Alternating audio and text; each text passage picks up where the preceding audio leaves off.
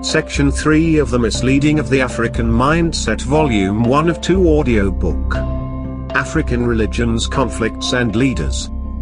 This section is focused on leaders' teaching and religious conflict of the two primary populous religions in Africa, namely, Islam and Christianity, and includes other world religions.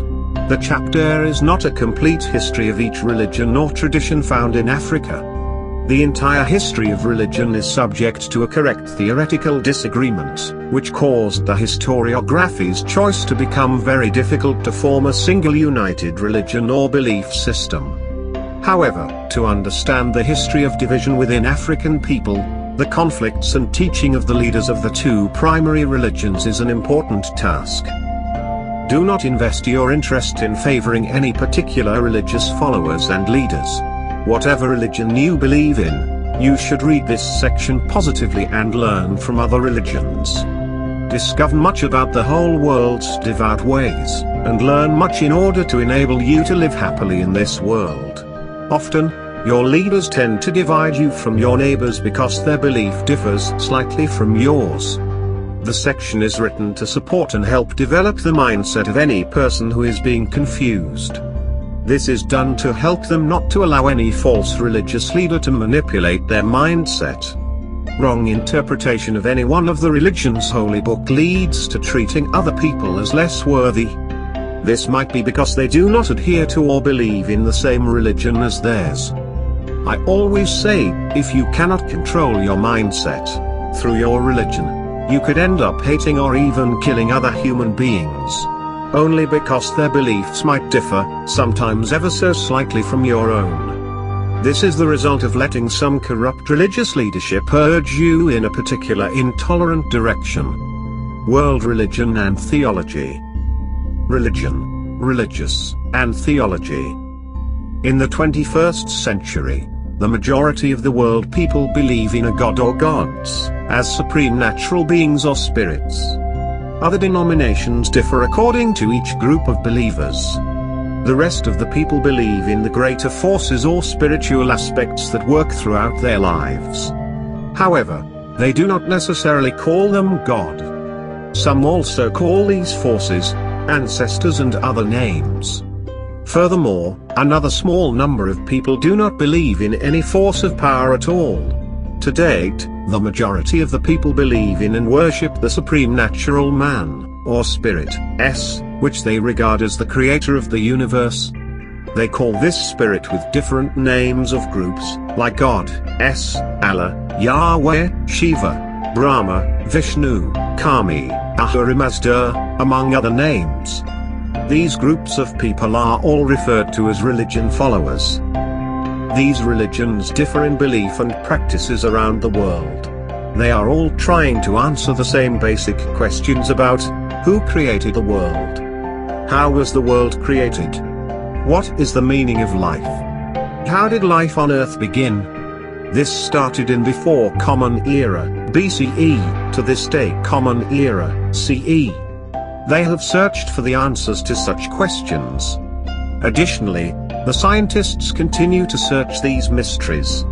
However, religious leaders and holy books tend to answer these questions referring to God or God's work. In the earlier years, science could not explain some natural events such as rain, weather, life matters and death, among others. Nevertheless, today scientists have achieved some level of understanding of our life, despite some being not yet fully proven. In the latest centuries, the majority of people still seek an understanding of life through religion's teachings of high supreme beings or spirits, mostly referred to as God or gods.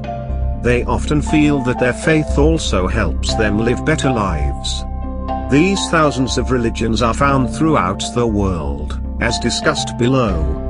Some of the oldest practice systems and populous religions include Hinduism, Jainism, Sikhism, Buddhism, Confucianism, Taoism, Shintoism, Bahaism, Zoroastrianism, Judaism, Christianity, and Islam. Religion is the acceptance of believing in a god/s/goddess, and the activities connected with this. Alternatively, a system of beliefs and practices shared in a group of people, mostly covering the teaching of believing and worship of a supernatural powers regarded as the creator and governor of the universe. Sometimes religion can also be understood as a tradition. Most of the traditions around the world have their own unique way of spiritual belief or a belief in deities, God/Goddess. Tradition is something, beliefs, routine, practice, etc., that early people believed in for a long time. It's also a practice of belief used in connection with various disciplines that are intended to give meaning to life or the origin of life. The traditions are composed with rules set from the early people, ancestors, passed down within a group, ethnics or society, with symbols and colors. This indicates the relations of present groups with the past. It is transmitted via communication, training and initiation, from one generation to the next. Religion, as a tradition, is the various disciplines that are intended to give meaning to life or the origin of life. It's composed of established rules and histories of the universe, written in holy books, or orally transferred by the early people. They claimed to be inspired by deities, and passed down these rules, via training, preaching, and communication and initiations from one generation to the next. It's composed, with symbols and colors, to connect their followers with a concept of belief in the deity, or deities, as the creator. Religious is the act of having a strong belief in a religion, God or gods, or connected with religion. Religious belief is a behavior that connects with religion. It's also a collection of cultures, with established rules that allow followers to connect to a spiritual state, the concept of connecting with deep feelings, rather than the physical body, or a state of the invisible image around you or in oneself. Culture is the connecting with the ideas, customs and way of life of a group of people, country or an ethnic group. It is also the characteristics and intellectual achievement rules set by earlier or present people that describe a society or group of people's belief and conduct. It's transmitted along by communication and imitation, from one generation to the next. Religious belief as the collection of cultures are the characteristics and intellectual achievement rules set in the holy books or other religious books. It is sometimes set by religious leaders and describe the individual group of religious people, belief and conduct. They pass the rules via training, preaching, communication and initiations from one generation to the next. Theology is the study of the nature of deities and religions or religious belief. The world people pursue theology or divinity in their efforts to understand faith, and God's passion, and to find happiness, in other ways to develop the state of their mind. The primary role of theology is to observe human life in the world of current cultures. This is to bring a solution based on their past, so that people today may understand the significance of their past, find meaning in their present and have hope for the future. The understanding of theology can make a positive or negative impact in roles where multiculturalism exists because it remains forever incomplete and imperfect. No individual or a group ever create anything perfect, or one world unified belief system. The notion of whether a belief system is always concluded and perfect has become a point of disagreement and conflict. This has set off various attempts throughout human history to control the forms of religions and the confusions emerged by the different leaders, with sets of beliefs, in order to maintain their adherents' mindsets, and enforce those beliefs on all who fall under their influence. In the 21st century, when the majority of Africans understand the faith of any religion and have converted into it, the more curious they become about the faith of others, just what they believe and practice, and why they do it. However, they don't have time to study about other religions' books and histories. They are afraid to understand other religions or spend time on them. The reason why this section is included throughout this book is to cultivate your understanding about some important beliefs of those who belong to one of the two religions, and some of the world's other older and popular religions and practice systems. One may have been told that understanding much about other faiths can underestimate your own. Alternatively, maybe you don't have enough time to study them, because of focusing on your religion books. It's primarily significant to learn about your religion first. However, know that spending some time to learn about the world religions is more important. The more the understanding you gain of other religions' philosophies, the more additional the knowledge and perception you will develop throughout the world and in your own faith. This will lead you to become a better follower of your own religion and work better with others. Today, some Christians may believe that Islam is a terrorist religion because of some international media's daily reports, and this continues to maintain the DTCTC system among Africans. The only way to discover if the majority or the entire Islamic believers are terrorists is to spend some of your time to study the Islam religion. What are they teaching about Allah, God? Do they encourage terrorist acts, or simply some internal sects or radical people are using this religion's name to make it look bad to you? Malcolm X said, "If you're not careful, the newspapers will have you hating the people who are being oppressed, and loving the people who are doing the oppressing."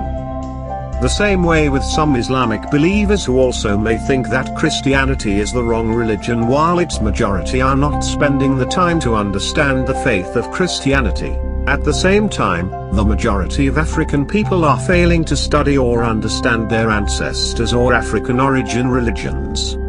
This is because they are mostly thinking that African origin religion systems of believing in the veneration of the dead or ancestors are devil worshipping.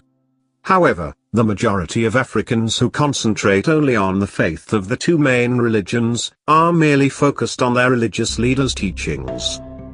This keeps us behind in coming together, by seeing each other as enemies and continuing to fail us to uplift the continent and face our real issues, which are poverty, suffering, civil wars, joblessness, xenophobia and conflict, among others.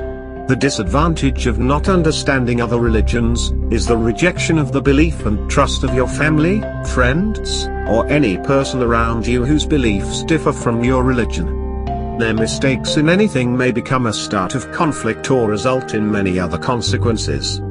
For example, the March 2013 Civil War of Central African Republic, CAR, led to several deaths of people, and thousands of people left their homes. Some fled out of the country due to religious conflict. The conflict was started by politicians, under political and ethnic conflict. Later, with the misleading of Africans' mindset and the media propaganda, the religion conflict took over. Before the Civil War, the Muslims and Christians lived together in the same areas throughout the country as one family. In May, the CAR Parliament passed legislation extending the president's term beyond its expiry on June 11, 2010. After some delays, the presidential and parliamentary elections took place on January 23, 2011. Before and after this election, several opposition political parties and armed groups rose up against the former President Francois Bozizé and the election result. They claimed that the president showed only limited and territorial ambitions in his first terms, which only benefited some movement or ethnic groups, rather narrow community interests, among other legislative issues.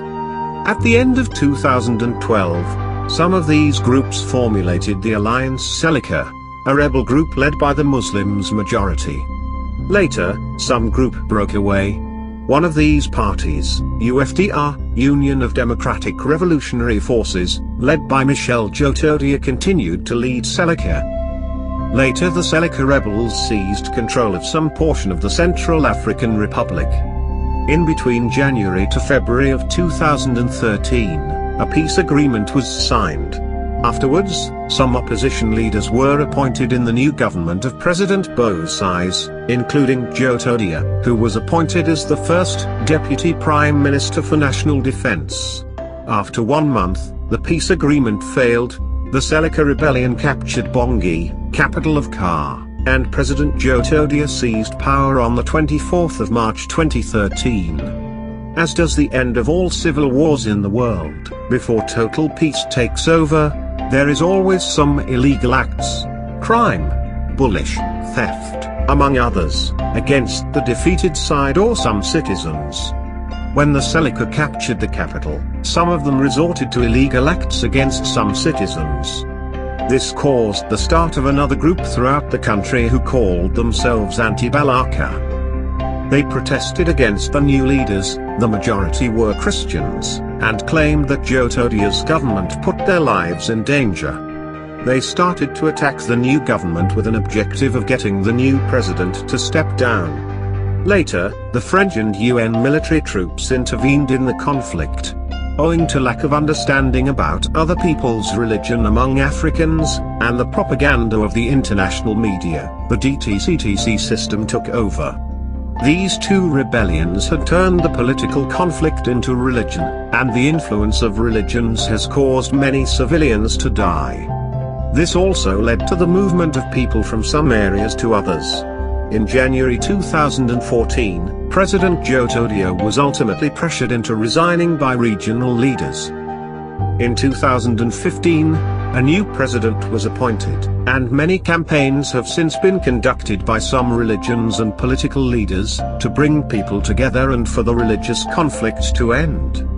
This was supported internationally, as one of the visitations of the 266th Pope of the Roman Catholic Church, in November 2015 at Bangui, capital of Kar, will show. His visit was for peace talks, to unite the people of the two religions and ethnic groups. To understand the world's religions, I discussed some of the populous belief systems, oldest religions and the non-theistic religion in the world, including the 5 top adherent religions in Africa. Note the definition of key terminologies: monotheism, the belief in the existence of one God or Allah. Polytheism, the belief in more than one God. Non-theistic, the belief in practice systems. Some belief in the God. Others do not believe in God. Theist, a person who believes in the existence of God. Atheist, a person who doesn't believe in the existence of God or gods. The world populous religions and belief systems. Asian religions and belief systems. The Asian continent consists of different traditions, various old religions, monotheism, polytheism and non-theistic, and some philosophical systems of belief, between the 4 countries' histories, India, China, Japan and Iran. The Indian traditions, religions, practice and belief systems, are mostly concentrated in topics of the Hinduism families, cultures, traditions and philosophical systems, and are the oldest faiths throughout the world. These are Hinduism, Hindu Dharma, Jainism, and Sikhism. These differ on the belief of gods. They have one path of practice systems called Buddhism. Hinduism religion, as named by people outside India, is defined, in various ways as a large religious tradition. The Indian subcontinent comprises of a complex variety of religious paths. The combination of them has been considered as a single religion and named, after their tradition, Hinduism. The majority have themselves called their religion Sanatana Dharma, which means the everlasting laws or eternal faith.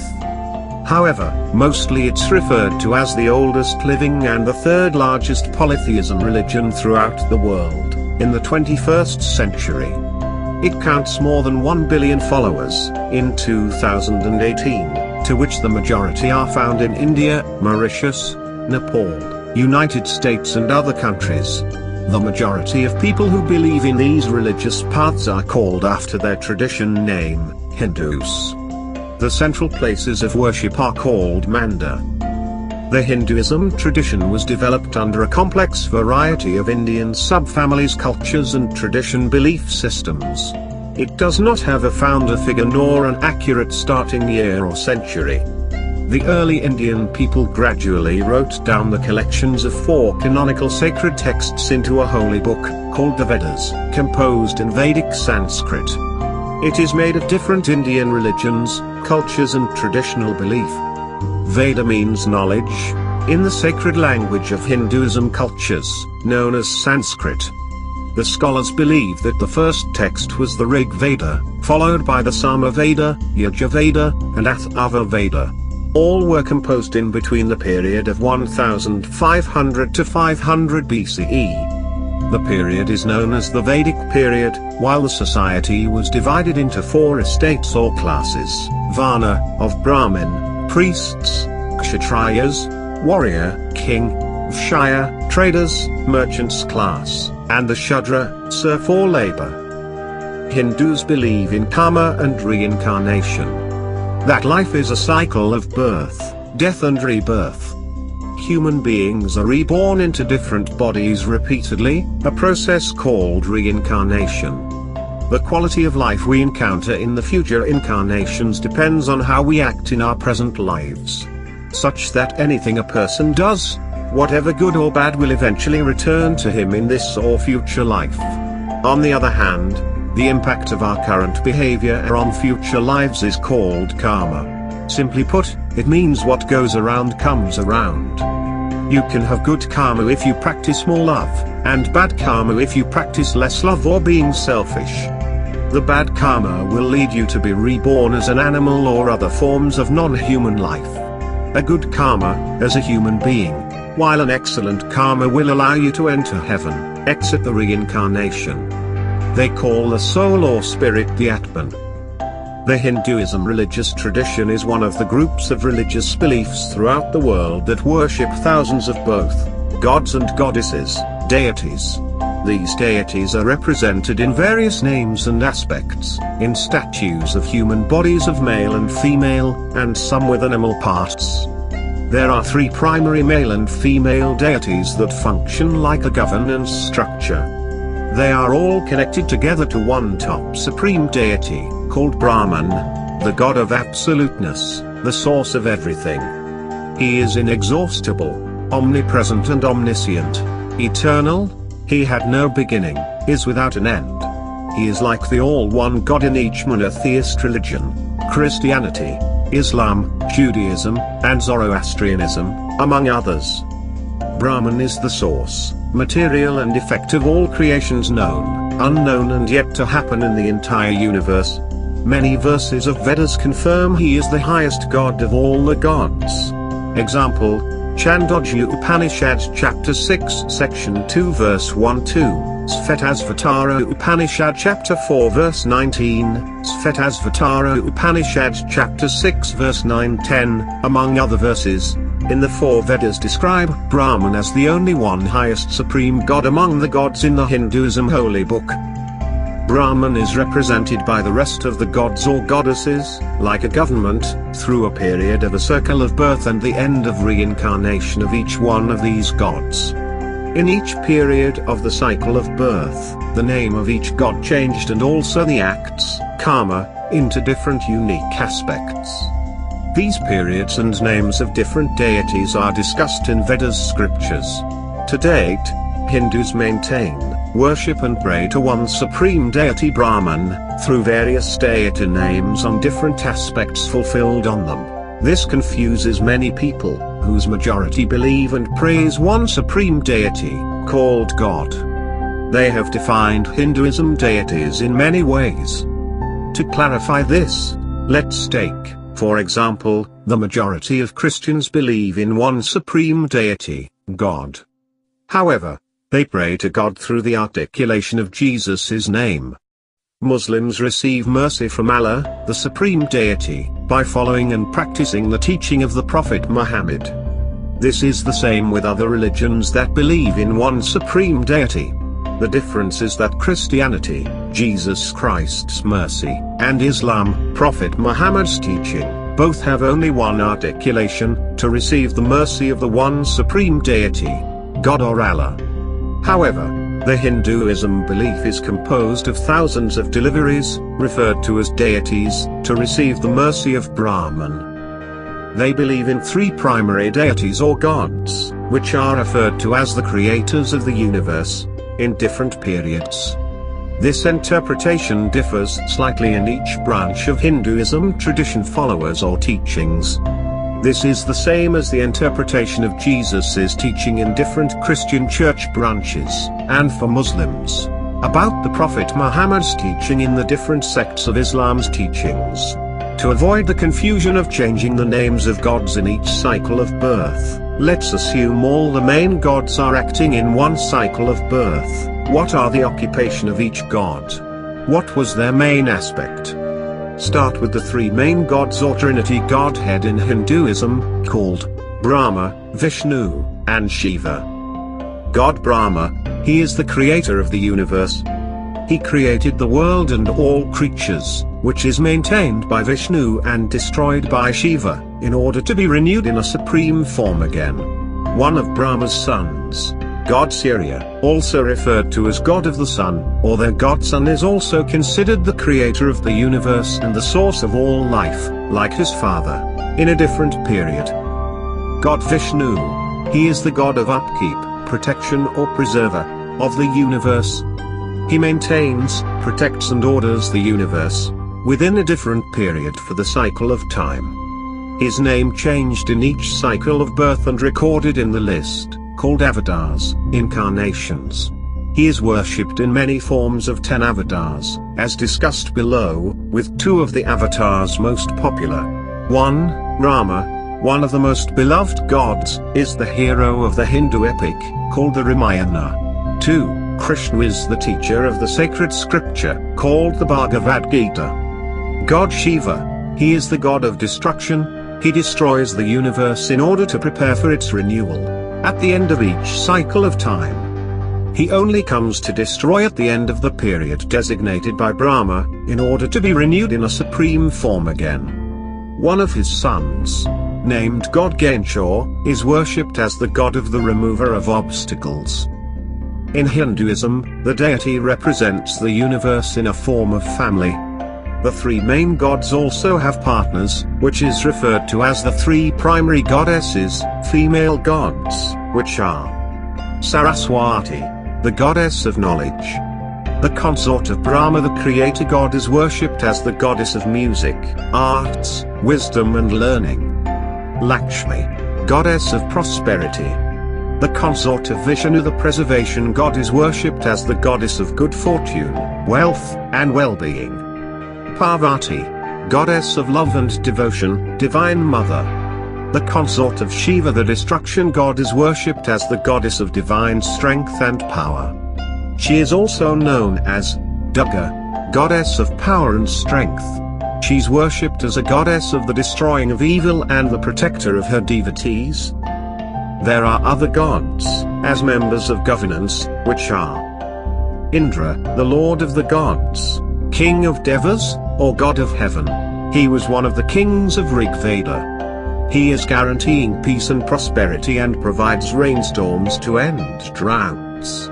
He is worshipped for providing rains and to prevent frequent droughts in the desert state, and also for warriors, before going to battles.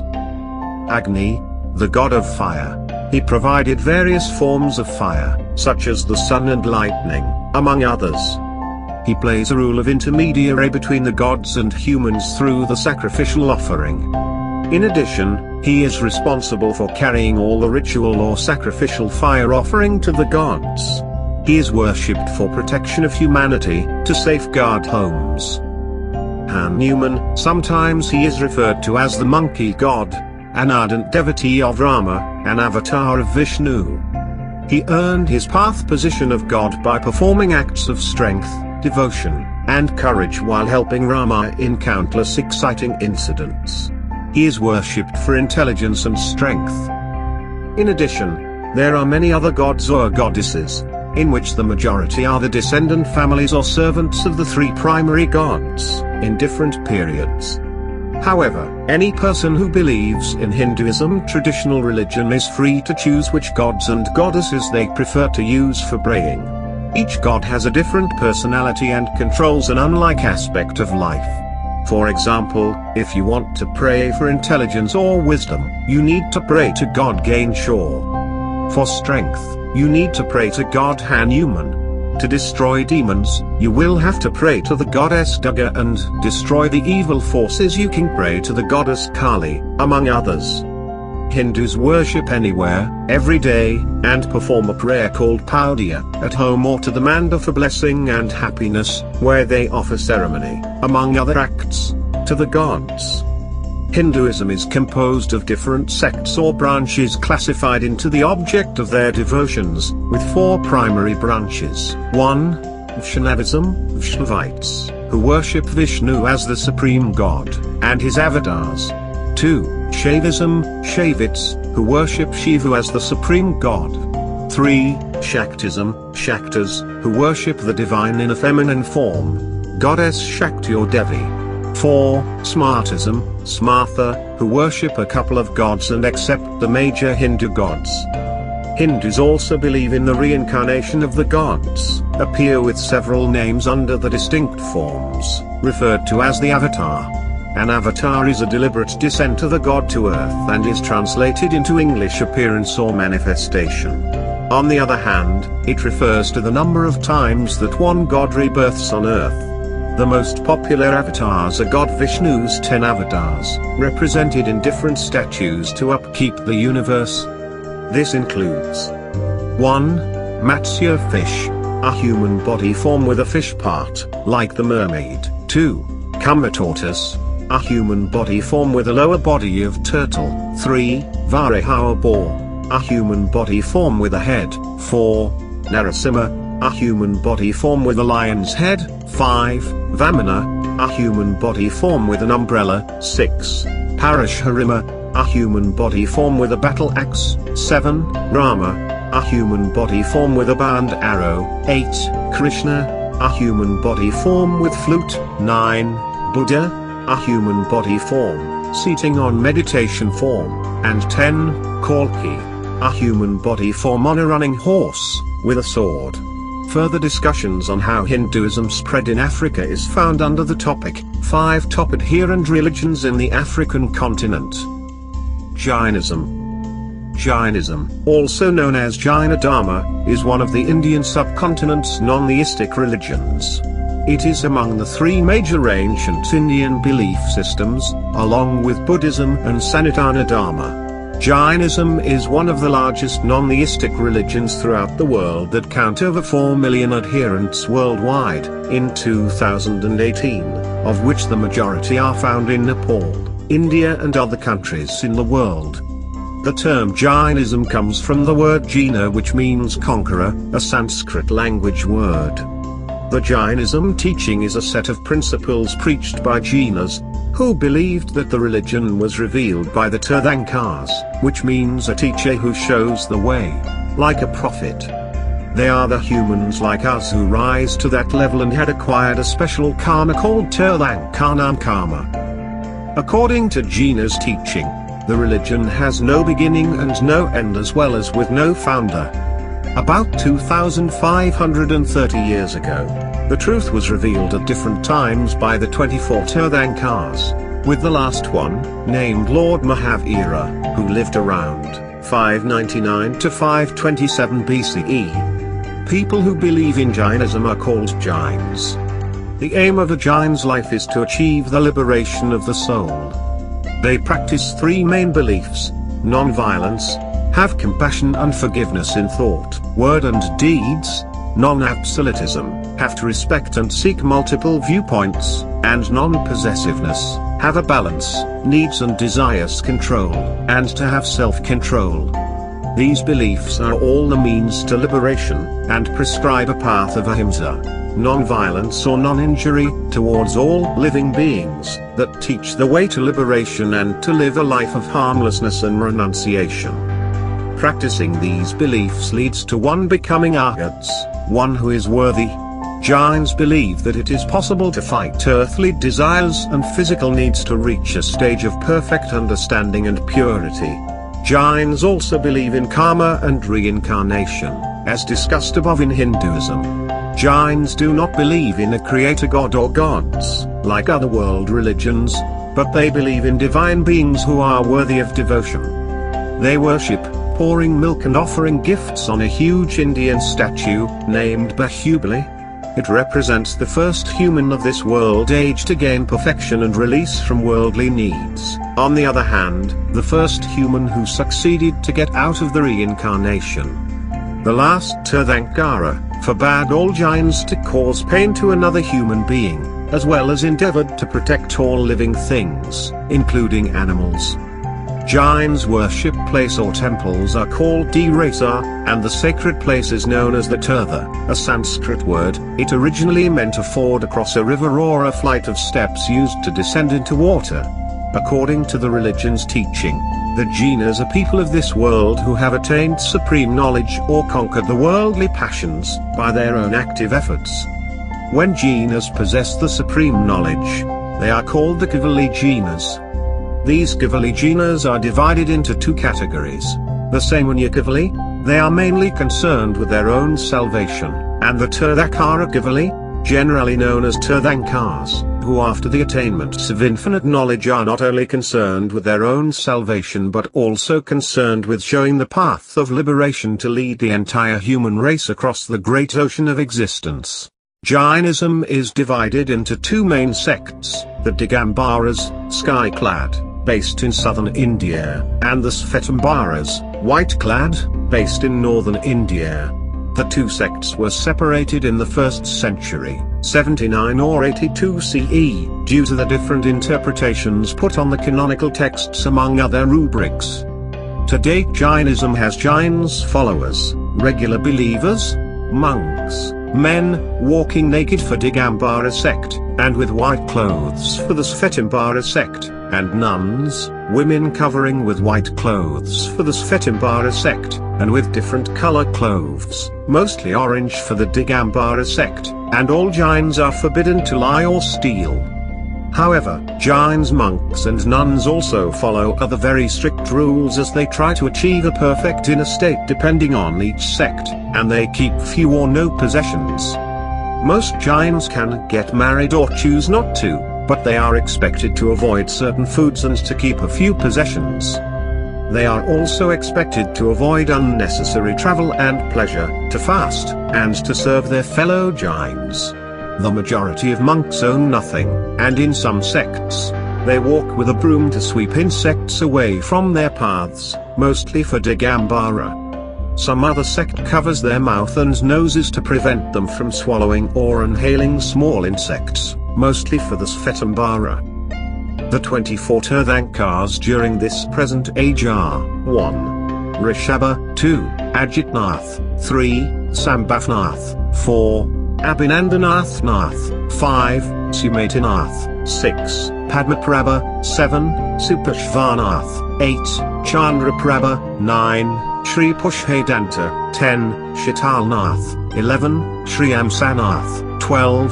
Vasapuja, 13. Vimalnath, 14. Shri Anantanath, 15. Dharmanath, 16. Shantinath, 17. Kanthunath, 18. Aranath, 19. Malinath, 20. Munijuvarata, 21. Naminath, 22. Naminath, 23. Parshvanath, and 24.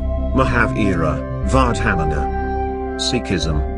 Sikhism is one of India's monotheism religions that believe in one God, named Waheguru, the creator of the world, immortal, without form, and can be reached with the mercy and grace of Guru. The Gurus, teachers or masters, are the top leaders of the religion, and they are the ones who dissipate spiritual darkness and give light to the followers.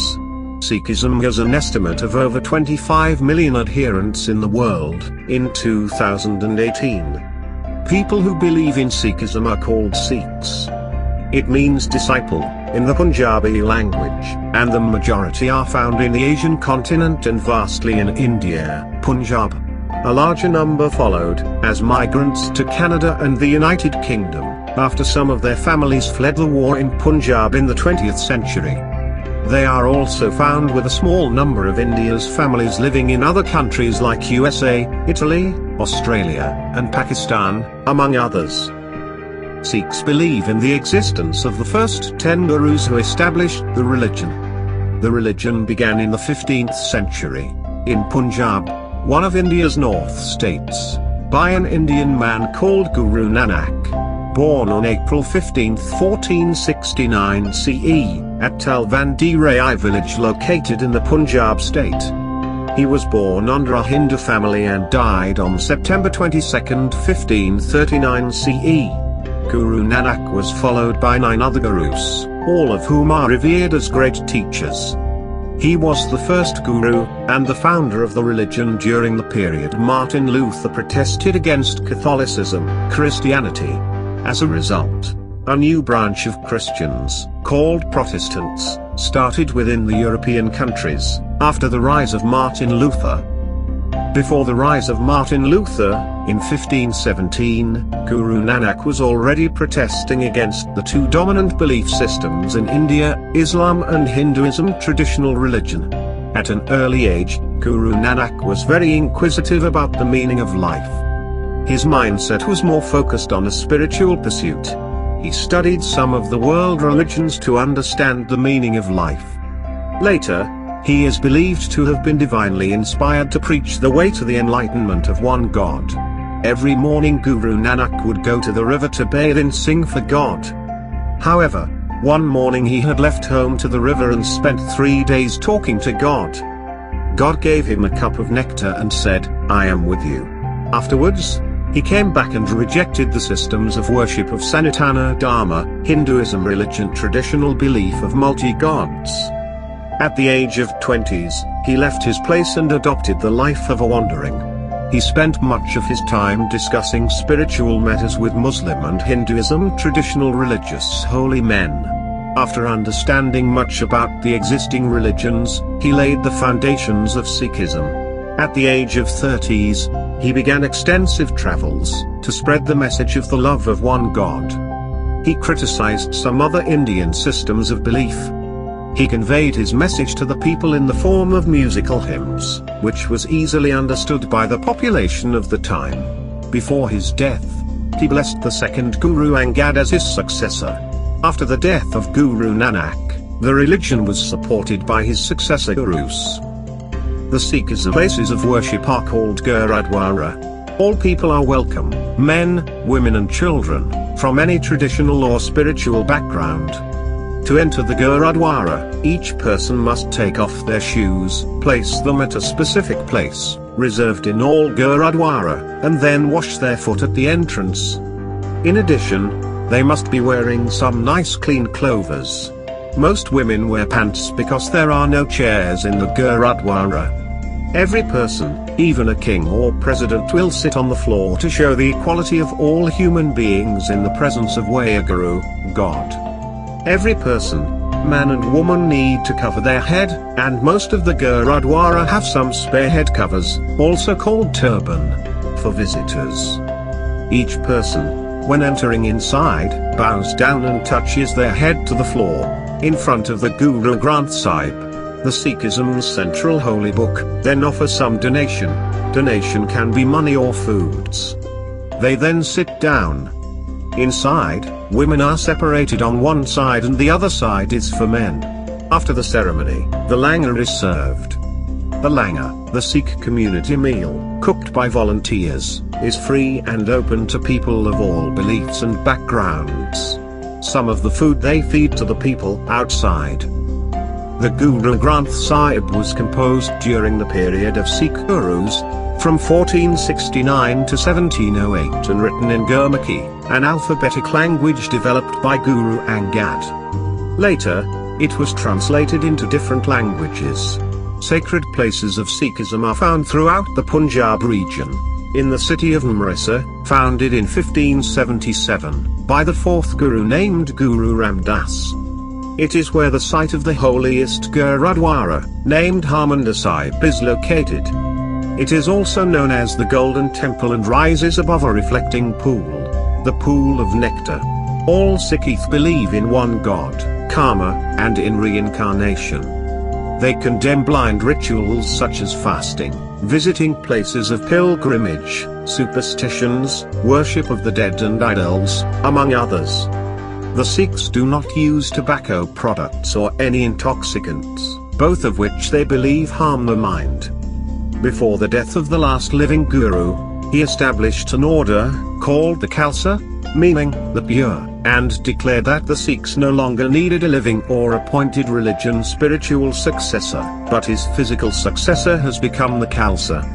The Khalsa order is the collective body of all initiated Sikhs represented by Panj Pyar, the five beloved ones, which supported the highest Sikh behavior of commitment, dedication and a social conscience. On April 14th, of 1699 the Vaisakhi, a commemorated day, where the first Sikhs were baptized under the creation of the Khalsa, Guru Gobind called for volunteers who would give him their heads, to a crowd of thousands who had assembled during the day. The Panj Pyar, 5 men came forward, Bhai Daya Singh, Bhai Dharam Singh, Bhai Himat Singh, Bhai Makam Singh and Bhai Sahib Singh, and performed the first sacred Amrit, initiation ceremony, to become baptized, by drinking sacred water. Since that day, the Panj Pyar play an important role in all Sikh activities. The community of men and women who have been initiated into the Sikh faith, or have undergone the Sikh baptism ceremony are known as the Khalsa. The Sikhs' spiritual evolutions range in 4 stages. 1. Manmukh, a person who depends on himself and ignorant of the power of God. 2. Sikh, a person who learns and performs the Sikhs' code of conduct, called Rehat Maryada. 3. Khalsa, a person dedicated to Sikhism, and has become pure. 4. Gurmukh, a person who has achieved mukti, salvation, and is totally God-centered. The 10 existent Gurus are 1. Guru Nanak. From 1469 to 1539, the founder of the religion. He referred to himself as neither Hindu, but as a brother to all those who believed in God and truth. 2. Guru Angad. Born in 1504 and led Sikhism from 1539 to 1552. He invented and introduced the Gurmukhi script, written form of Punjabi culture, and made it known to all Sikhs. 3. Guru Amar Das. Born in 1479, led the religion from 1552 to 1574. He took up cudgels of spirituality to fight against caste restrictions, and caste prejudices, among others. 4. Guru Ram Das. Born in 1534 and led the religion from 1574 to 1581, founded the city of Amritsar and started the construction of the famous Golden Temple at Amritsar, the holy city of the Sikhs. 5. Guru Arjan Dev. Born in 1563 and led Sikhism from 1581 to 1606. He was a sentient scholar of the highest quality and repute. He compiled the Adi Granth, literally means the first book, of Sikh scriptures. 6. Guru Har Gobind. Born in 1595 and led the religion from 1606 to 1644. He was known as a soldier saint, and the first guru to take up arms to defend the faith against other religions' followers' attack. He organized a small army of non-violence, in order to protect the oppressed. 7. Guru Har AYI. Born in 1630 and led the religion from 1644 to 1661. He spent most of his life in devotional meditation and preaching the teachings of Guru Nanak. 8. Guru Har Krishan. Born in 1656 and led the religion from 1661 to 1664. He was the youngest of the Gurus, installed as Guru at the age of 5. 9. Guru Tegh Bahadur. Born in 1621 and led the religion from 1664 to 1675. He was a firm believer in the right of people to the freedom of worship. 10. Guru Gobind Singh. Born in 1666 and led the religion from 1675 to 1708. Changed the Sikhs into a saint soldiers order, with special symbols and sacraments for protecting themselves. The last is Guru Granth Sahib, the holy book, from 1708 to eternity.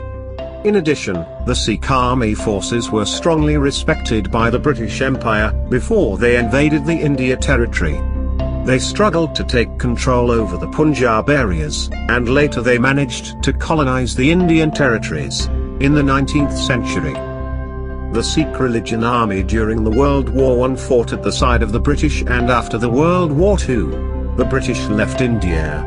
The majority of Punjab territories fell under the Pakistan countryside, which became controlled by Muslims.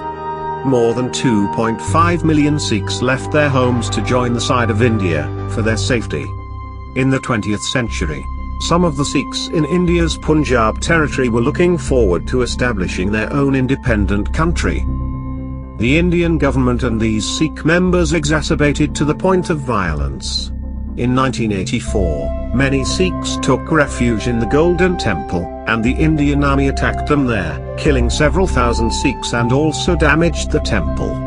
In between 1947 to 1990, many Sikh families took refuge in the United Kingdom and Canada. Today, a number of Gurudwara are found in Canada and UK. Later, the conflict came to an end.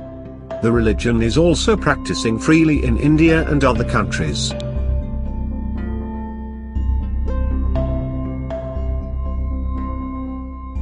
Buddhism is defined in various ways, as a philosophy, on one hand, and as a religion or the way of life, on the other. In addition, the correct definition is, a path of practice system or a practice of Buddha's teachings, also called Dharma, means protection, which leads the followers to insight, or a deep understanding into the nature of reality or to protect themselves from suffering. It entails practicing in many forms of meditation, which allows followers to develop the qualities of awareness, kindness, and wisdom. The practice system was developed by an Indian prince, named Siddhartha Gautama, also known as Shakyamuni Buddha. When people questioned him what he was, a god, a prophet, Messiah, among other references, he responded with no, then answered, I am awake. His answer became his title. Buddha means awakened one, in the Sanskrit language. He started to teach his courses in some India areas, around 5 BCE. After his death, in about 250 BCE, with the support of the Indian Emperor Asoka, Buddhism schools were built over India, among other Asian areas, now countries. Today, in 2018, the estimation of people who practice Buddha's teaching in the world count over 370 million, and are mostly in the Asiatic countries, including India, Nepal, China, Japan, Korea, and Singapore, among others. In the 21st century, the practice of Buddha's teachings is mostly referred to as the fourth most populous religion or belief system throughout the world. People who believe in Buddhism are called Buddha. The places of practice are called temples, and the central book is the canonical set of 3 texts, named Tripitaka. The 3 texts were written after Buddha's death, around 250 BCE, namely, the Vinaya Pitaka, the Basket of Discipline, the Sutta Pitaka, Basket of Discourses, and the Abhidhamma Pitaka, the Basket of Special Doctrine. The life of Buddha, many scholars agree that he was born in a small kingdom of India as a prince, around 563 BCE, at Lumbini, now a Buddhist pilgrimage site, located in the Rupande district of Nepal. He had grown up in a rich kingdom family and was treated like every prince in abundance of everything he needed. At the age of 16 years, he married his cousin Princess Yasodhara. The couple had one son, named Rahula. At the age of 20s, Buddha started to wonder about human life. He was concerned more about the purpose and meaning of life, by asking many questions, as referred in his own reflections, recorded in a discourse called The Noble Quest, the Buddha's life until his enlightenment. In this period, most of the Indian people were depending more on religion and tradition for solving their problems. He believed that the liberation of human beings from our suffering depended on our own effort. He believed that if we understand how we caused our own suffering, then we can be able to be freed from this suffering. He decided to search for the causes of our suffering. At the age of 29 years, he left home and entered the forest to seek enlightenment, referred to as Bodhisattva. He shaved his head and entered a homeless life of renunciation. he traveled to the forest where he spent 6 years to search for solutions of how to develop a human being's life on Earth, to live a better life. Later, he discovered enlightenment. Furthermore, he traveled from different places to teach people his practice systems. During his preaching, the followers increased as they heard the liberating message. They declared themselves disciples of the Enlightened One. At the age of 483 BCE, Buddha died. His body was cremated, but his bones remain unburned and were buried in Kathmandu, the capital of Nepal, whereupon stands the Bodhanath Stupa, which is the sacred place of all Buddhists. Buddha used to call himself a guidant teacher, not as a god or a prophet. He developed the practice system to reveal to all human beings that we are entirely and solely responsible for our own lives and salvation, that no one can be accountable in your life's suffering. He taught 3 most important paths on how to be free from a life of suffering, to begin thereto by exploring the threefold refuge, called the Triple Gem. The Triple Gem is the refuge in Buddhism, both on the internal and on the external levels of practice, spiritually or mentally and physically or action practices. These are 1. The Buddha, a sketch of Buddha's life. By understanding the life of Buddha, based on excerpts from the discourses of the Buddha list, called suttas, the process to learn how to take refuge in the Buddha means, in the fact of his awakening. 2. The Dharma, an outline of Buddha's teachings, the methods based on gradual training for peace, well-being and wisdom. This path can be broken further into 3 levels: the words of his teachings, the act of putting those teachings into practice, and the attainment of awakening. 3. The Sangha, the Blessed One's disciples, the community of people who have gained some degree of awakening, and to reach a level of ordained monks and nuns. Buddha. At the first stage, the followers learn much about the life of Buddha and the principle of the practice. The followers believe in the act of going to refuge as the submission into Buddha's teaching. The commitment refuge is central to the path of practice in that the practice is aimed at gaining release from many dangers in this world. The refuge is practicing through different stages of perfections, based on each branch. There are many distinctive sects or branches of Buddhism, but in this book, I discussed slightly only the 2 main branches, which are 1. Mahayana, it means the greater vehicle, sometimes called Northern Buddhism. Their main aim is to achieve the enlightenment and help other people too. One of the subclasses of Mahayana is called Tibetan Buddhism. 2. Theravada, the doctrine of the elders, called Southern Buddhism. Their main aim is to achieve the enlightenment for themselves. Dharma, as the second stage, a person who is taking refuge in the Buddhist sense is not asking for Buddha personally, to bless or to provide them with protection. Instead, it's his teaching that allowed followers to free themselves of anything that confuses them, by implementing Buddha's guidance. The Buddhist constantly takes a long refuge, mostly into a practice of the Dharma course of 6 stages of gradual training in Mahayana perfections, namely, 1. Generosity, dana, 2. Morality, sila, 3. Patience, ksanti, 4. Vigor, virya, 5. Concentration, dhyana, and 6. Wisdom, prajna. The Dharma course of 10 stages of gradual training in Theravada perfections are 1. Generosity, dana, 2. Morality, sila, 3. Renunciation, nakama, 4. Wisdom, panna, 5. Energy, viraya, 6. Patience, kanti, 7. Truthfulness, saka, 8. Resolution, adithana, 9. Loving kindness, metta, and 10. Equanimity, upeka.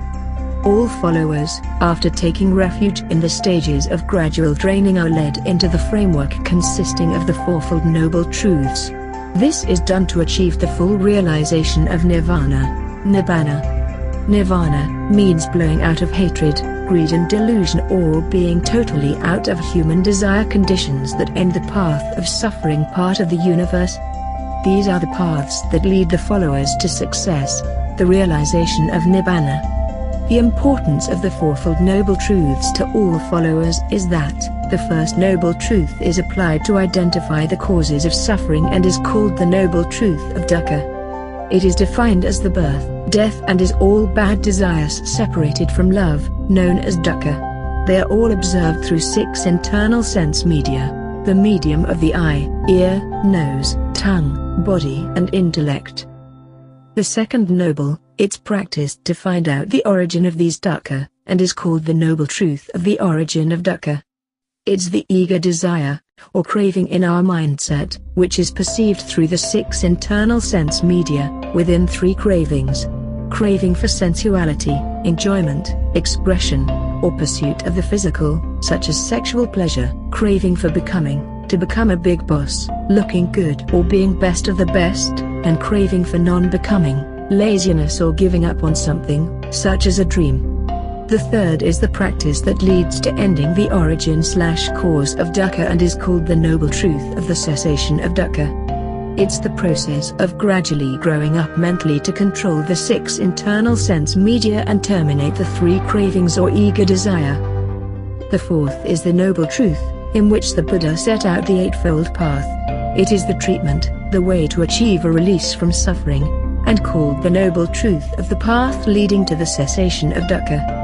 This is the level achieved after the follower has completed the Eightfold Path as follows.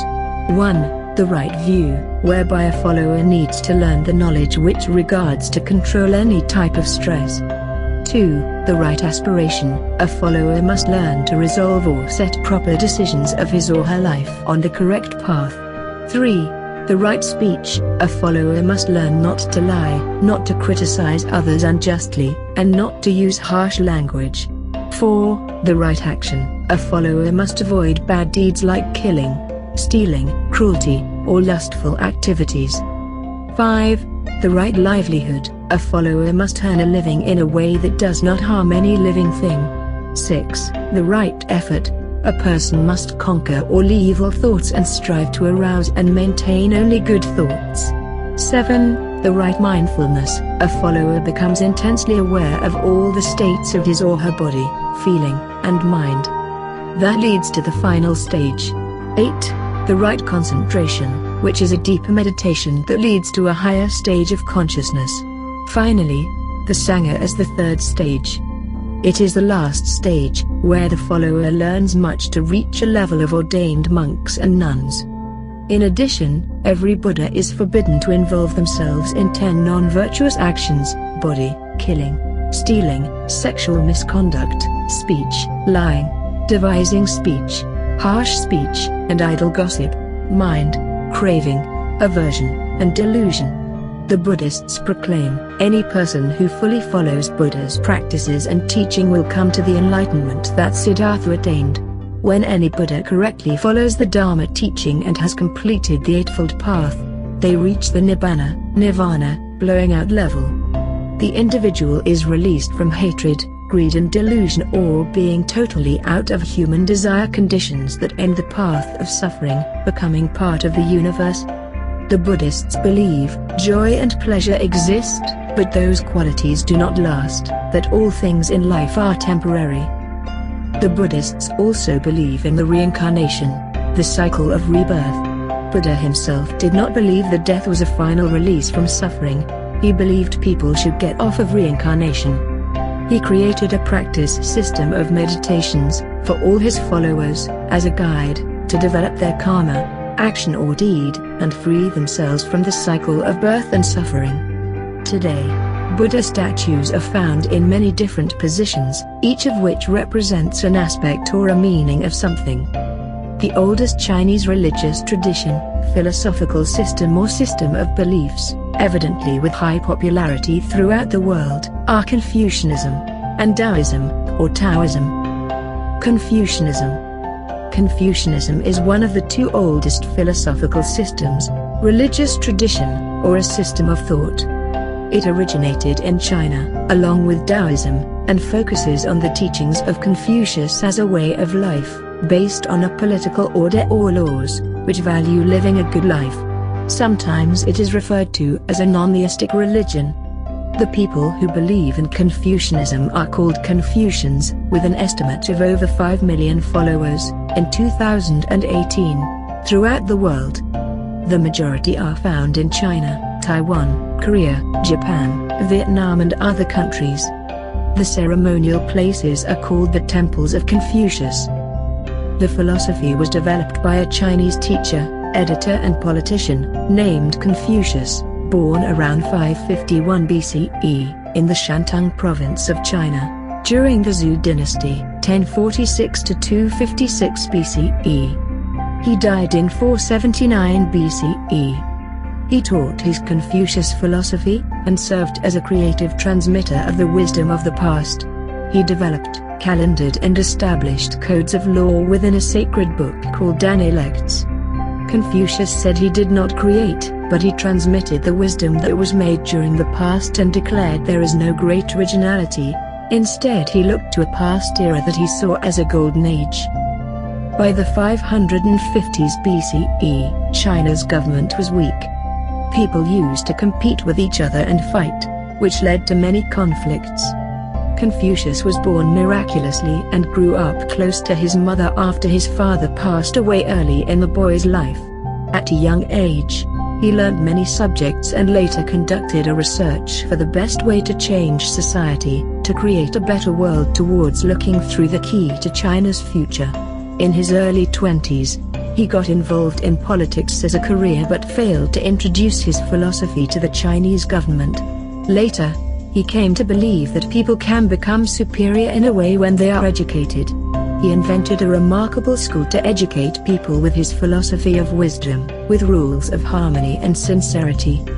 His reputation grew fast, and he attracted many followers. From the age of about 50 years, Confucius traveled from state to state, to introduce his ideas as advice to leaders, about how to improve their governing. He was looking for a chance to put his ideas into practice, but he received less support from leaders. Later, at his old age of about 65 years, he was given an opportunity, in a political ruling position. He spent his last years gently teaching and editing the classics of China's past. After his death, his philosophy made a huge impact during the Chinese's troubled times, leading up to the Warring States period, 476 to 221 BCE. This is a time of confusion when feudal states were contending with each other for dominance. His philosophy emphasized the ideals of order and harmony. The central ideology of Confucianism is the idea that focuses on that people should live in harmony with each other.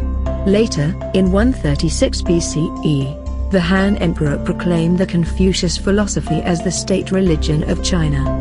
The systems formed the basis of the Chinese education system, as Confucius himself had said, "Study as if you were never to master it, as if in fear of losing it." Confucius prayed to heaven and promoted the ancient Chinese religious rites. He accepted the Chinese cosmic order that regarded heaven as a force in the affairs of humans. He believed in families as the natural environment for moral training, the bridge between individual and society, like a patriarchal institution. In it, the family has much power for the individual to achieve his or her human potential. Confucians believe and practice two words: harmony and sincerity. Harmony, as a state of affairs in which society works well and all people are at peace with each other. Sincerity goes with correct behavior, which requests for any followers to demonstrate the proper spirit and ability. Confucians practice 5 virtues. 1. Yen, it's the virtue of kindness, charity, humanity, love and compassion. 2. Yi, honesty, uprightness, mutuality, humanity, consideration for others. Confucius' early version of the Golden Rule: what you don't want yourself, don't do to others. 3. Zip, knowledge, wisdom, cultivation or study to understand. 4. Sin, sincerity, trust and faith, the quality of faithfulness and honesty. 5. Li, integrity, correct behavior, or propriety, good manners, politeness or leading society in harmony. A Confucianism teacher mostly focuses on education, to transmit knowledge and role models to the students. The priest concentrates more, especially with the knowledge of rituals, and they are more like protectors of the physical temples. The title of sage is used to respect the elders. They govern society and family relationships. Confucians believed, if a human being treats seriously the cultivation of virtues as true science, there would be no conflict or violence in the world virtues crystallized. Taoism. Taoism, also called Taoism, is one of the two oldest philosophical systems, or religious traditions. It originated in China, along with Confucianism. Sometimes it is referred to as a non-theistic religion. Note, the difference between Taoism and Taoism is the mistranslation of Chinese into English. The first Chinese texts translated into English were spelling the Chinese letter as T. Many people learned this philosophy with the word Taoism. Later, the English translations were corrected, and the name changed to normal as Taoism. This can cause confusion, as seen in earlier books written about Taoism, and some students who use the word Taoism. The places of ceremonies are called Taoist temples, with the sacred book called the Tao Te Ching, also called Tao Ching or Tao Te Ching. People who believe in Taoism are called Taoist or Taoist, with an estimated over 100 million followers in 2018. They are found in the mainland China, Japan, Korea, Taiwan, and Vietnam, among other countries. They emphasize their living in harmony with the Tao or Tao. The term Tao means way or path. Taoism followers focus on the Tao, the great force behind all things within the universe.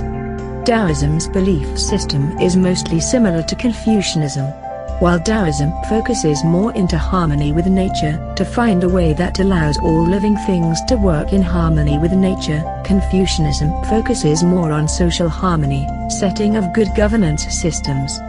Taoism philosophy is teaching the fundamentals and importance of nature of all living things. For example, for any follower to understand how the world works, they must first be in harmony with their body and environment. The teaching strongly encourages all followers to harmonize themselves with the Tao or the path of nature, in order to understand our world. Taoists believe that the Tao that can be expressed in words is not the real or eternal one. Tao is sometimes identified as the source of all things. However, that source is not a god or a supreme being, but is the way or path that continues to guide the world and everything in it. Their practice focuses on coming into harmony with Tao.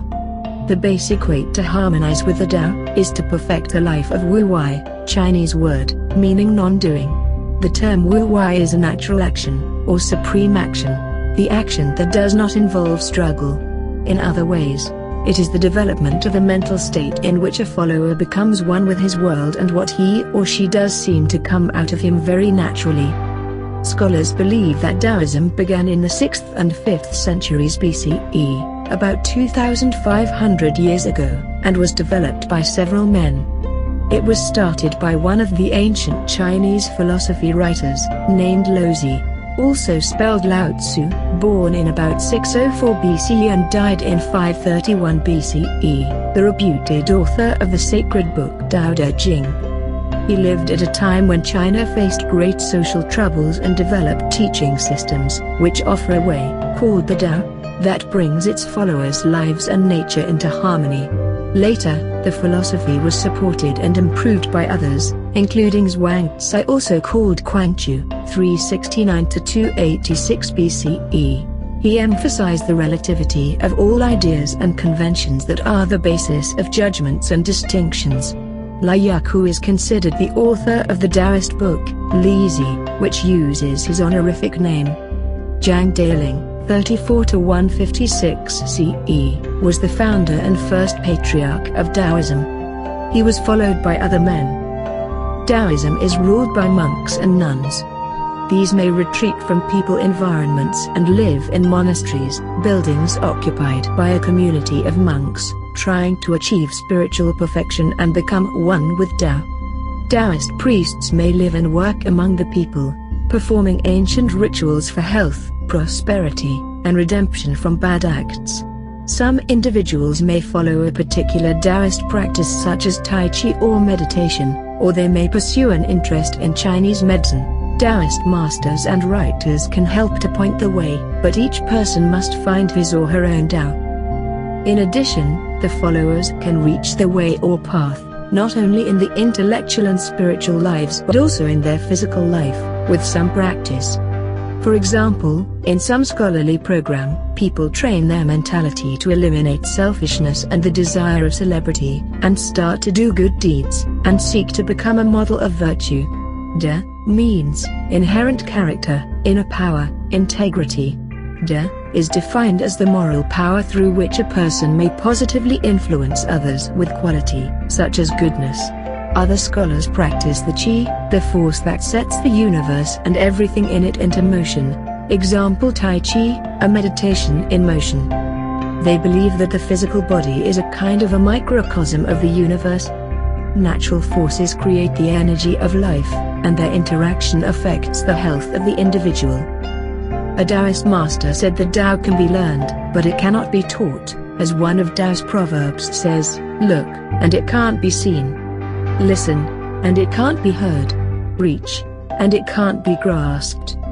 You can't know it, but you can be it, at ease in your own life. Taoists believe that humanity follows the earth follows heaven follows the Tao, and the Tao follows what is natural. The Taoism principles teaching that it can guide the relationship between humanity and nature are the Tao Te Ching, the basic standard of Taoism. They also believe everything is composed of two opposite forces known as yin and yang. Yin and yang are defined in many ways as the dark side and sunny side of something, and together they create the wholeness of nature. Yin represents the female, the cold, the soft among others. Yang represents the male, the hot, and the hard, among others. The two forces are in a constant struggle within everything. Followers must take into full consideration the limits of nature's sustaining power so that when they pursue their own development, they have a correct standard of success. The Taoist teaches that all the people of the world are based upon the principles of yin and yang. We carry both. We must control these principles through discipline. Taoism has a unique sense of value in that it judges affluence by the number of different species. If all things about the universe grow well, then a society is a community of affluence. If not, this kingdom is on the decline. One of the Japanese religions, composed of high popularity throughout the world, is Shintoism. Shintoism, it's one of the polytheism religions, believing in several gods in the world. It originates from Japanese culture. It has an estimated over 100 million followers in 2018 throughout the world, in which the majority are found in Japan, Taiwan and other countries. People who believe in Shintoism are called Shinto. The word Shinto in Japanese is Kami no Michi, which means the way of the Kami. Kami, which is both singular and plural, means high or superior. It is sometimes translated as God or deity, but more often as spirits whose presence is felt everywhere. The places of worship are called Shinto shrines, which contain an inner hall, only entered into by Shinto priests, since it is believed the kami are present. Shintoism differs from most world religions in that it has no central holy book, such as the Bible, Christian, or the Quran, Islam, among others. It does have ancient prayers recorded into a documentation called Norito that was handed down orally for many centuries before being recorded in writing, in the 8th century. Shinto believes that spiritual powers exist in the natural world. The kami lives in ordinary places, such as in animals, plants, stones, mountains, rivers, people and even the dead. They also consider or pray to some dead people or ancestors as kami. It is one of the Asian religions, inclusive and tolerant of other faiths, traditionally developed in prehistoric times on the Japanese islands. Thus, all followers may practice more than one religious tradition at the same time. They see no inconsistency in being both Shinto and something else, usually a Buddhist practice system.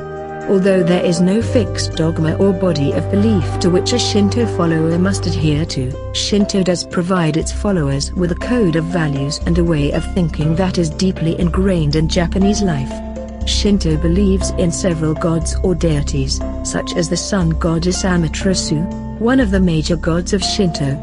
All the gods are simple spirits, kami, that inhabit the world, along with humans. Amaterasu seems to be one of the most important kami. She is believed to be the ancestor to the emperors of Japan. The Shinto religion recommends that each Shinto shrine must be taken down and rebuilt every 20 years on a nearby area. Purity is important to Shinto followers, and therefore all Shinto shrine entrances contain a gate, called a torii, which is the symbol of Shinto. The torii is defined as the boundary between the everyday world and the sacred world of gods. Behind the torii is the holy ground, so the adherents have to bow there, for respect. After getting inside the site, all people need to go to the purifications place. They have to rinse their mouths and wash their hands before entering the prayer hall. Behind the prayer hall side in the shrine, the doors are closed and entry is not allowed except for the priests. Shinto priests are both gender, male and females.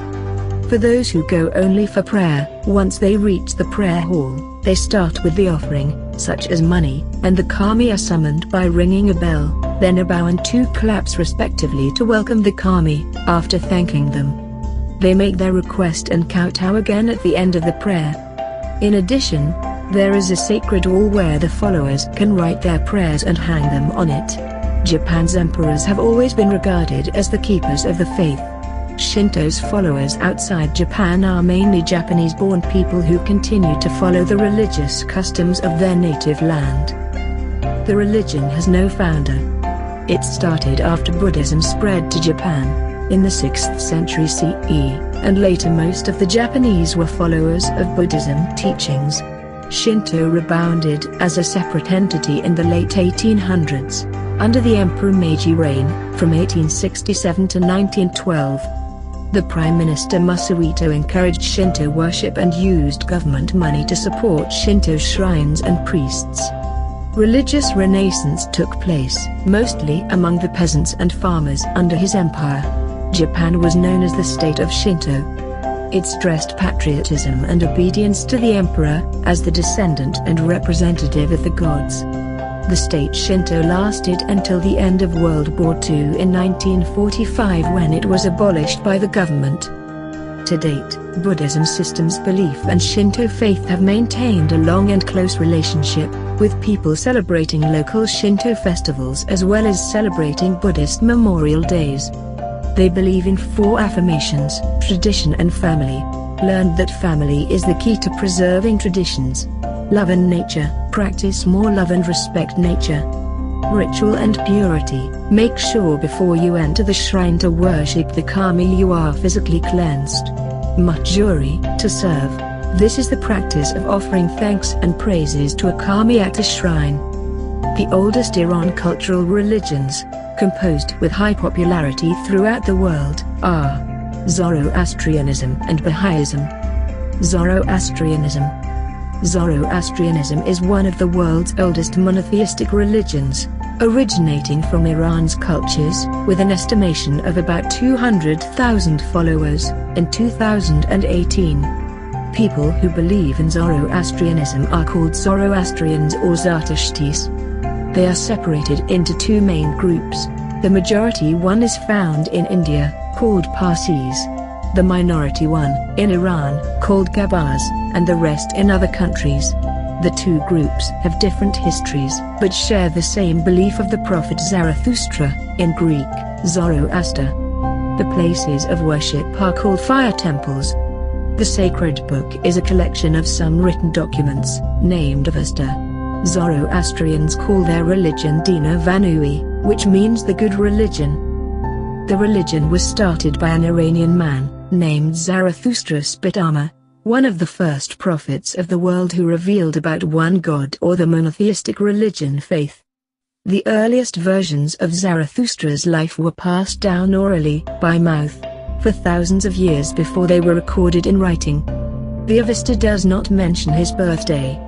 There are many references with different birth dates of Zarathustra, while the Persian, Iranian family writings put his birth in about 600 to 550 years BCE. Some scholars believe Zarathustra lived between 1800 and 1500 BCE, and others say 1500 to 1200 BCE.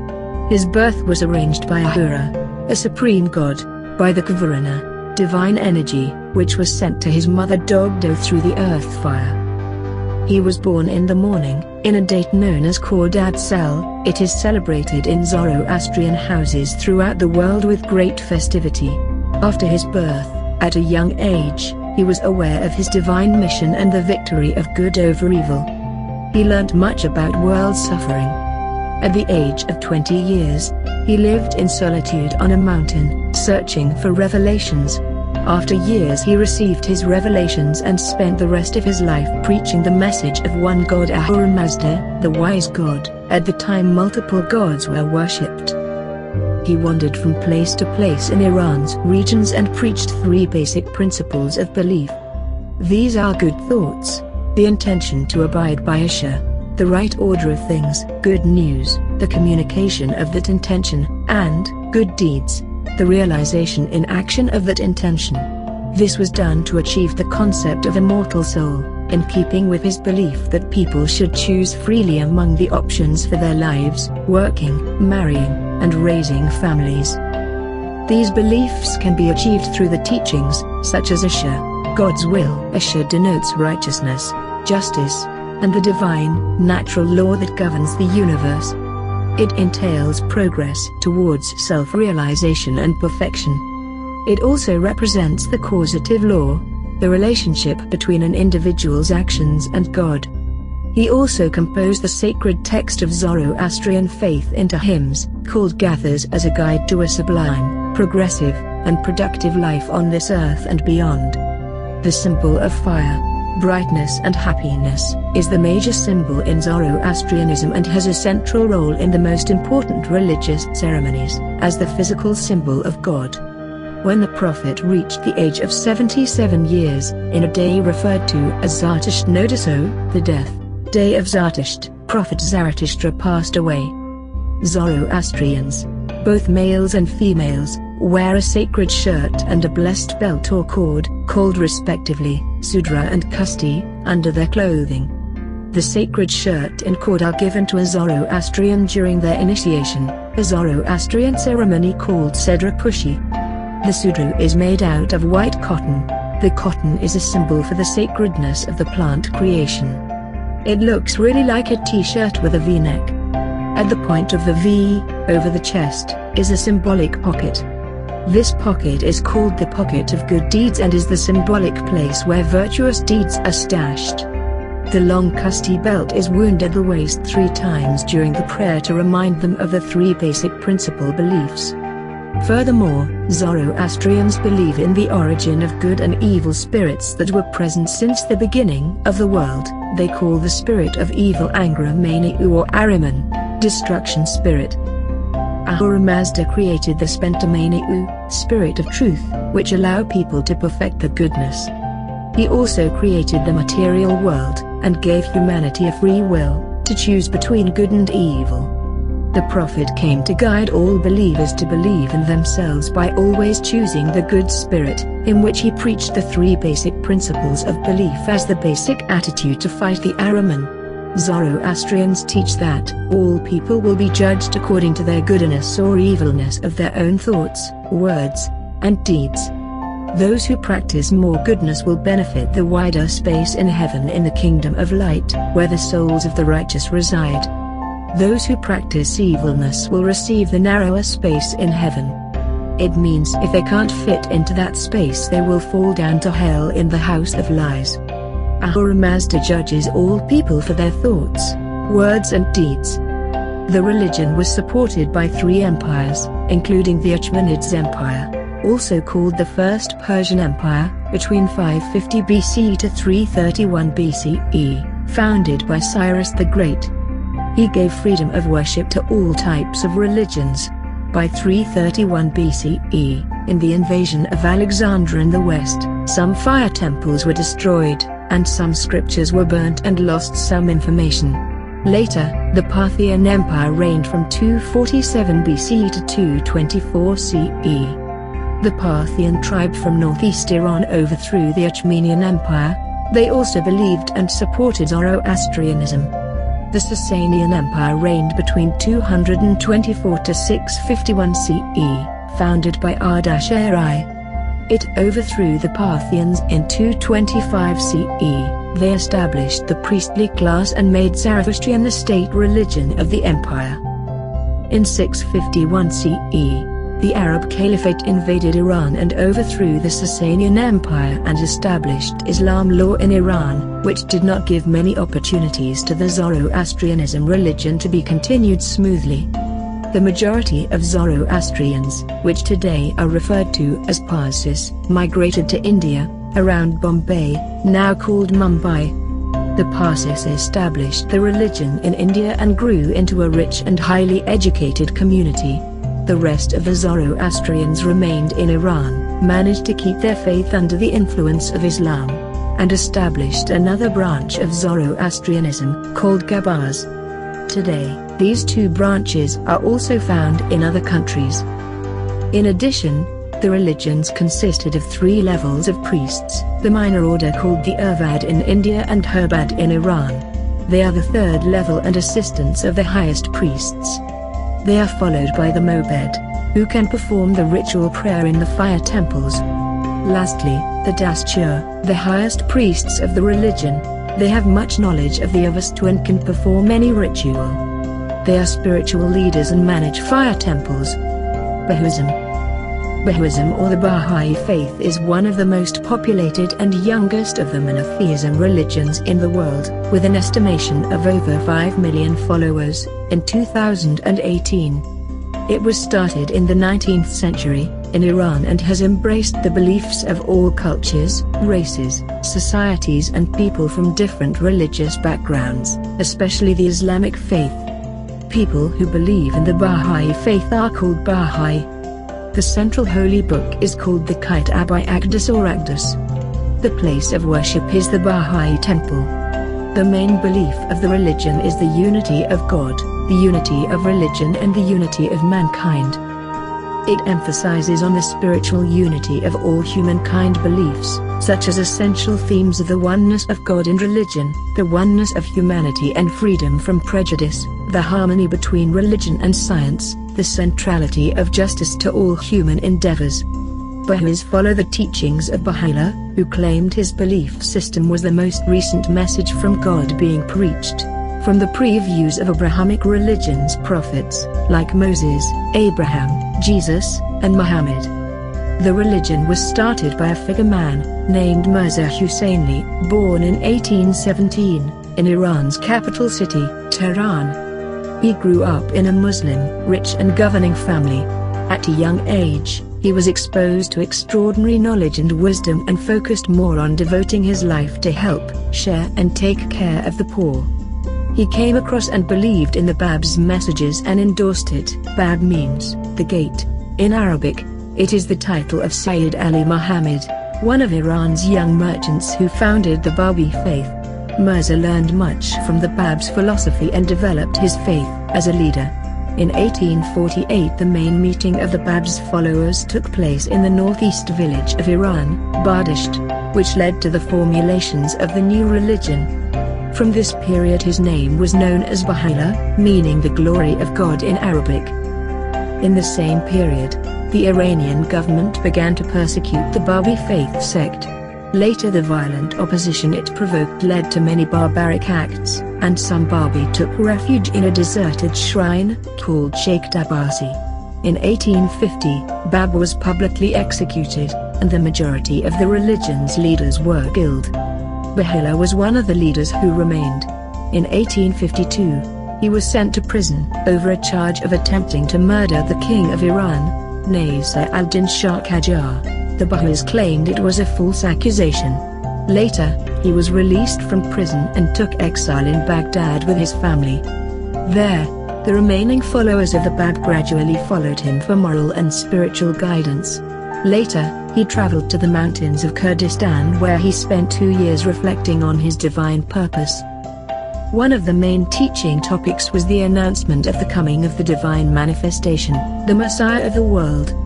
In 1963, Baha'u'llah declared himself to be one heralded by the Bab God's messenger to the age of humanity's collective maturity, predicted in all the world's scriptures, the manifestation of Imam Mahdi, return of Imam in Shia Islam, similar to the return of the Messiah or Prophet in the Abrahamic religions. In 1867, he set a vision to unite all the world leaders and rulers to end wars, and continued to warn them. While all other monotheism religions are waiting for the return or coming of a savior into the world, or last messengers, the Baha'i believe the savior came in the form of Baha'u'llah. His claim to divine revelation and warning for leaders and rulers led him to persecution and imprisonment by the Ottoman Empire, Turkey, authorities in August 1868. In Akka, Baha'u'llah revealed the holy book of the Baha'i faith, Kitab-i Aqdas, which was completed between 1877 to 1884. Eventually, he spent a 24-year confinement in a prison city of Akka, Palestine, Israel, Acre, where he died in 1892. To date, Acre is the holiest city of the Baha'i faith, shrine of Baha'u'llah. After his death, the Bab's followers continued to lead the religion and they were all referred to as the Baha'is. They appointed his elder son, Abdul-Baha, as the top leader of the religion.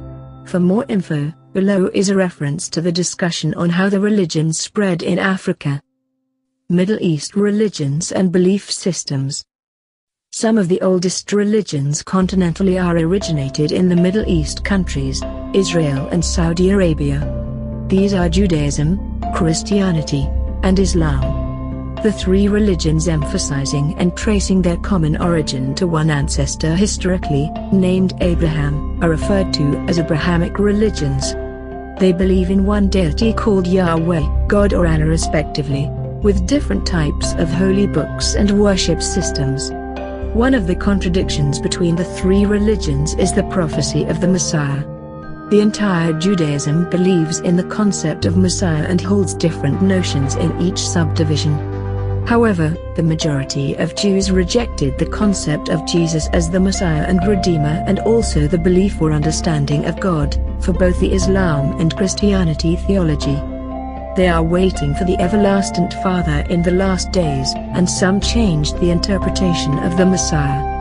The Christians believe Jesus was the Christ, Messiah, and Redeemer, Savior. He died for human sins. They are again waiting for his second return in the last days in the glory of the Father.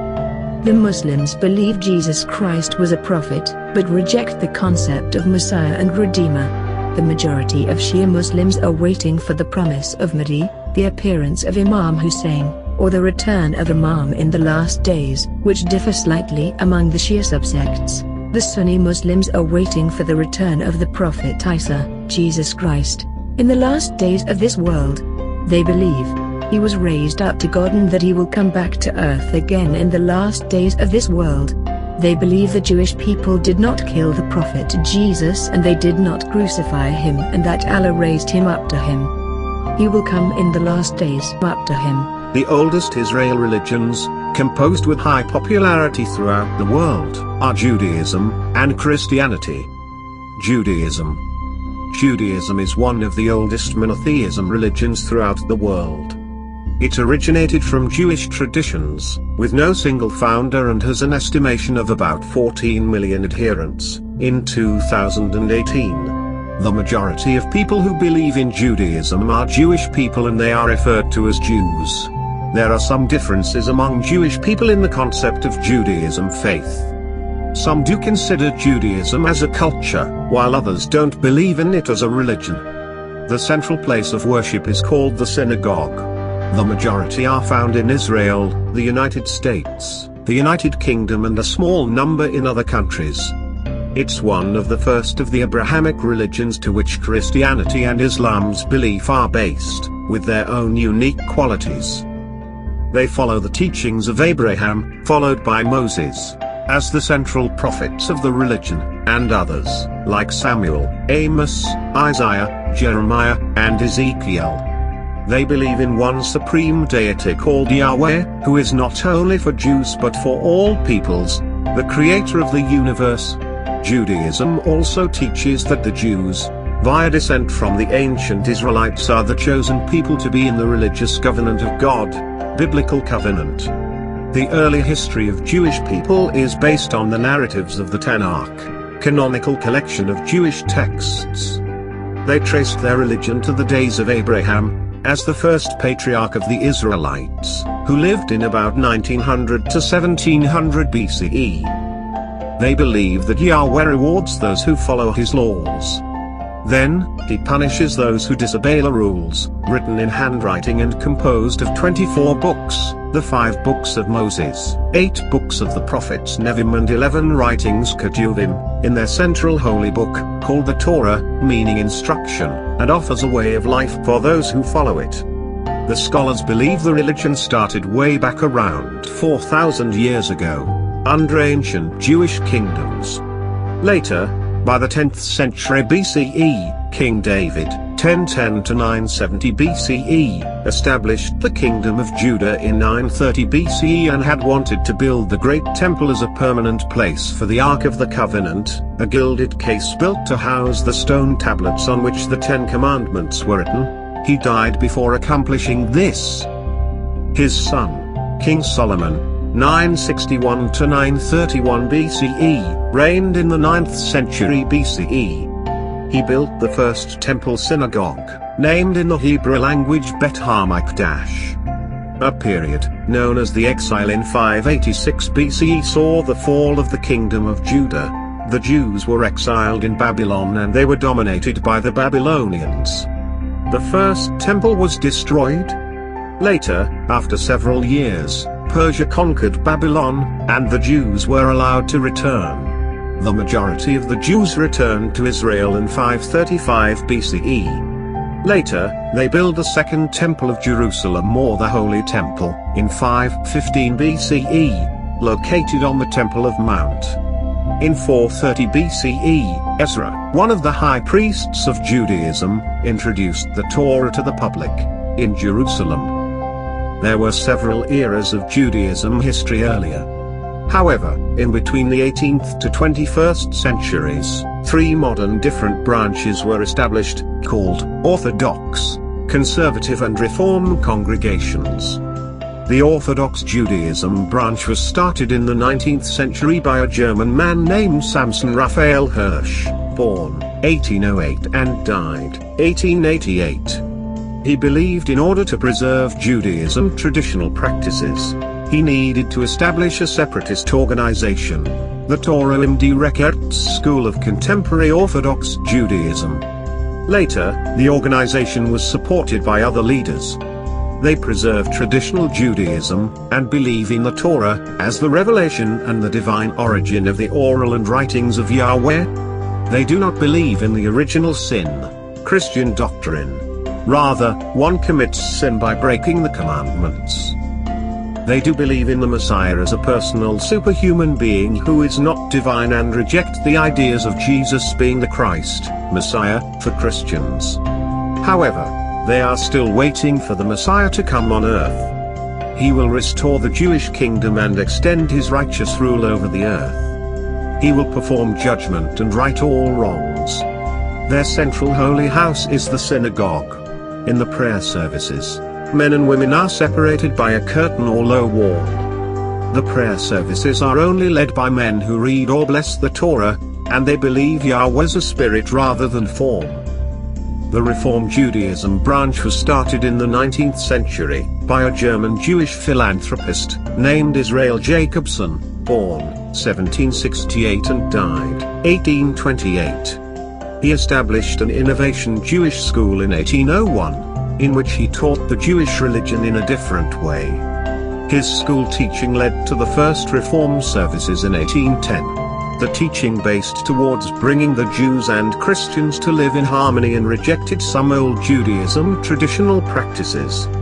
They act in the process of liberal or progressive Judaism and believe the Torah is a sacred document that preserves the history, culture, legends and hope of the people. They meet in a temple, with both sexes seating together, and allow all people of different faiths, such as Christianity, Muslims and atheists, among others, to attend the synagogue as the modern faith. They have allowed the varied understanding of God, that people are free to choose whichever way they are seeing God. They do not believe that there will be an individual Messiah, like other Jews who still are waiting for the Messiah who will come as a Savior. They do not believe, too, in original sin, but that sins are a result of the ills of society.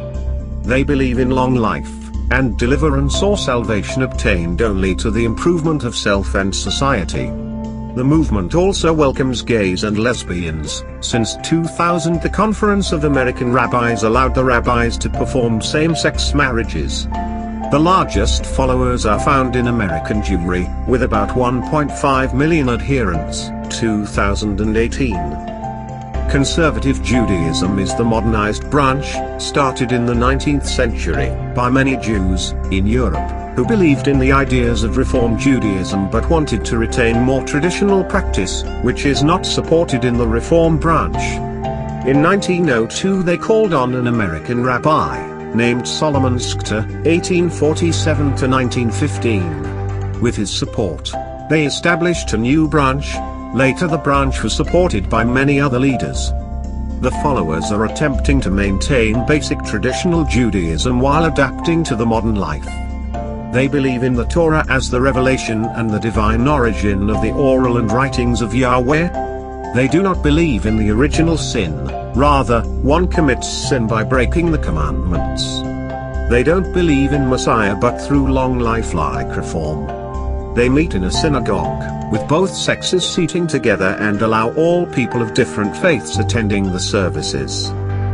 In addition, when all Jews who retain the traditional practices pray, they face the Holy Land. The Mezrah means east in Hebrew. In Israel, it is on the rising side of the sun. The site is precisely located on the conflict zone of two countries' border, between the Muslim mosque in Palestine and Israel Jews' sacred temple, called the Temple Mount, holiest site of Judaism. The sacred temple has a huge wall called the Western Wall, whereby all Jews visiting for prayer, write notes to hang up on the wall and believe God reads those notes. All Judaism beliefs reject the concept of origin sins, the doctrine of Christians.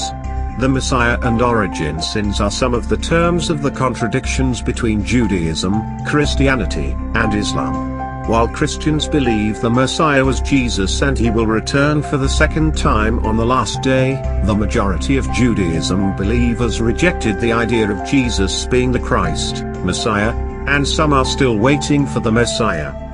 In between 1 CE and 6 CE centuries, the interpretation of the Messiah, origins in doctrine and other contradictions caused many conflicts between both religions. Leaders of the ancient holy books of Judaism, the Torah, the Christians' Bible drawn from the Torah as the Old Testimony, and added with the New Testimony, based on the Gospel of Jesus Christ.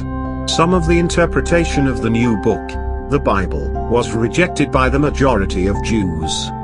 Later in the 7th century, the rise of Islam also brought another contradiction to the first two Abrahamic religions, which continues until to date among the three religions, as to which ones are the true God followers. During the period when the Roman Empire was busy establishing, starting in 24 BCE, many conflicts occurred throughout Europe, North Africa and the Middle East areas, among different kingdoms. This included the Kingdom of Judea. During these civil wars, the Roman Empire military destroyed the Second Temple in 70 CE.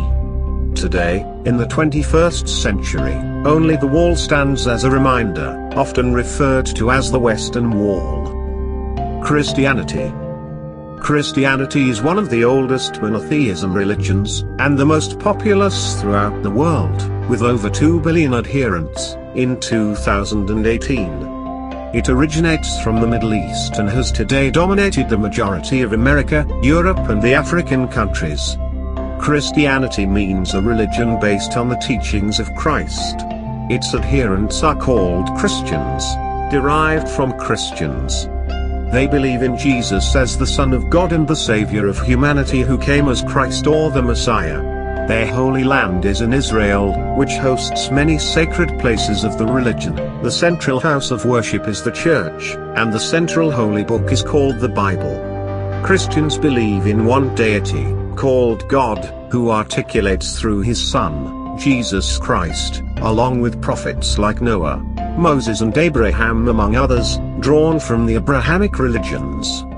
The religion was started after the death of Jesus Christ in the 1st century, in Jerusalem, Israel, by his followers, who believed that he was the promised Messiah. The first church started after 50 days of the Easter day, also called Paschah, which is the resurrection day of Jesus from the dead. All Christians celebrate this day, but differ on the calendar, which mostly falls on the Sunday between March 22nd and April 23rd. 50 days after the Easter day, an event called Pentecost Day occurred among the apostles, which is the descent of the Spirit that led the apostles to a fullness of the revelation of Jesus as the Messiah.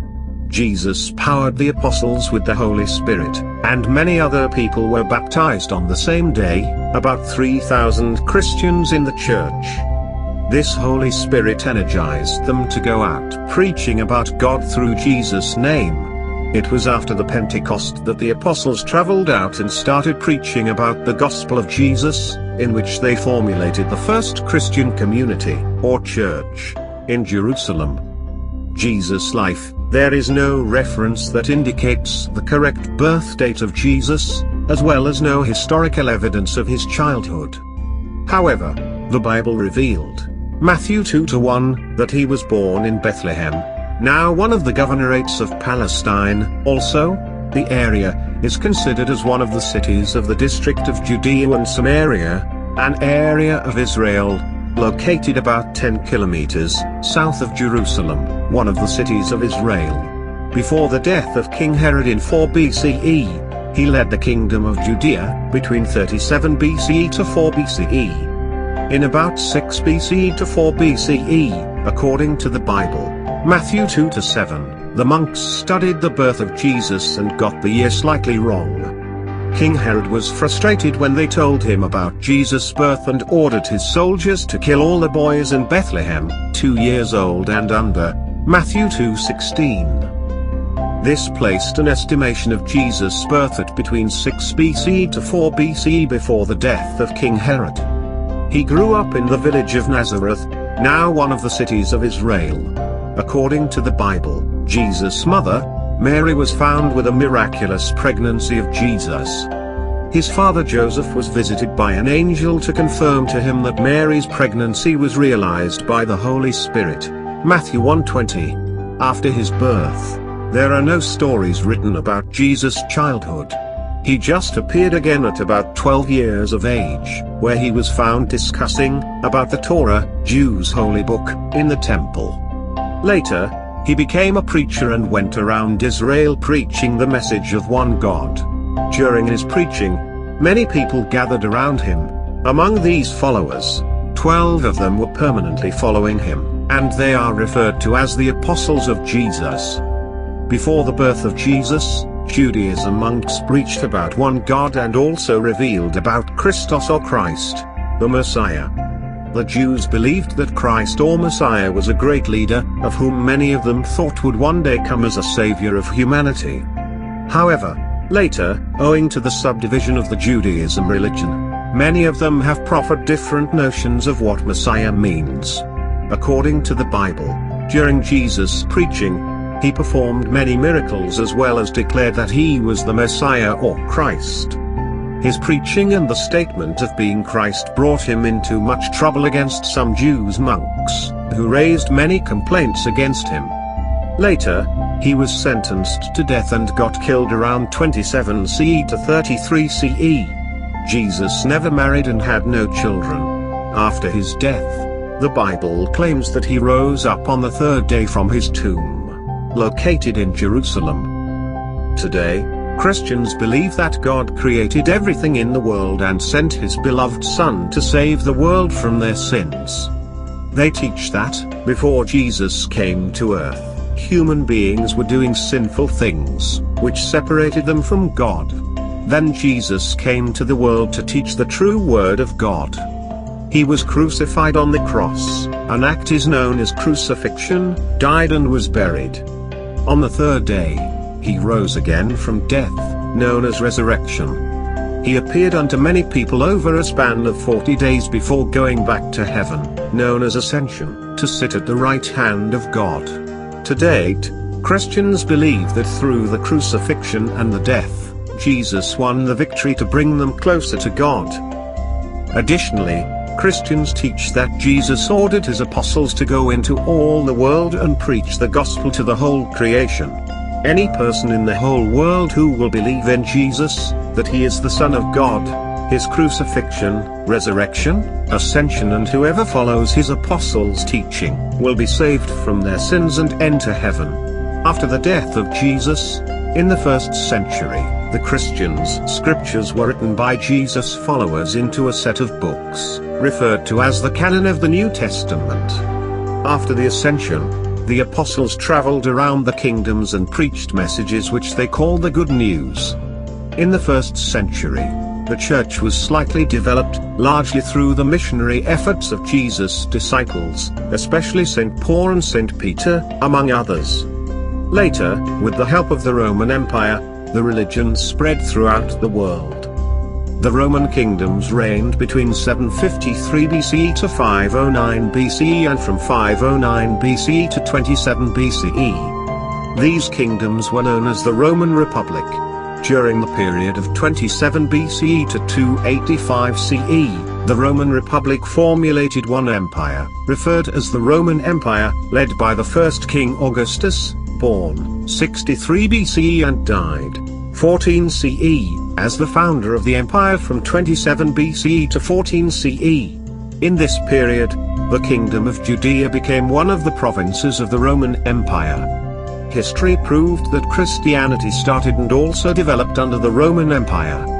In the beginning, people who converted to Christianity were persecuted in some areas, especially in the western provinces of the Roman Empire. In the eastern provinces, the religion was developing slightly. By 285 CE, the Roman Empire dominated the majority areas of Europe, North Africa and some of the Middle East territories. It was no longer feasible to govern all the provinces from the central seat of Rome, capital of the empire. Later, the empire was divided into two controls, based in the eastern and western provinces. The western leaders, Latin, ruled the west provinces, which were also referred to as the Western Roman Empire. The eastern leaders, Greek, ruled the east provinces and were also referred to as the Eastern Roman Empire. At this period, the church was not yet officially adopted in both the east and west provinces. The Christian leaders were facing some persecution because other religions and traditional systems dominated the majority of people throughout the empire. During the so-called miraculous conversion to Christianity of the Roman Empire, under Constantine the Great, born about 270s, died 337 CE, the church became legally practiced in the empire. By the 306s CE, Constantine, based in the eastern provinces, was in conflict with other kingships in the empire, and this led them into civil wars. Before, he used to worship the sun god. Later, one day Constantine prayed and saw a sign of the cross in the sky. From that day onwards, he took the symbol of the cross for his army emblem. Later, he defeated all his enemies in wars. In 312 CE, he allowed the Christian church to be built in the Roman Empire. In 313 CE, he declared that Christians, and all previously illegal religions, may practice their religion without oppression, persecution or penalty. After defeating King Licinius, one of the top kings, based in the western provinces, in 324, he moved the empire capital from Rome, western provinces, to a new city, known as Constantinople, the city of Constantine, today Istanbul province, in Turkey, in the eastern provinces. In 330 CE, Constantine established the Byzantium Empire, also referred to as the Eastern Roman Empire. He was the first king in the Roman Empire to convert to Christianity. At this time, both provinces were ruled by one king, Constantine. He did not make Christianity officially the state religion, because the empire was vast and many people were still believing in different religions. He maintained his control of the entire provinces and allowed everyone to practice their religions. Constantine died in 337 CE. Later, his children fell into disputes and divided the Roman provinces into two leaderships, one led from the eastern and the other from the western provinces. Valentina ruled the west and died in 375 CE, while Valens ruled the east. Afterwards, in 379 CE, King Theodosius I, born 346 CE and died 395 CE, was crowned in the east. This was in the time the western provinces were in conflict with some protesters, referred to as barbarians, who protested about their lands. Theodosius managed to take over the control of both provinces and ruled them for a short period until his death in 395 CE. In 380 CE, he had made Christianity the formal faith of the Roman Empire. After his death, many events occurred in the Roman Empire. Consequently, these led to several revolt acts and the fall of the Western Roman Empire. The Byzantium Empire continued with the faith of the Father Church. After the religion was officially made the faith of the Roman Empire, the Bible was established by the Roman religious leaders in between the 4th to the 5th centuries. In 393 CE, the Synod, church councils, at Hippo, modern city Anabu of Algeria, and in 397 CE another synod at Carthage, capital city of the ancient Carthaginian civilization, located to the north of Tunisia, approved the second section of the Bible, the Gospel. The first list, giving precisely 27 books of the canon of the New Testament, was reviewed and referred to as the Gospel, New Testament of the Bible. The 27 books include the canonical Gospels, Acts, letters of the Apostles and Revelation, all similar in all Bibles throughout the world. By the end of the 4th century and the beginning of the 5th century, the first section of the Bible, the Old Testament, drawn from Judaism theology, under the Jewish canon, Jewish Central Holy Book, Torah, was translated and established into different synods of Christians. This was done by several Christian top leaders. In the following centuries, the Bible's first section copies were translated into different languages. Today, there are three main similar book categories. However, these differ on some chapters, with some having fewer chapters, scriptures removed in some cases in the Old Testament, while others have extra chapters. In the same period, starting in the 3rd century, the church grew faster. It was controlled by a couple of leaders, the highest ones called bishops. The bishops were in command in several areas and met in three prominent cities, namely, Alexandria, Egypt, Rome, Italy, and Antioch, Turkey, for conferences. As the church continued to grow, some of these bishops were recognized as the patriarchate, patriarchs, leaders of families or tribes, being the top leaders of some areas, such as provinces. Today, the church recognizes only the first three councils, conferences. The Council of Nicaea in 325 CE that declared Jesus was God, the Council of Constantinople, in 381 CE. Later, the Councils of Ephesus in 431, declared that Jesus Christ was divine as well as human. During the Third Conference, they all agreed and accepted that Jesus was a bridge between man and God and also settled some other Christian rules. Later, other leaders and some Christian communities disagreed with the concept of the nature of Jesus as human and divine. The result of the Third Council led to the first subdivisions of Christianity, which formulated the new church, referred to as the Oriental Orthodox Church. This new church was separated from the main Roman Empire, Eastern Orthodox and Western Church, or the Church Fathers. They developed a separate conception different from the Church Fathers and stopped participating in the main Christian councils. The Oriental Orthodox churches established their own ideologies of literature, rituals and art. When the Church Fathers was still in control, by both Western and Eastern Roman Church leaders. By 435 CE, the Western Empire collapsed. The Vandal kingdom was established in the western areas, whose influence spread over some African areas as well, until 534 CE. Christianity was still strongly practiced from the Byzantine Empire, and in 534 CE, the Byzantine Empire defeated the Vandal kingdom, to which they gained control of some West territories. They also continued to fight against the neighboring empire, called the Persian Empire, that officially adopted one of the oldest religions, called Zoroastrianism. In the 7th century CE, the Byzantine Empire, Christians, and Persian Empire, Zoroastrianism, as well as the Jews, Judaism, faced the rise of a modern religion, known as Islam. The new religion was supported and developed by the Arab community, who established the Caliphate Empire. Muslims teach that Prophet Muhammad was the last prophet of God and was sent on earth to correct the message of God. Afterwards, the Quran was written. It contradicted in some interpretations with the two old Abrahamic religions, Judaism and Christianity. The Muslims declared that the Jews, Judaism, were the descendants of Isaac, the second son of Abraham from his wife. They themselves are the descendants of the first son of Abraham, called Ishmael, from his servant.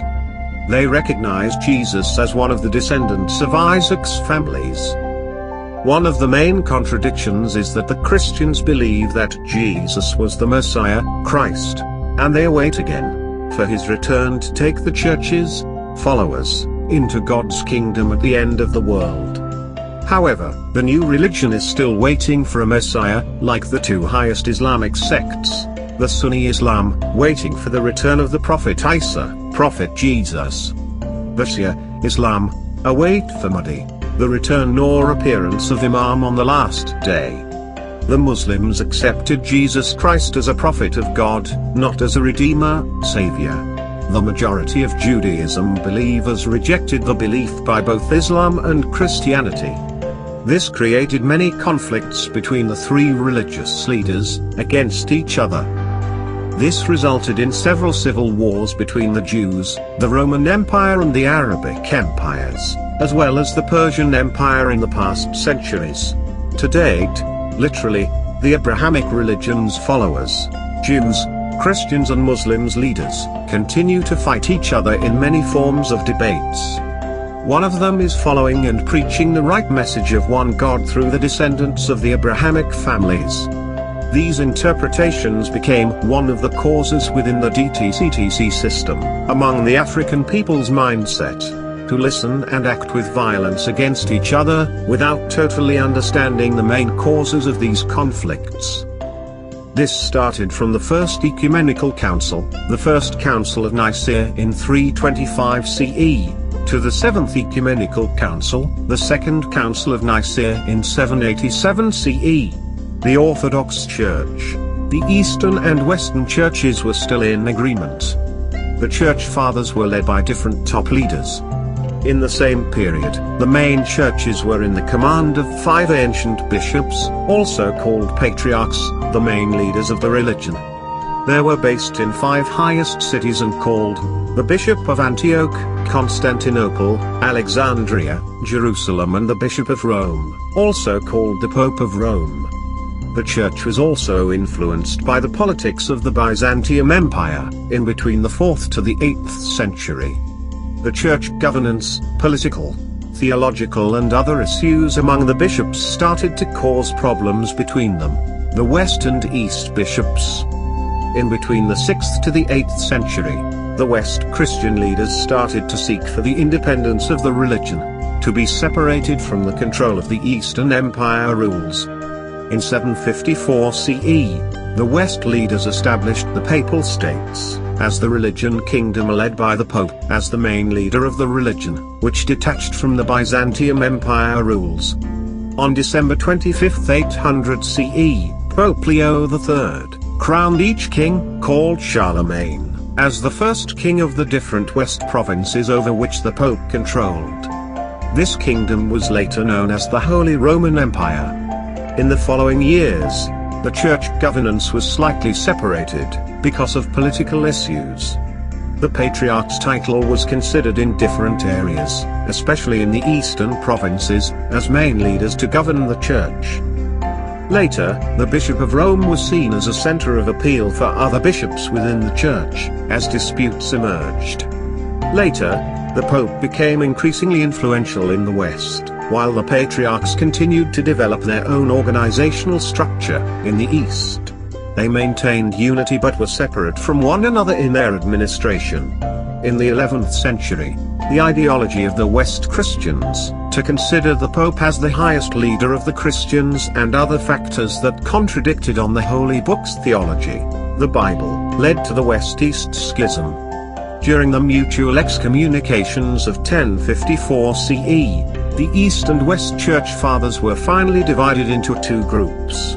To date, sometimes the West churches are referred to as the Catholic Church and the East Church as the Eastern Orthodox Church. In the 11th century, the second division of Christianity, the Eastern churches with the Western Church, led to the two big branches of Christianity.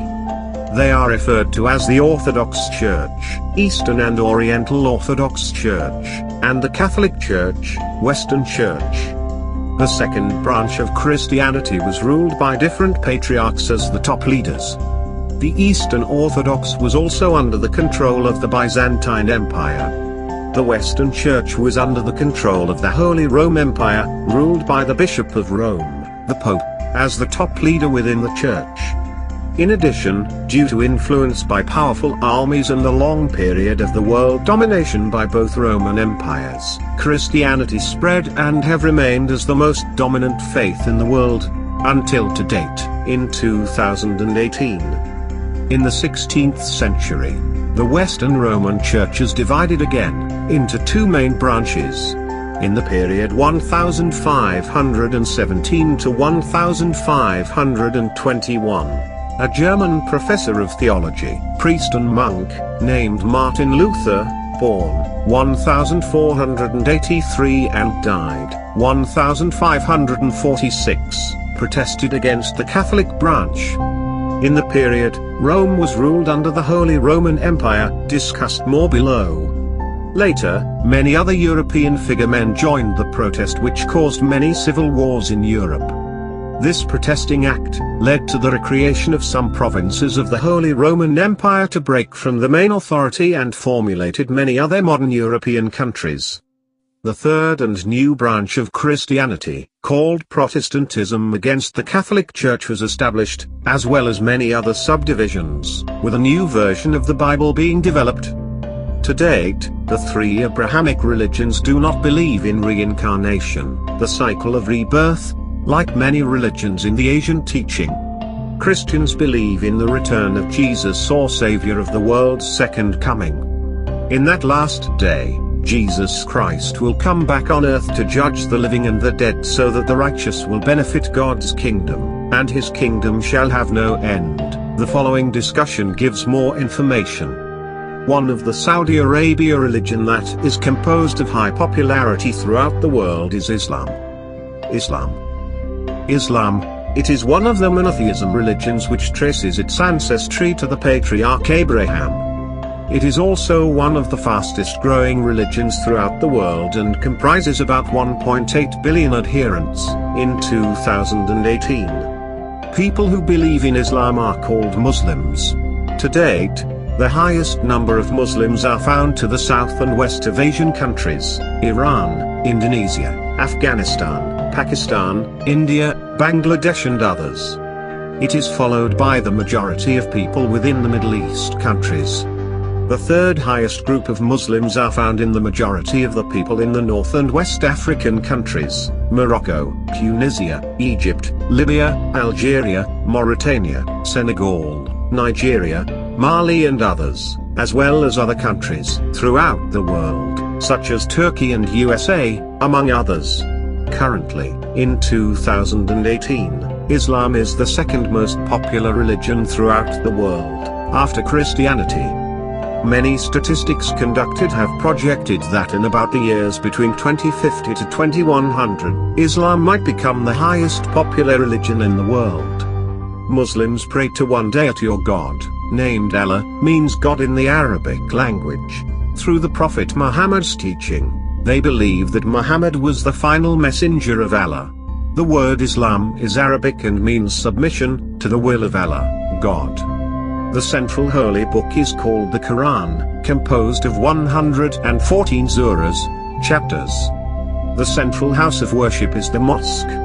The religion started in the 7th century by the rise of the Prophet Muhammad's testimony of the word of Allah spoken to him through angel Gabriel, that started at 40 years of age, until his death. The teaching is based in the Abrahamic religions, while still revering the other Abrahamic prophets like Noah, Moses, Abraham, and Jesus. Prophet Muhammad was born around 570 CE in Mecca, one of the cities of Saudi Arabia. His father died before he was born, and at his infancy, his mother died too. Then he was taken care of by his grandfather. Later, his uncle Abu Talib brought him up, and put him to work as a shepherd. At the age of about 25, he married a 40-year-old wealthy woman named Khadijah. The couple had 6 children, 2 sons, both sons died in infancy, and 4 daughters. In addition, Prophet Muhammad also got married to other women. Most of the women he married were either widows or slaves who needed protection and support from society. However, Aisha was the youngest woman who married the Prophet, when she was 9 years old. After the Prophet's death, his life story is preserved in the Hadith, oral, and Sunnah, actions, that were invented and attributed to the Prophet. During the period of the Prophet Muhammad's teaching, the Mecca city was under the control of the Quraysh, one of the Arab people's ethnic groups. The Quraysh were the first to use the Kaaba as a polytheistic pilgrimage center for their traditions and believed in the old Arabic traditions. The Kaaba is the cube-shaped shrine in the center of the great mosque in Mecca towards which all Muslims face when they pray. All the mosque features in Islam's sacred landscape, as places of worship are built facing towards the sacred center of Mecca. Later, at the age of about 40, the angel Gabriel started to reveal to him the Quran. The first word revealed to him was the Quran. When the Prophet started to preach the revelation of one God in Mecca, he was ridiculed and prosecuted by the Quraysh who believe in different gods and protected the Kaaba as their trading center. In 622 CE, the leaders of Medina, another city of Saudi Arabia, needed the Prophet's support to work with them as the governor of the city and promised to follow his teaching as well as assured his protection from the Quraysh violence. Prophet Muhammad, with some of the Muslim community, migrated to Gira or Hijrat, from Mecca to Medina. To date, these 2 cities, Mecca and Medina, are the sacred cities of Muslims. However, Medina city's majority were converted to Islam, and the city was under the control of the Muslim community who believed in the Prophet's teaching. The city of Mecca was still controlled by the Quraysh leaders during this period. This caused many conflicts that led to some civil wars in the Arab Kingdom communities, between the Muslims and other Arab communities for supremacies. Mecca declared war on Medina in 624 CE that took about 4 years. However, before the death of the Prophet Muhammad, he managed to unite the 2 communities, the Quraysh and the Muslim leaders of the 2 cities, Mecca and Medina. Starting first with the Treaty of Hudaybiyah in 628 CE, the Prophet and a group of Muslims decided to march peacefully without arms towards Mecca, but the Mecca army botched the treaty and blocked them. In 630 CE, Prophet Muhammad decided to take over Mecca without killing or imprisoning any leaders or people from Mecca. Later, all the Meccans surrendered to Prophet Muhammad's leadership. Therein, some of the old Arabic traditional practices were adopted in the Islamic teaching, such as Muslim pilgrimages in the Kaaba building, in the center of the sacred mosque, were practiced before the rise of Islam, according to the Muslims. The Kaaba was built by the earlier prophets. In the same period of 630 CE, the Prophet Muhammad cleansed the city of polytheistic worship and demonstrated the Hajj, one of the 5 Arkan al-Islam pillars of Islam. It's one of the greater Muslim pilgrimages that takes place once a year to Mecca, in which all adherents are expected to journey to this center of the earth once during their lifetime for Hajj if they can afford to do so. In the following years of Islam, the majority of Arabs were converted into Muslims. After the death of the Prophet, his revelation record was written into a sacred book called the Quran, in the Arabic language by some of his followers. The Prophet Muhammad died in 632 CE. After his death, the Muslim Ummah community had to think about his successor, the top leader, but had to be not a prophet because Prophet Muhammad was the last messenger. 4 followers Abu Bakr as-Siddiq, Umar ibn al-Khattab, Uthman ibn Affan and Ali ibn Abi Talib, referred to as Rashidun Caliphs, had established the religion together for several years. They appointed the first successor Abu Bakr, the Caliph, a person considered a political and religious successor of the Prophet Muhammad and a leader of the entire Islamic community, under a vote. The first election took place in the absence of Ali, the son-in-law of the Prophet Muhammad, while he was busy burying the Prophet. However, to avoid division, Ali agreed to the nominations. Abu Bakr, as the Caliph, decided to take the religion to the world Muslim mission. In the same year, some of the Arab tribes refused to submit to the Caliph command. Abu Bakr changed the religion system to politicization, and the Caliphate, Islamic Empire, was established. The Caliphate Empire first established the religion and defeated all the rebellion tribe. They took control of the entire Arab kingdom from Mecca to Medina and the rest of the cities. It continued to take control over other areas that were controlled by other empires as well as expanded their faith. This ideology led the Caliphate Empire into conflicts and fights against other empire dominations. For example, the Persian Empire Zoroastrianism and the Byzantine Empire Christianity. After 2 years of leadership, Abu Bakr died in 634 CE. Before Abu Bakr's death, he ordered authority to his armed advisor Umar, as his successor, with the support of Ali and Uthman during the vote. Umar became the new caliph. Umar, with his ideology of domination, led the Islam religion, under the control of the caliphate. It spread to many areas in the Middle East, South Asia and some areas of Africa, especially in Egypt. In 644 CE, Umar was assassinated by a slave, Abu Lulu, a Persian slave. Later the community had to vote for another caliph among the 2 remaining possibilities, Ali and Uthman. After the vote, Uthman was selected as the 3rd caliph. He was a rich man and established the economy as well as built many mosques. He appointed some leaders throughout the province from his family members, referred to as the Umayyad family. He died in 656 CE. Uthman was assassinated by some member of Islam. Once again, the community needed to appoint another leader, the 4th Caliph Ali. Due to the nominations of the successor and the death of Uthman, the term caliph started to cause contradictions in the religion, whereby others believed that Ali had organized the death of Uthman. This created confusion in the community. This resulted in many divisions and some civil wars as well as the theorist act, under Islam, until the death of Ali. Later, the contradiction of the successor caused division, leading to Islamic sects. During the 4th Caliph, Ali faced several civil wars of Muslims against each other. He abandoned Medina and moved the Caliphate capital to Kufa, one of the cities of Iraq. Later, one of the Prophet's wives, called Aisha bint Abi Bakr, she is also referred to as the mother of believers and was the daughter of Abu Bakr, with some members of the Prophet companion, stood up together to fight the new Caliph, following the killing of Uthman by unknown people. However, they were defeated by Ali's army at the Battle of Camel. At the same period, Muawiyah, a member of the Umayyad family, an army commando, was in control of another province of the Caliphate empires, now Syria. He refused to submit to the new caliph. This caused another conflict among Muslims communities and led to one of the battles, referred to as the Battle of Siffin. Owing to the deaths of Muslims under religion conflict, at the Battle of Siffin in 658 CE, Ali compromised with Muawiyah. He did so to end the conflict and prevent the Muslims from killing each other.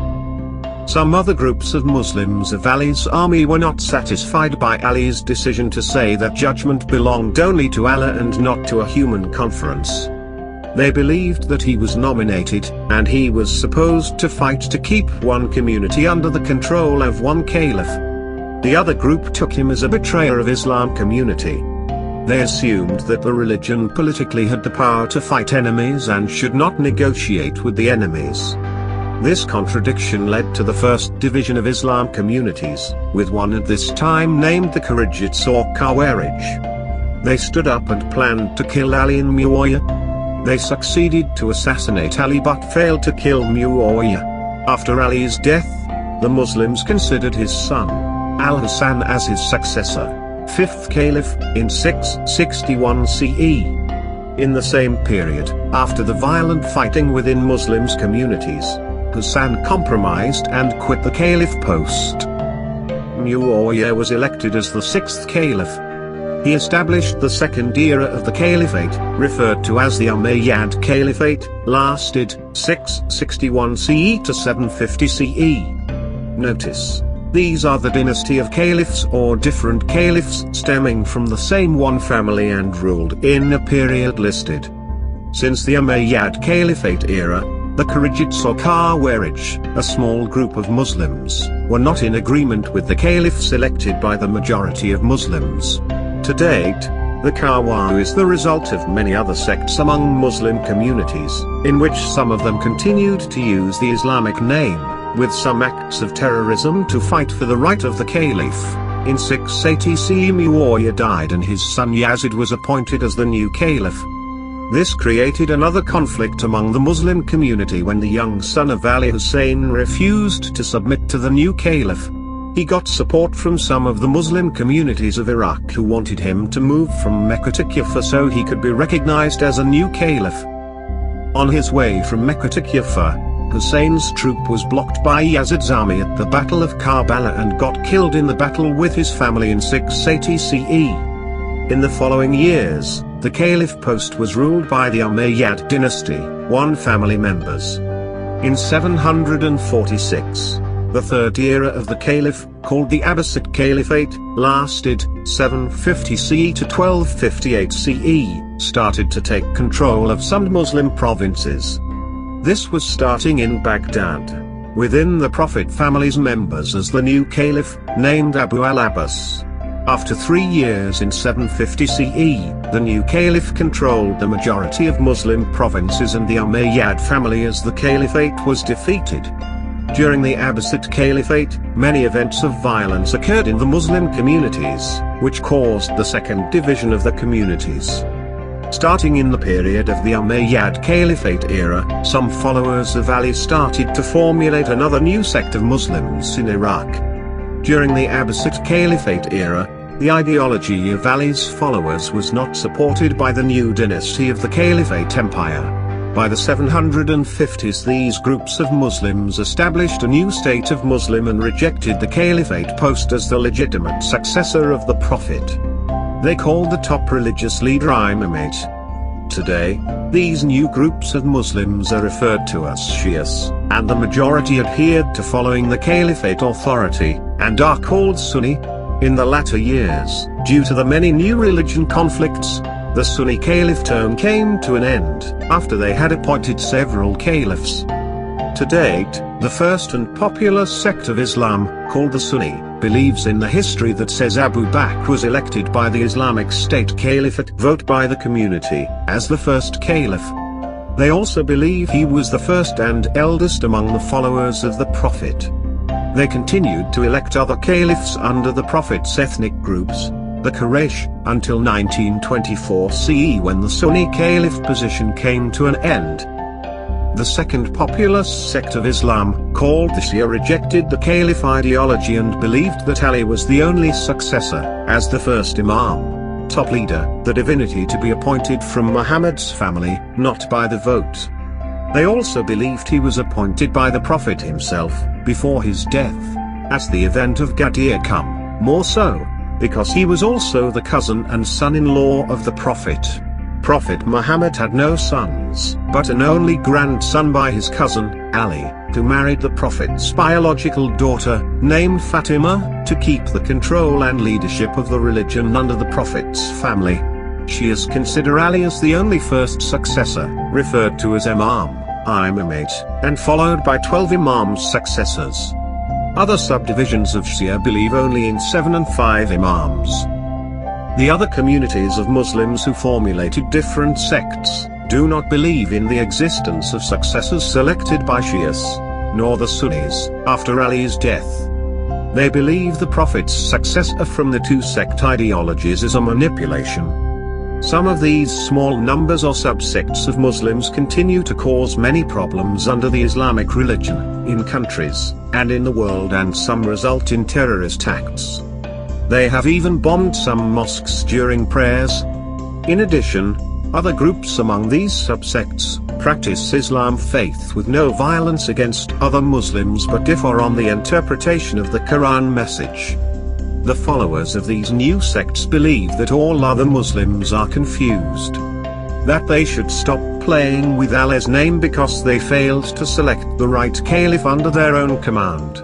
This is where the course of mindset development will be playing a big role in some of the Muslim communities. Does Prophet Muhammad's teaching ask people to kill each other for the positions of top leaders or for serving Allah? The answer can be found in the Quran. If all Muslims can study the Quran correctly, with positive minds without allowing feelings to drive them, they will find the lovely message of the Quran. There is no place in the Quran that encourages sects or division in Islam. For instance, Shia and Sunni, among other sect names, are not mentioned in the Quran. The Quran was written for everyone who follows it and believes in its rules, and all of those who do so are called Muslims. However, the religious leaders have adopted names to differ the practice and belief system and interpretation of the Quran. People then can choose which one of the sects are following the right teaching of Prophet Muhammad and reveals the true message of the Quran. For more, all Muslims believe in 5 pillars, Arkan al-Islam, that any one of them needs to perform regularly or one needs to perform before and after converting to Islam. 1. Shahada, Islamic declaring belief in the oneness of God and the acceptance of Prophet Muhammad as the central figure of Islam and the last prophet of God. 2. Salah, simply as the act of communicating with God. The ritual prayer of Muslims, performed 5 times daily in a set form, dawn Fajr, noon Tahar, late afternoon Asr, sunset Maghrib, and night Isha facing the Kaaba. 3. Zakah, paying a charity, giving about 2.5% or more of savings to benefit the poor and the needy. 4. Sawm, fasting during the month of Ramadan, the 9th month of the Muslim calendar from sunrise to sunset. 5. Hajj, pilgrimage to Mecca, a symbol of devotion to God in the footsteps of Ibrahim. All Muslims need to perform a prayer, Salah, in any clean place and body. They can pray on their own. However, the Prophet Muhammad encouraged that prayer in a congregation is many times more effective than a prayer performed by a single person. All Muslims, before the start of prayers, must perform a ritual, named wudu, and they have to wear clean clothes and be clean before they present themselves before Allah. Starting with the name of Allah and beginning by washing the right hand and then the left 3 times, and other parts of the body are recommended. The Friday prayer is always done in a congregation and performed at around midday. In some Muslim countries, all the businesses are closed for this prayer time. Every Friday all adult male Muslims are expected to attend this prayer. For more, Islam is discussed again below, under the 5 top adherent religions in Africa. African religions. African religions, cultures, traditions and belief systems.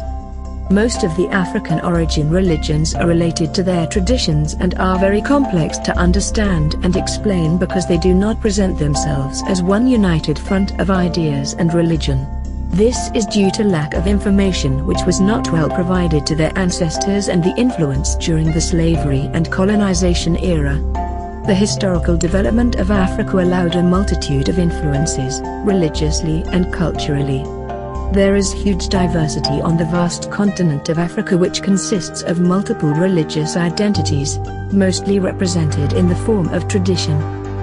Today, some of these religions have adopted the Abrahamic belief system, while others continue to maintain their traditional belief, but do not have central holy books. This would help us to understand well these internal religion beliefs, which mostly only operate with rules transmitted by word of mouth. However, some scientists, scholars and writers have conducted and continue to research more information about African religions. The challenge is that there will still be more time before these religions would control the majority of Africans' belief, because of the influence of the two popular religions dominating the people. The majority of the religions discussed above managed to control the world people's beliefs through the support of empires, kingdoms or government leaders.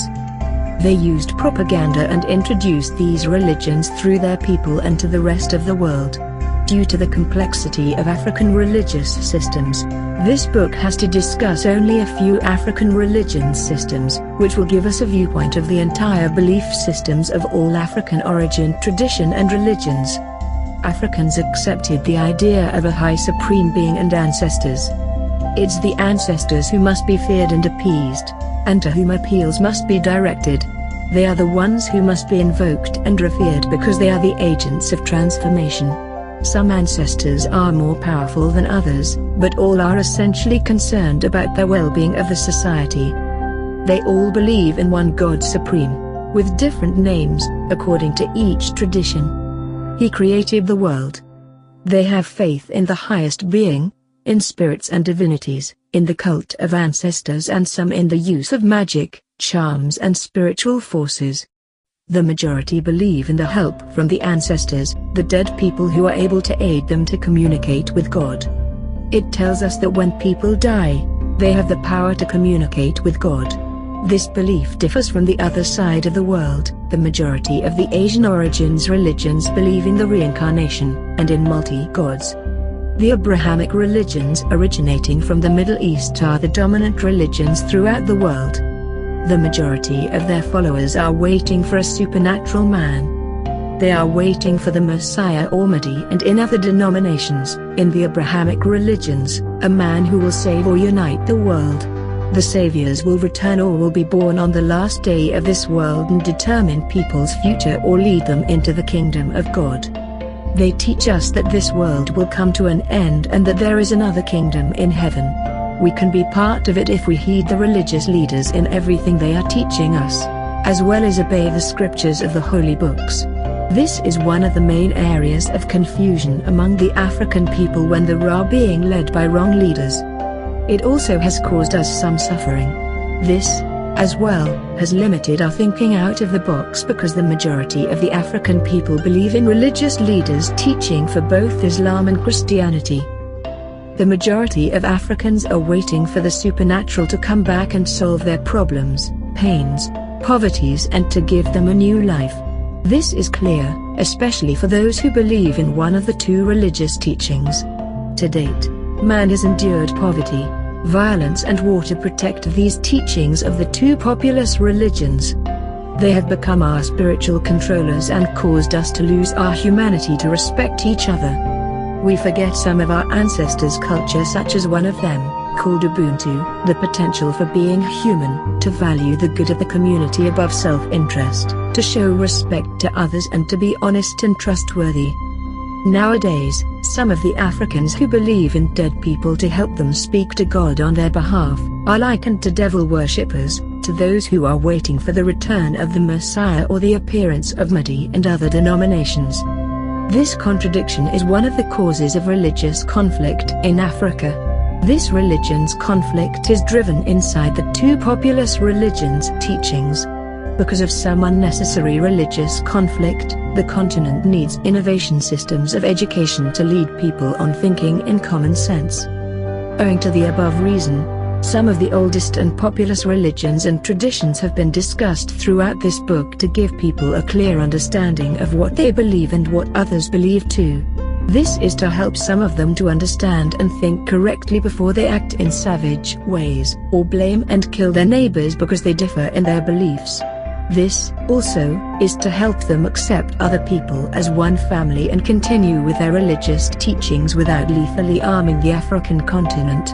We need our conscious mind to be controlled by ourselves and contributing to our situation to solve the continent's challenges and our main issues, such as poverty. Together, with all our religions, one God, or gods and traditional systems, we can solve our problems and live in our land peacefully without disturbing others in what they believe. We must learn to love and appreciate our African land, rich with traditions, religions, skin colors, and people. Let us not let religious leaders divide us, but to help us build a strong continent and mature communities. For more, some African origin religions are discussed below. The 5 top adherent religions in Africa. The majorities of African people believe in one supreme God who created the universe.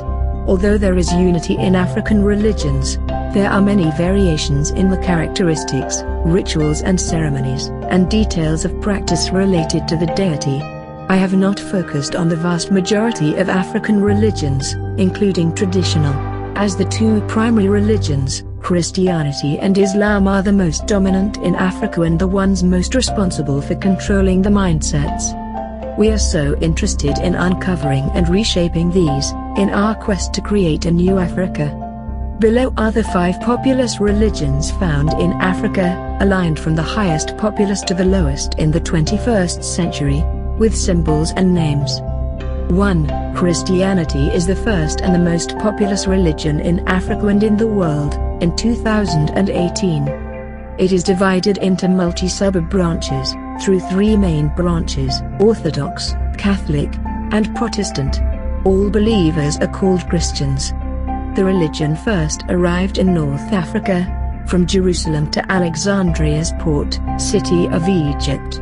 Between 1 CE and 4 CE, this town was controlled by the Roman Empire's leaders.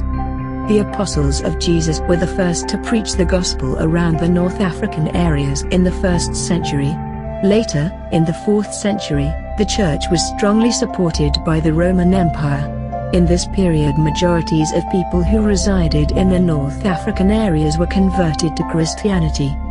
In the following years, the religion spread to East Africa, in the kingdom of Aksum or Axum, now Ethiopia and Eritrea. The kingdom was a major player in the commercial route between the Roman Empire and other empires, in the period of the 1st and 4th century. In the 4th century, the kingdom Aksum was ruled by King Izana.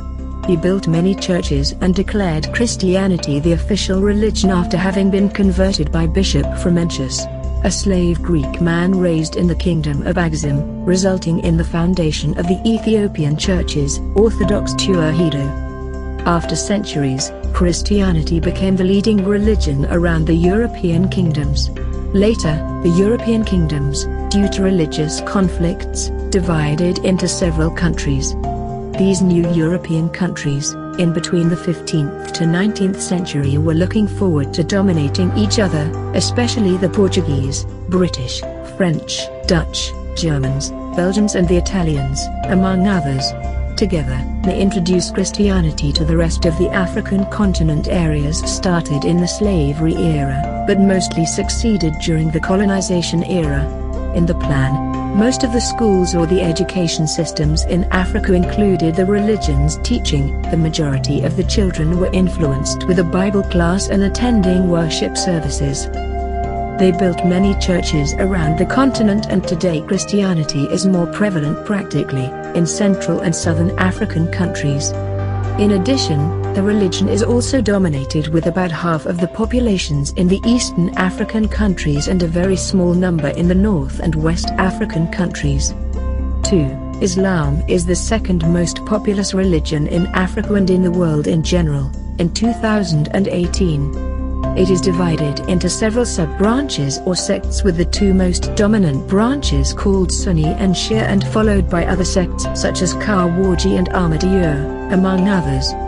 They are all called Muslims because they believe in the Quran but differ on some of the interpretations and practices. Africa was one of the first continents outside of Arabia that Islam spread to, in the early 7th century.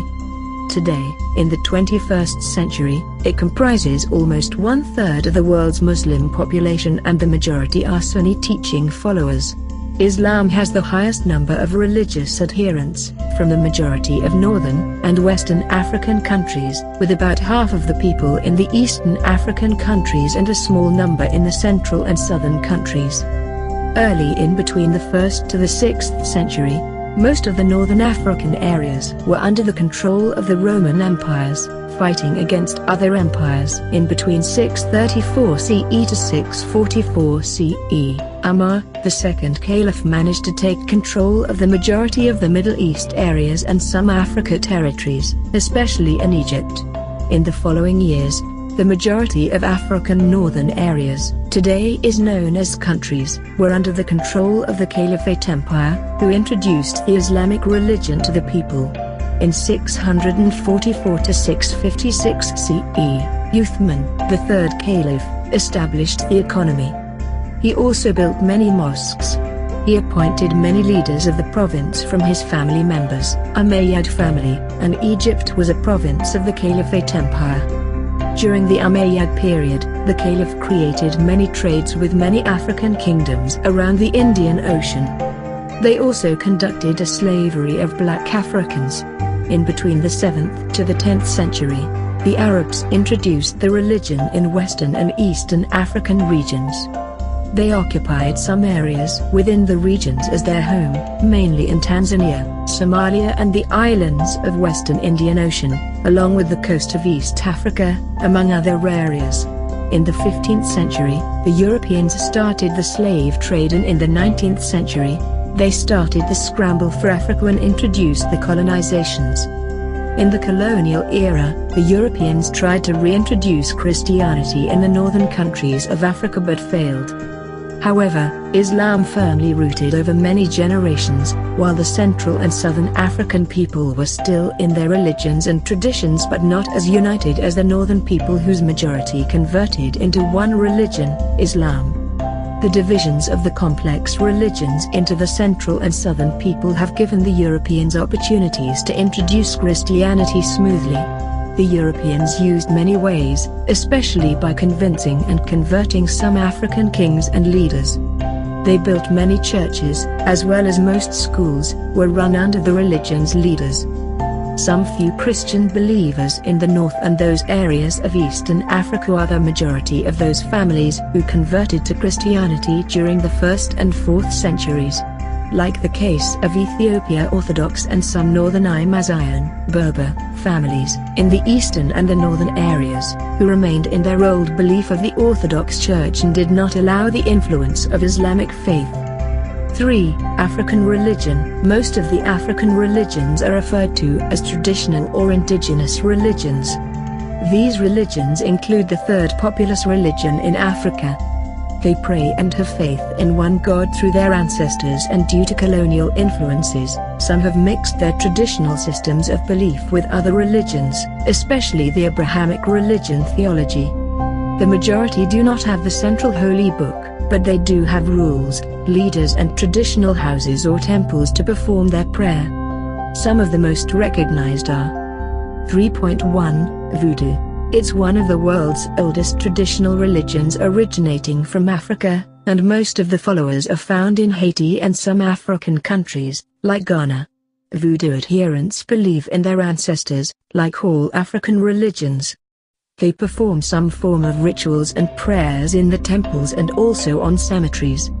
They offer gifts of animal sacrifices, alcohol, beers, food, and sweets, in the cemeteries, the sea or rivers, for sacrifices.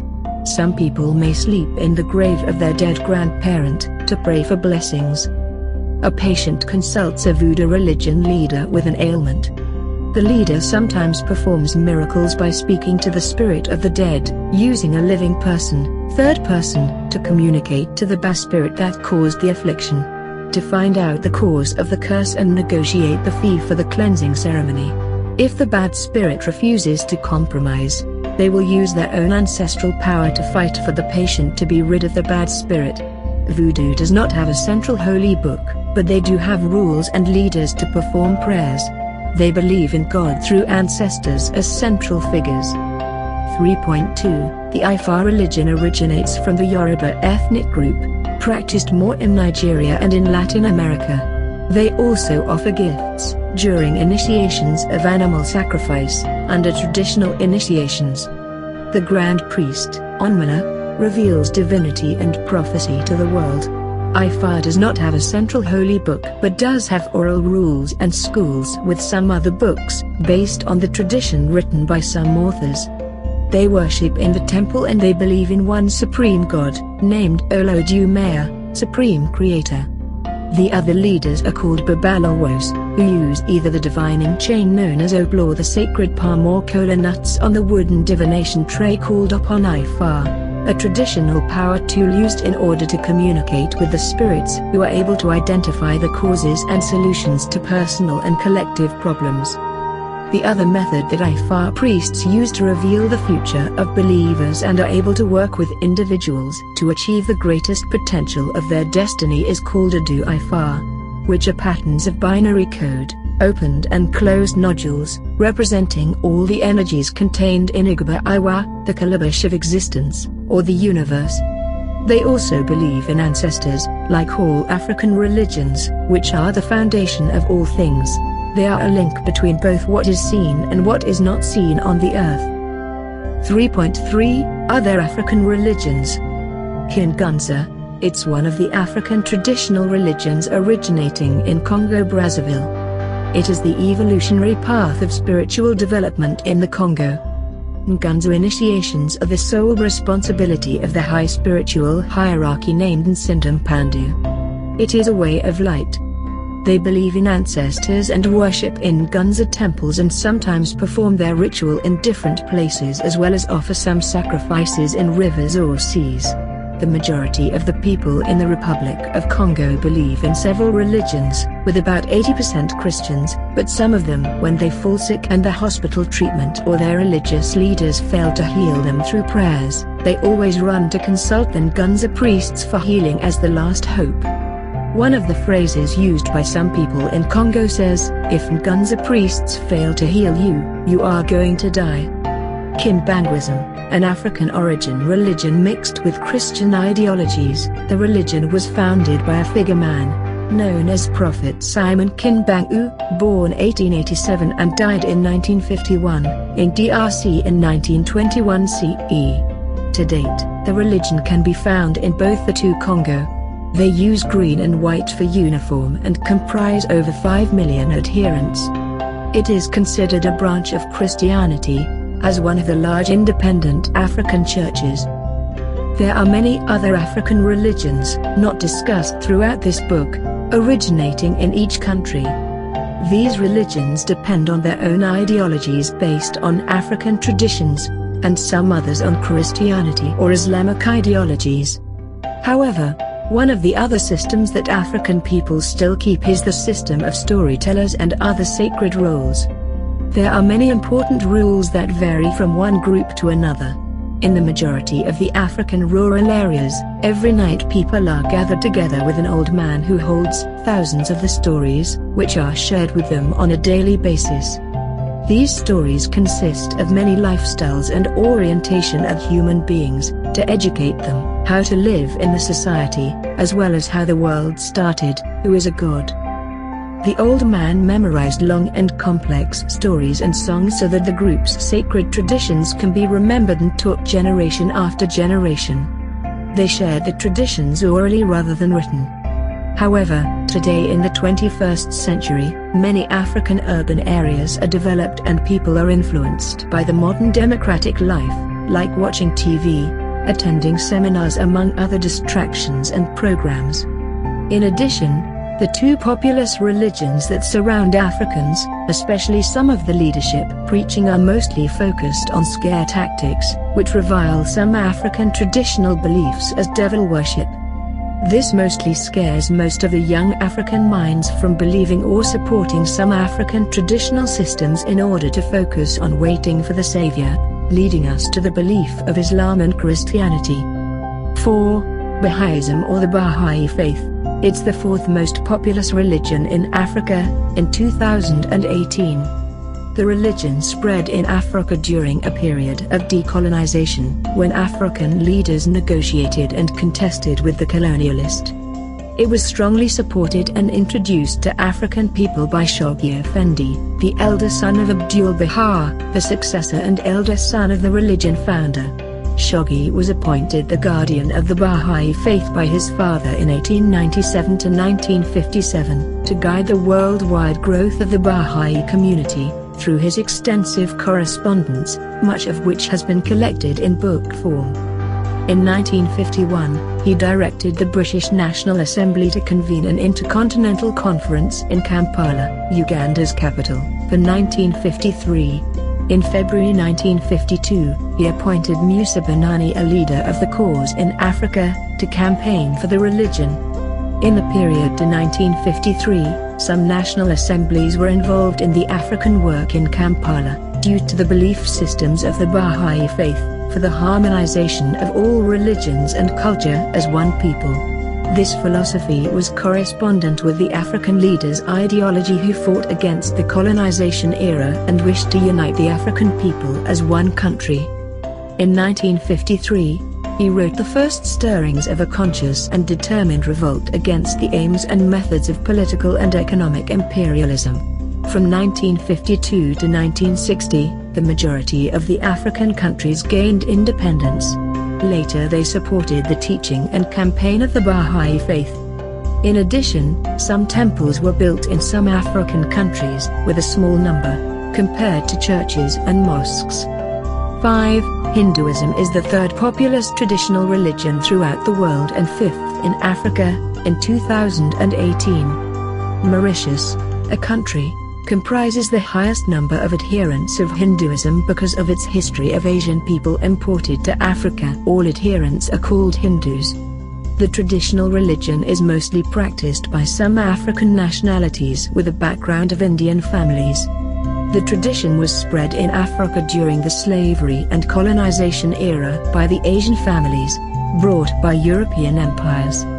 The European empires explored and took control of Africa's mainland starting in 15 CE. Later, they introduced the colonizations in 18 to 19 CE, in order to do business, such as agriculture and exploitation of minerals in between. They needed much support of laborers, especially one of the English companies called the East Indian Company that lasted from 1600 to 1974 CE. Officially recognized by Queen Elizabeth I, for trade with Asia in 1600 CE. The company became involved in politics and acted as an agent of British imperialism. They imported some workers from the Asian continent to Africa for extra labor, especially to the southern, eastern and islands of the continent. These Asiatic families were brought up in their cultures and traditional religions and continued to believe in their traditional religion. To date, many of these early families died and gave birth to many generations, which automatically became one of the new Africans' family. These families are sometimes referred to as Indian African families, or others mixed with blacks, known as colored. These Asiatic African families are mostly found on the African countries and island colonies which are occupied by the British and Portuguese colonies such as South Africa and Mauritius, among others.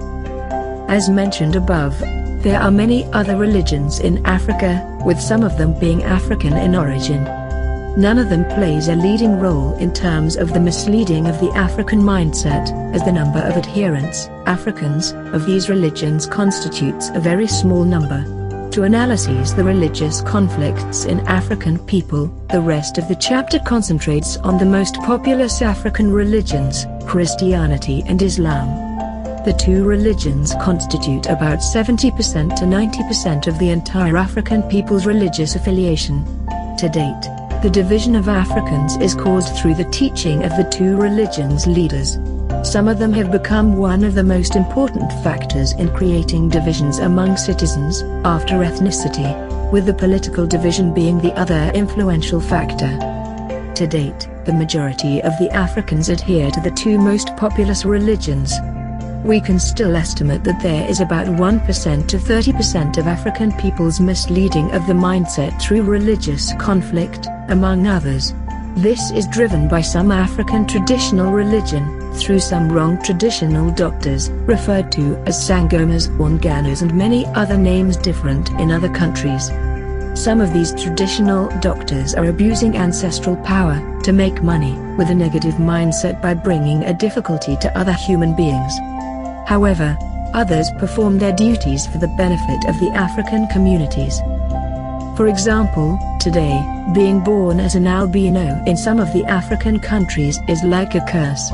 Evidently, some wrong traditional doctors have manipulated some Africans' mind to attack albinos as a way to make money. They came to believe that albinos' body parts will bring them riches and stop some sicknesses. To date, in 2018, in Tanzania, some people call albinos Zayu, which means ghost, and some have been killed by some community members. These radical citizens believe that if they can get the albinos' body parts, they can use them to sell to traditional doctors. Many albinos in Tanzania are isolated by the communities to some school camps created by government. These camps were initiated to protect them from being killed and negligence by communities because of the manipulation of some African traditional doctors. Some parents think that to have an albino child is a curse. They then send their kids to the albinos' campus school and never go back to visit them. Some of these manipulations are not the main cause of division in the African continent. However, these causes are due to a lack of understanding, and the result of poor education. The AYI company believes with its ideologies and other African organizations' effort, these manipulations can be defeated by educating people in all areas, rural and urban. By implementing strong mindset development systems, to teach some radical Africans to always take a proper decision before they act in any situation. We will abolish those wrongs and support the good traditional doctors.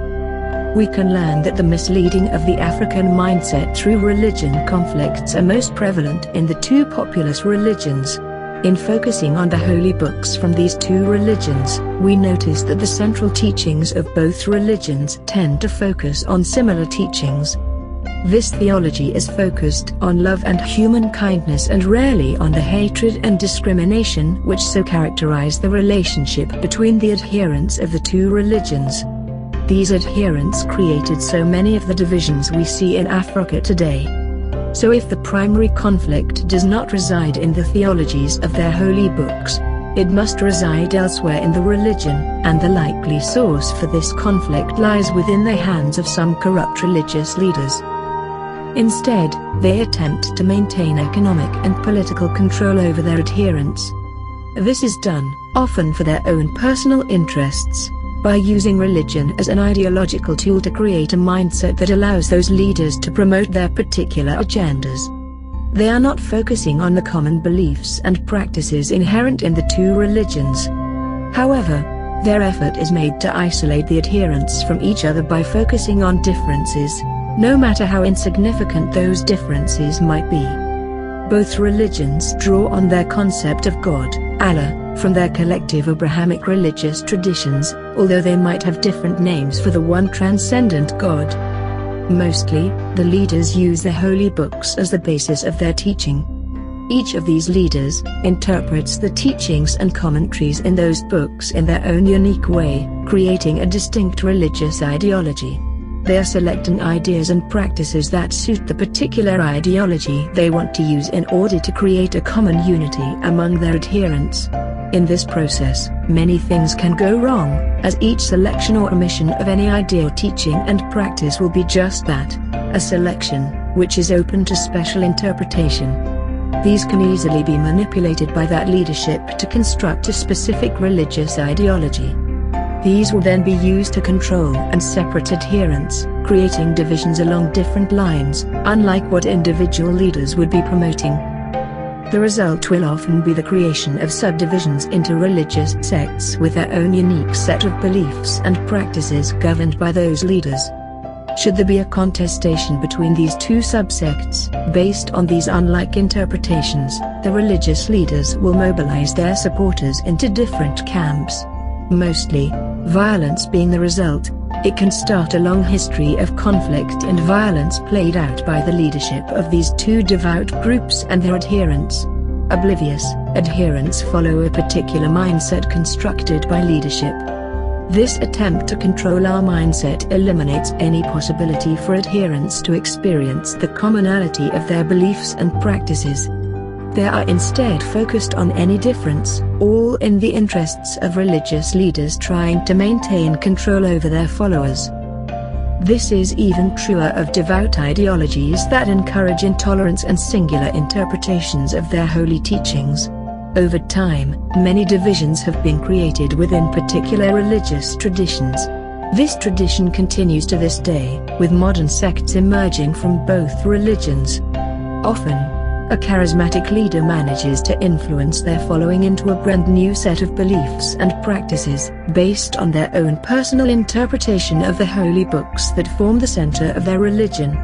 It is usually in terms of their individual interests rather than those of any adherents they are encouraged to follow them. The success or failure of these missions is directly related to how effectively they can create a mindset that will enable them to manipulate their followers to follow them uncriticized. If we look at how this process has played out in Christianity and Islam in Africa, we can see 3 and 2 main internal divisions in each of the two religions respectively. The division starts with the religious leader's new religious philosophy and then follows the creation of internal branches and sub-branches of the religion.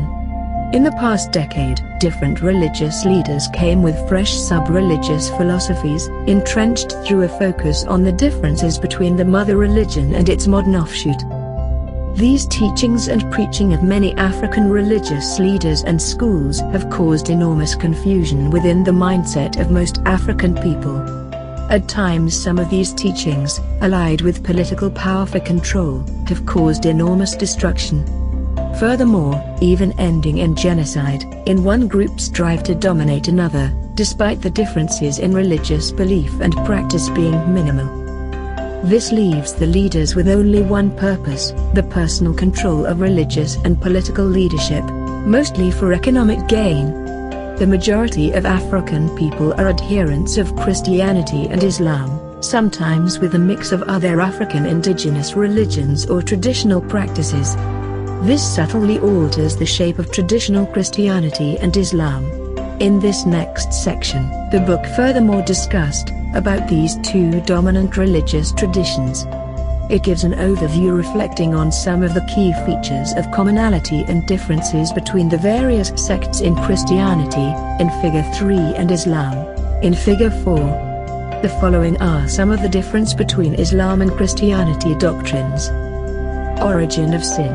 Islam believes Adam and Eve were forgiven after eating from a tree, while Christianity believes the sin affected all their descendant families and it can only be forgiven by accepting Jesus as Savior. Atonement. Islam believes God doesn't need to sacrifice himself.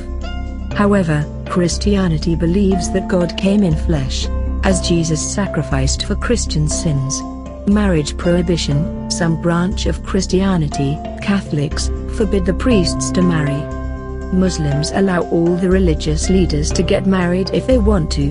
Confession. Christians confess to God through salvation in Jesus' name. Muslims are requested to confess directly to God. Trinity. Some of the branches of Christianity divided God into 3 personalities: the Father, the Son, and the Holy Spirit. Islam believes only in one Father God. Salvation and redemption.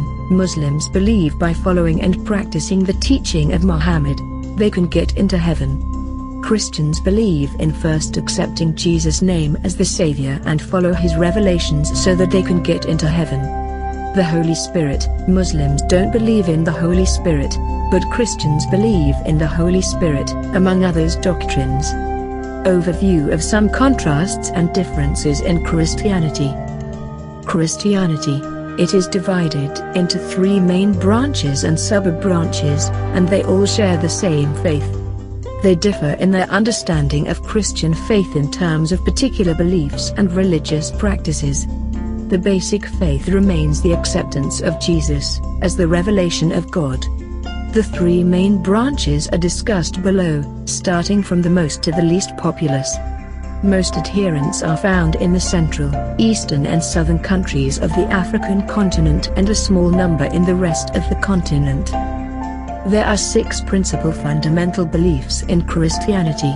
It shares the same 3 main beliefs with Islam, and the other 3 are different to the Islamic ones. Among the 6 beliefs are 3 primary beliefs that Christians require for any person before they convert to Christianity. Firstly, it is to believe that Jesus Christ is the beloved Son of God, believe in the cross, crucifixion, and in Jesus' death, that he died for all people's sins. They share the communion for the remembrance of Jesus Christ's sacrifices. Communion can be defined as the service of Christian worship, at which the bread, representing Christ's body, and the wine, the blood of Christ, are consecrated and shared. This is done for the remembrance of Jesus' sacrifices for human sins. For more, the 6 fundamental beliefs are: belief in one God. This is to believe unreservedly in his existence, lordship and divinity. God is a spirit, by nature intangible, with no form, is infinite, and in his role as the creator of the whole world and all the living creatures within it. We must all worship and praise his name. Same as in Islam. Belief in one God's book of messages, the Bible. It is to believe that God chose some of the mankind, more than 40 people who penned the script, from Moses, Genesis, to John, Revelations. This is done in 3 distinct main languages, Hebrew, Aramaic and Greek, over a period of 1,500 years. The theology was constructed in 3 different continents, Asia, Africa and Europe, to be messengers whom he sent to represent his name, to be worshipped and obeyed, and to establish his religion. Different from Islam. Belief in God's angels. This is to believe that angels exist. No one knows their exact number, except God. They are the spiritual beings which serve God, same as in Islam. Belief in Jesus Christ, that he is the Son of God, the Messiah, to transform your life, to be born again. This is the second element of the Trinity of God the Father, the Son, and the Holy Spirit. Believe that through his name, all your prayers will be answered by God. Others believe that Jesus was God who came on earth in the form of a human being, to save his people from their sins, different from Islam.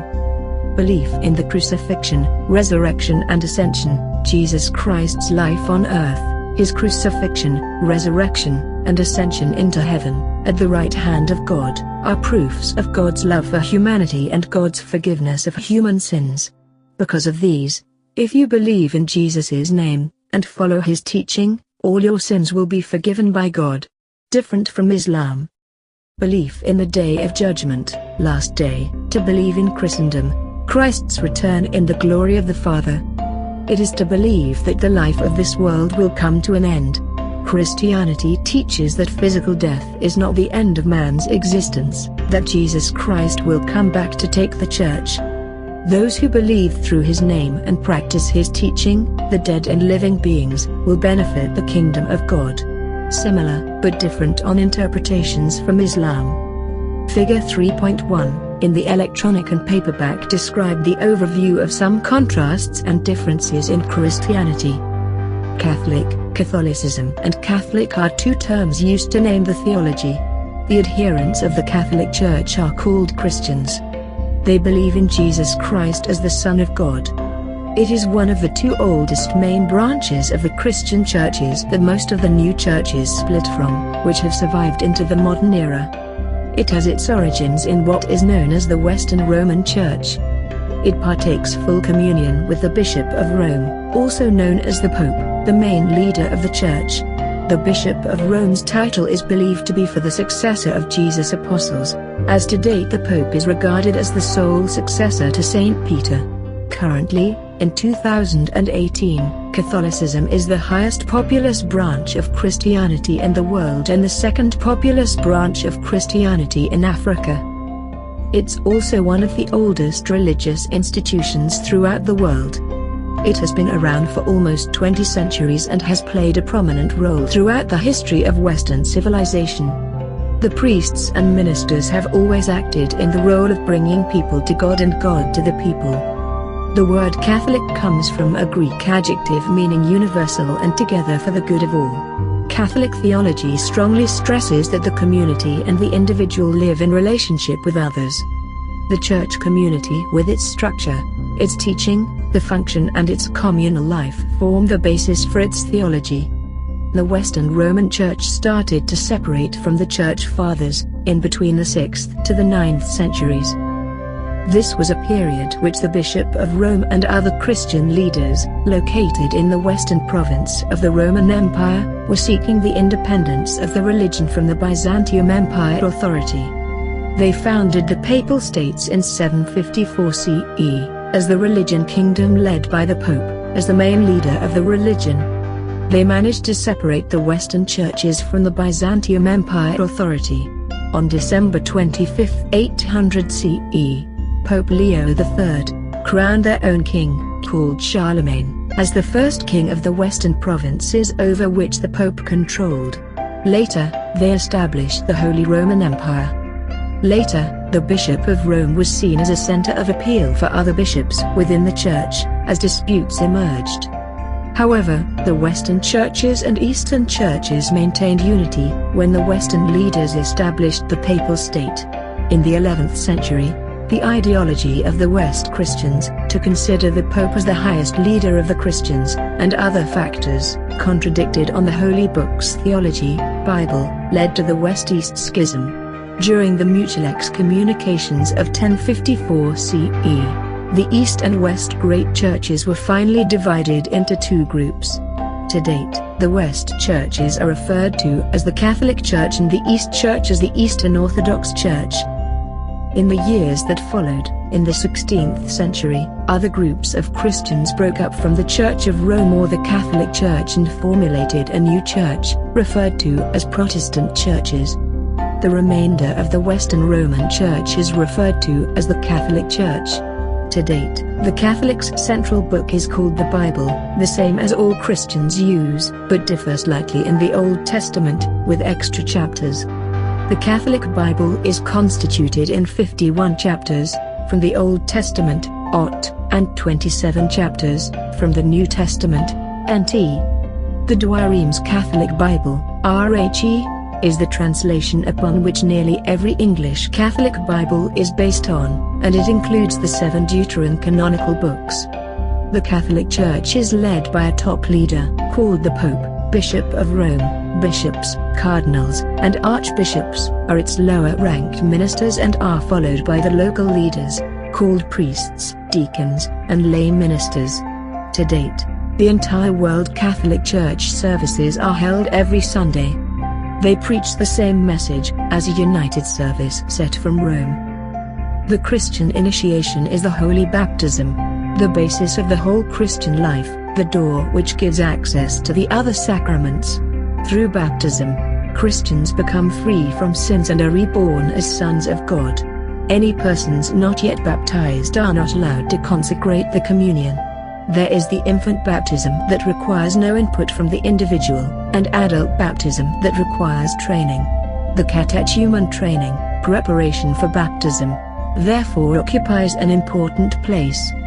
This initiation into the Christian faith and life should dispose the catechumen to receive the gift of God in baptism, confirmation, and the Eucharist.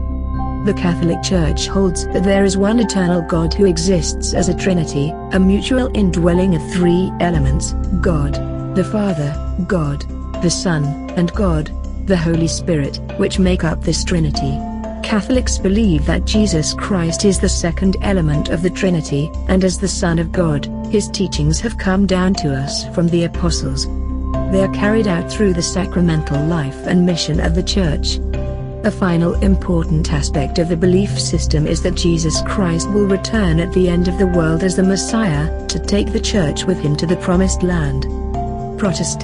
Protestantism is the second most populous branch of Christianity in the world, and the first most populous in Africa. In 2018, within the Church are differing perceptions of Jesus, some believing in Jesus as God that came into the world in flesh. Alternatively, others believe that Jesus is the Son of God, the Messiah or the Savior.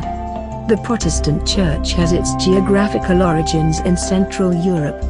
Its birth is based on protesting against some practices in the Catholic Church, which started in the 16th century. A German monk, priest, and professor of biblical studies at the University of Wittenberg, named Martin Luther, born 1483 and died 1546, attempted to reform the Roman Catholic Church. In the period of the 12th to the 16th centuries, the Roman Holy Empire set many rules that did not satisfy some communities. For example, Christians had to pay remission of their sins, among others. This led some members of the Church to protest against some of the Catholic rules. In 1517, Martin Luther wrote his 95 Theses. He invited the university community to debate the issues of church, to established custom of taking his theses to the church, which formed the basis of the teachings within the church. Later, he gave rise to the Protestant movement and a modern interpretation of the Catholic Bible, in line with the new ideas around worship and practice of this offshoot from the Catholic Church. Luther taught that salvation and subsequently eternal life are not earned by the good deed. However, they are received only as gifts of God's grace through faith in Jesus Christ, who is the Redeemer from sin. He also argued that Christians did not have to pay for the remission of their sins because such forgiveness is offered by Christ freely to every person who repents. He disagreed on other rules as well. With this schism in the Catholic, many groups of Christians started to break away from the Church of Rome or the Western Roman Church. In 1582, Robert Brown, in Holland, founded the Congregational Church, Free Church. Later, many other groups established their particular churches based on their own set of unique interpretations and practices. To date, in 2018, Protestants are found in many African countries, with different branches, with some claiming to be the spiritual descendants of the apostles but do not refer to themselves as Catholic. This movement has been divided into thousands of sub-branches of evangelicals and congregations. To date, many African religious leaders are using this opportunity as a way of cementing their power and control, for their own economic interests. This myriad of churches is one of the main causes of religious division in Christianity and in Africa too. This is due to the differences in interpretation and teaching of the Bible, with each church promoting their unique understanding of the Christian scriptures. The Protestant churches form an unequaled branch of the Christian faith. They practice their worship in accordance with ideas that first emerged with the Protestant Reformation. It's a movement which considered that there is some confusion in the ideas and practices of the Roman Catholic Church. Protestant theology concentrates on the life of the distinctive believer. Their faith is based on the Holy Bible as the message of God and follows individual programs which differ one from another Protestant program. It is one of the three major divisions of Christianity, together with Roman Catholicism and the Eastern Orthodox Church. Their top leaders vary greatly by denomination: bishops, presidents, and the local leaders, ministers, elders, pastors and deacons. Most of their Bibles consist of 39 Old Testament and 27 New Testament books. The ceremony of consecrate communion is different from each sub-branch. Some partake in full communion on Sunday worship, others at the end of the months. Their services and practices also differ from each other. For example, in the sacraments of initiation, infant baptism is common in some denominations, while others focus on adult baptism. Some churches believe in the return of Jesus Christ at the world's end to save the church people. A small number believe that Jesus has already returned, in another personality. The various churches within the broad Church of Christianity have many independent interpretations, and these differences have a historical background. This, even in the present, led to riots and violence between different Christian movements and other non-Christian-based global religions. Christianity also has a strong proselytizing element. It commands its followers to go out into the world and convert the non-Christians, as part of their sacred mission and duty to the Church. These divisions between Christian churches and other worship house religions have the potential to separate worshippers. These have resulted in some of the greatest conflicts in history, with some millions of people dying in the ongoing battle between Christianity and Islam. Protestants have splintered into competing churches. It is now estimated that there are more than 50,000 different Protestant groups in the world. Some are mentioned below. One of them is known as the Anglican Church, which played a big role within African colonizations. The Anglican Church, one of the most popular sub-branches, Protestant branch, of Christianity in Africa. The adherents believe that Jesus was not God and was not part of a Trinity, but that he was the only divine Son of God and is our Savior. The church was founded in 1534 by King Henry VIII. It is referred to as the Church of England, due to the role of Britain in colonizing vast areas of Africa in the 19th century. This particular church is also present in Africa. What is interesting about the establishment of this church is that it arose out of the personal ambition of King Henry. This occurred after his marriage, in order to produce a male heir, was annulled by Pope Clement VII.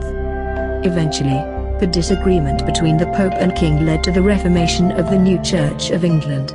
In 1534, the Parliament of England passed the Act of Supremacy, which established Henry as head of the Church in England.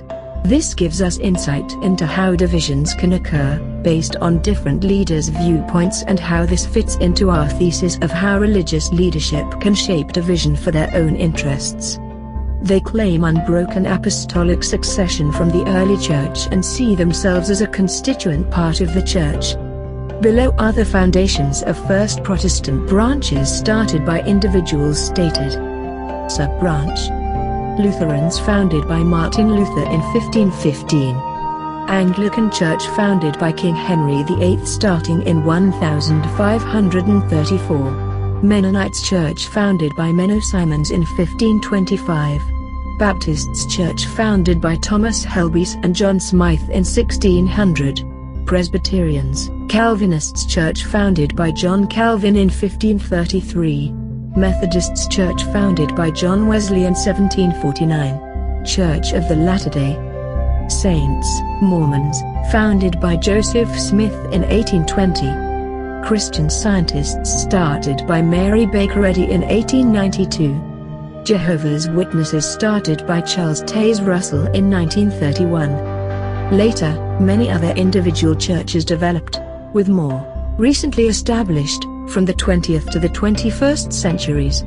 Today, altogether, they represent the most populous branch of Christianity in African countries. The Orthodox Church is the third most populous branch of Christianity in the world and in Africa. This church is one of the oldest religious institutions throughout the world. It broke away from the Church Fathers, Eastern and Western Church, officially in the 11th century, 1054 CE. The Eastern Church faith or tradition traces back their history from the beginning of Christianity in the 1st century by the apostles of Jesus Christ. The rise of the church started on the Pentecost day. After the Pentecost, the apostles traveled over and started preaching about the gospel of Jesus, in which they formulated the primary Christian community, or church, in Jerusalem. Today, most of the Orthodox churches draw their history through this community of the 1st century. At the same period, the apostles were under control of the governance of the Roman Empire. By the 285th CE, the empire was divided under two political controls, the Western and Eastern provinces. The church was strongly supported in the Eastern provinces, inhabited by the Greek majority. In 312 CE, Constantine I allowed the churches to be built and practiced freely in the empire. He reformed the Byzantium Empire in 330 CE, and shifted the control of power from Rome to the new capital, named Constantinople, in the east. The Byzantium leaders were the first to support the church. After the death of Constantine in 337 CE, the empire authority was divided into two brothers' leadership. Later, during the Theodosius I reign, he succeeded to rule both areas, west and east of Roman Empire, and in 380 CE, adopted Christianity to become the formal faith of the entire Roman Empire. After the death of Theodosius I, many events occurred in the Roman Empire. Consequently, these led to several revolt acts and the fall of the Western Roman Empire. The Byzantium Empire continued with the faith of the Eastern Church. As the church grew, it came to being controlled by a couple of leaders, the highest ones called bishop. The bishops were in command in several areas, and met in 3 prominent cities, for conferences. As the church continued to grow, some of these bishops were recognized as the patriarchate, patriarchs, leaders of families or tribes, as top leaders of some areas, such as provinces. Today, the church recognizes only the first 3 councils, conferences, on the third ones, the councils of Ephesus, in 431. They declared that Jesus was divine as well as human. During the primary councils, they all agreed and accepted that Jesus was a bridge between man and God, and also settled some other Christian rules. In the same period, the Bible was formulated. Later, other patriarchs and Christian communities disagreed on the concept of the nature of Jesus as human and divine. This led to the first division in the Orthodox churches that started during the Fourth Council, Council of Chalcedon in 451 CE. In the following centuries, the first subgroups of Orthodox, referred to as the Oriental Orthodox Church, were separated from the Church Fathers, Eastern and Western Church. They developed a separate conception within some Christian community and stopped participating in the main Christian councils. The Oriental Orthodox churches established their own ideologies of literature, rituals and art. They used various languages that were composed of different versions of Scripture in the Old Testament of the Bible. To date, there are 6 Oriental Orthodox churches, namely, the Coptic Orthodox, Syrian Orthodox, Malankara Orthodox, India, Ethiopian Orthodox Tewahedo Church, Eritrean Orthodox and the Armenian Apostolic Churches. Each of these churches is led by different patriarchs who meet together with the Patriarch of Alexandria, as the first of equals. They are all in full communion with one another and have like theologies, which differ from Eastern Orthodox churches. After the separation of the Oriental Orthodox Church, the Eastern and Western churches were still in agreement. This started from the First Ecumenical Council, the First Council of Nicaea, in 325 CE, to the 7th one, the Second Council of Nicaea, in 787 CE. In the 4th to the 10th century, the Great Church was under the command of 5 main leaders of the religion. They were based on 5 highest cities, called the Bishop of Antioch, Constantinople, Alexandria, Jerusalem and the Bishop of Rome, also called the Pope of Rome. The church was also influenced by the politics of the Byzantium Empire rules.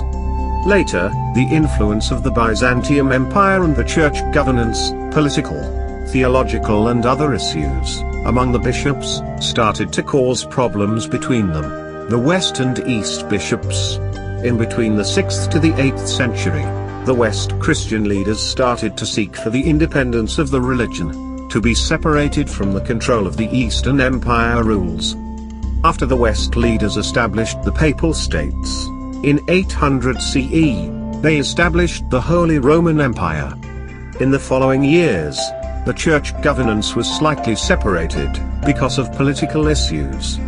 The Patriarch's title was considered in different areas, especially in the eastern provinces as top leader, to govern the churches.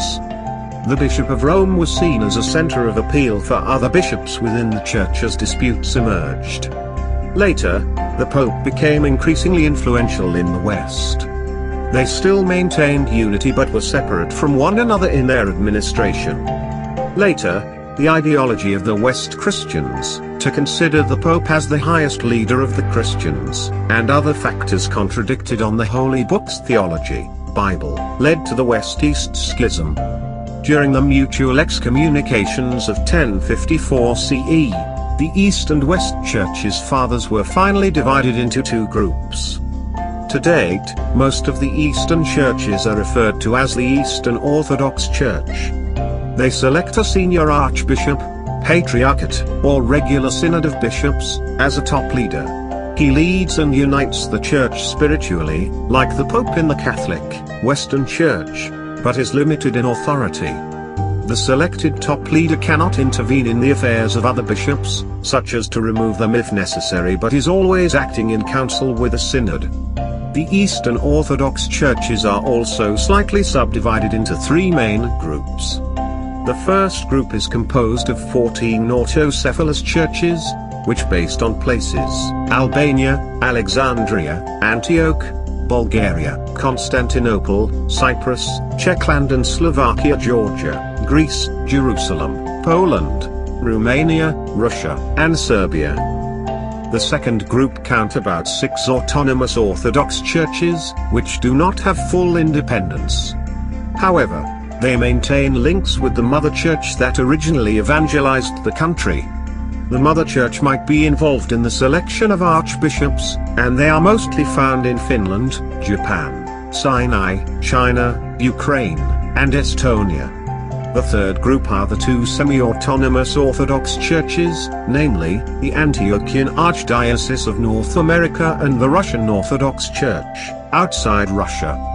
The majority of the Orthodox churches reject the tradition of the Catholic Church, based on political, theological and other Christian rules.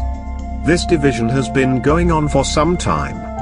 However, in recent years, their attempts have been to focus on their common history, to reunite the two branches of the Church. The Orthodox Church's top leadership uses the titles of Patriarch and Autocephalous Bishop, in contrast to the titles used by the Western branch of the Church. The central book is called the Bible and differs slightly in the number of chapters among them. They are constituted with between 39 to 56 books of the Old Testament and 27 to 35 books from the New Testament. The most populous Bible is called the Eastern or Greek Orthodox Bible, EOB. In terms of the sacraments of initiation, infant baptism is found in some denominations, but adult baptism is more common. Overview of some contrasts and differences in Islam. Islam, it is divided into two main branches, Sunni and Shia, with some other sub-branches or sects. They all share the same faith but differ in terms of interpretation of their sacred texts and religious practices. The kernel of the Islamic faith is the acceptance of Muhammad as the last messenger of Allah and his teaching that is revealed in the Quran. There are four main shared fundamental beliefs of Islam, similar to Christianity. Two beliefs in Islam differ from Christianity. Besides these 6 beliefs between the two religions, there are 5 other pillars in Islam, which require any person to perform and believe in, before they convert to Muslim, as discussed above, under Middle East's religion, page 204-211. Belief in Allah, God. This is to believe unreservedly in His existence, lordship and divinity, His infiniteness, and in His role as the creator of the whole world and all the living creatures within. Similar to Christianity. Belief in Allah's books or His divinely revealed scriptures. It is to believe that Allah revealed the divine books to His messengers in order for them to convey to mankind. These books contain the truth, accordingly at the time of revelation. The Torah or Torah, is the first of these books revealed by Prophet Musa, Moses, followed by the Zabur, Psalms, revealed by Prophet Daud, David, and then the Injil, Gospel, revealed to the Prophet Isa, Jesus, and finally the last revelation, the Noble Quran. Islam teaches that the Quran is the speech of Allah which the angel Gabriel brought to Prophet Muhammad. It is the last of the divine books which abrogates all previous books and revelations. Different from Christianity. Belief in God's angels. This is to believe that angels exist. No one knows their exact number except God. They are spiritual beings that serve God, same as in Christianity. Belief in the messengers and prophets of Allah, believing that Allah chose the messengers to mankind, whom he sent to reveal his name for worship and obedience and to establish his religion and his Tawheed, oneness. Allah's last message came through the Prophet Muhammad, peace be upon him, different from Christianity. Belief in the Day of Judgment, last days, believing that the world will come to an end. Islam teaches that physical death is not the end of man's existence, rather it is the door to a higher form of life, which can bring one closer to Allah, depending on one's deeds in this life. Islam teaches, before Muhammad, the afterlife was only a shadow, without rewards or punishments. However, after the Prophet revealed the Quran, all people were given a chance to learn the faith. They will be judged according to their deeds on the last day at the waiting of the Messiah or Mahdi. For the Shia branch, they are waiting for the promised Mahdi guided one. The appearance, publicly, of Imam Hussein, to lead the mosque for the endmost days before the judgment day. For the Sunni Islam, they are waiting for the return of Isa, Mahdi or the return of the Prophet Jesus. Same but different on interpretations from Christianity. Belief in Al-Qadar wal-Qadr divine decree. It's to believe that Allah knew everything about his creation before he brought them into being, to believe that divine decree controls everything of all actions in this universe. It includes their provisions, their appointed time in life, their words and deeds, all their doings, whatever, and reveals those who will be admitted into paradise as well as those who will be sent to hellfire. Within the boundaries of divine decree, man is given free will, different in some interpretation from Christianity. Figure 3.2 in the electronic file and paperback describe the overview of some contrasts and differences in Islam. Sunni. It is the most populous branch of Islam in the world. The branch constitutes the vast majority of the Muslims in the world, as well as being the dominant branch of Islam in Africa. Sunnis are people who believe in the Islam history of elected caliphs, successor of the Prophet Muhammad. The word Sunni comes from the term sunnah, Arabic word, which means habit or practice. It refers to the adherence to sunnah, practices, to the verbally transmitted record of the teachings, deeds, condemnations and sayings of the Prophet Muhammad, and other various reports of his companions, or the example of Muhammad, as collected under Sunni caliphs. The Sunnis branch or sect is the main and first group of Muslim communities in which other sects broke away from, to formulate their own sects. The history of Sunni can be traced back to 632 CE, after Muhammad's death. Read more on pages 203-210. This group of Muslims debated the issue and selected Abu Bakr as their new leader, caliph. Abu Bakr had been one of the first Meccans to convert to Islam and had consistently shown his loyalty to the Prophet Muhammad. The Sunnis believe that Muhammad's four companions, Abu Bakr, Omar, Uthman and Ali, referred to as Rashidun Caliphate, lasted 632 to 661 CE, established the Islamic religion. They were democratically elected to be the four rightly guided caliphates, the top leaders of the Muslim community. They believed that the caliph was chosen by the religious leaders of the Islamic community. The elected one not being the direct family descent of the Prophet Muhammad, but members of the Prophet's ethnic group, the Quraysh. They elected Abu Bakr as the first caliph, and he led the religion from 632 to 634 CE. After his death, the second caliph took over, Umar, 634 to 644 CE, third caliph, Uthman, 644 to 656 CE, and the fourth caliph, Ali, 656 to 661 CE. During Ali's command, the Caliphate Empire's dominated area was divided into two leaderships. The other side was controlled by the sixth caliph, named Muawiyah. He established the second era of the caliphate, referred to as the Umayyad Caliphate, lasted 661–750. The Umayyads, leaders, never accepted Ali as their leader, because the third caliph, Uthman, was killed by some Muslim community. They blamed Ali as responsible for the death.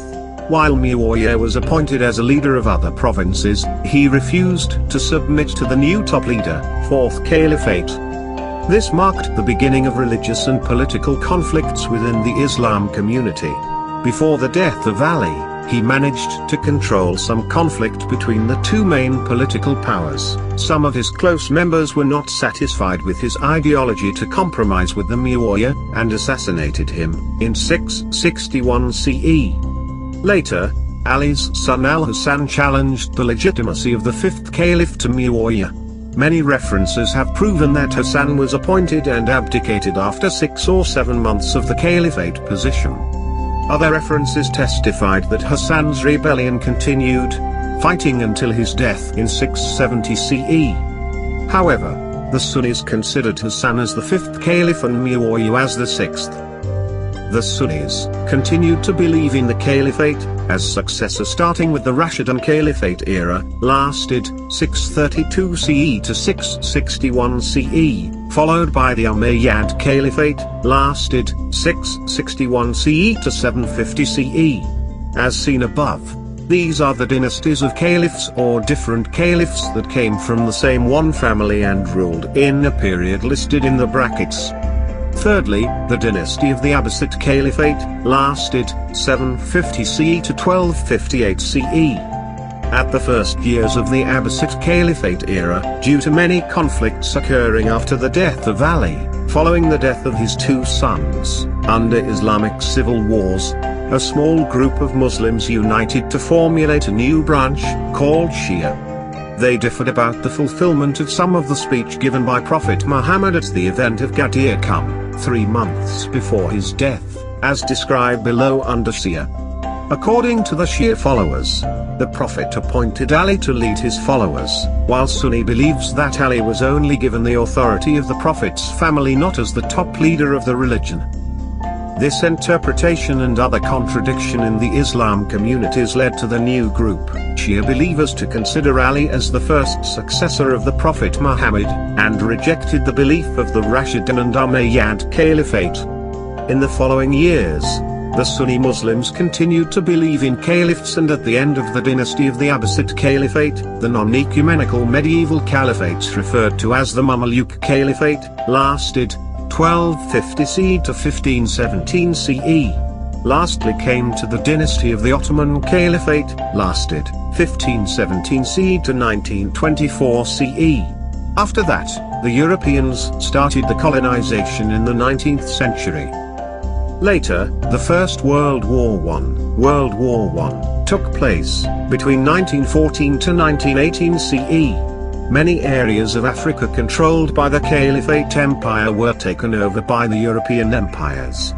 The Caliph term was abolished by the Muslim community in 1924, with the last Sunni Caliph, named Abdul-Masih II, who led in the position from 1922 to 1924 CE. He died in France. The Sunni succession, Caliph, as the top leader of the religion, came to an end in the 19th century. To date, 2017, they consider other top leaders as grand imams and the local or prayer leaders as the imams. The central book is the Quran, with 114 surahs, or chapters. Sunni, as the first main sect of Islam, believes in the 5 pillar beliefs of the Islamic faith, and the teachings of Muhammad, as the last prophet. The only significant difference in the belief from the other principal sect is that Sunni Muslims do not accept Muhammad's nephew, Ali, as the first caliph. Instead, consider him as the 4th caliph and Abu Bakr as the first caliph after he was democratically voted into that position by religious leaders. While the second most popular Muslim community of Islam, the Shia, believe in Ali as the first successor, and so do other sects or sub-branches too.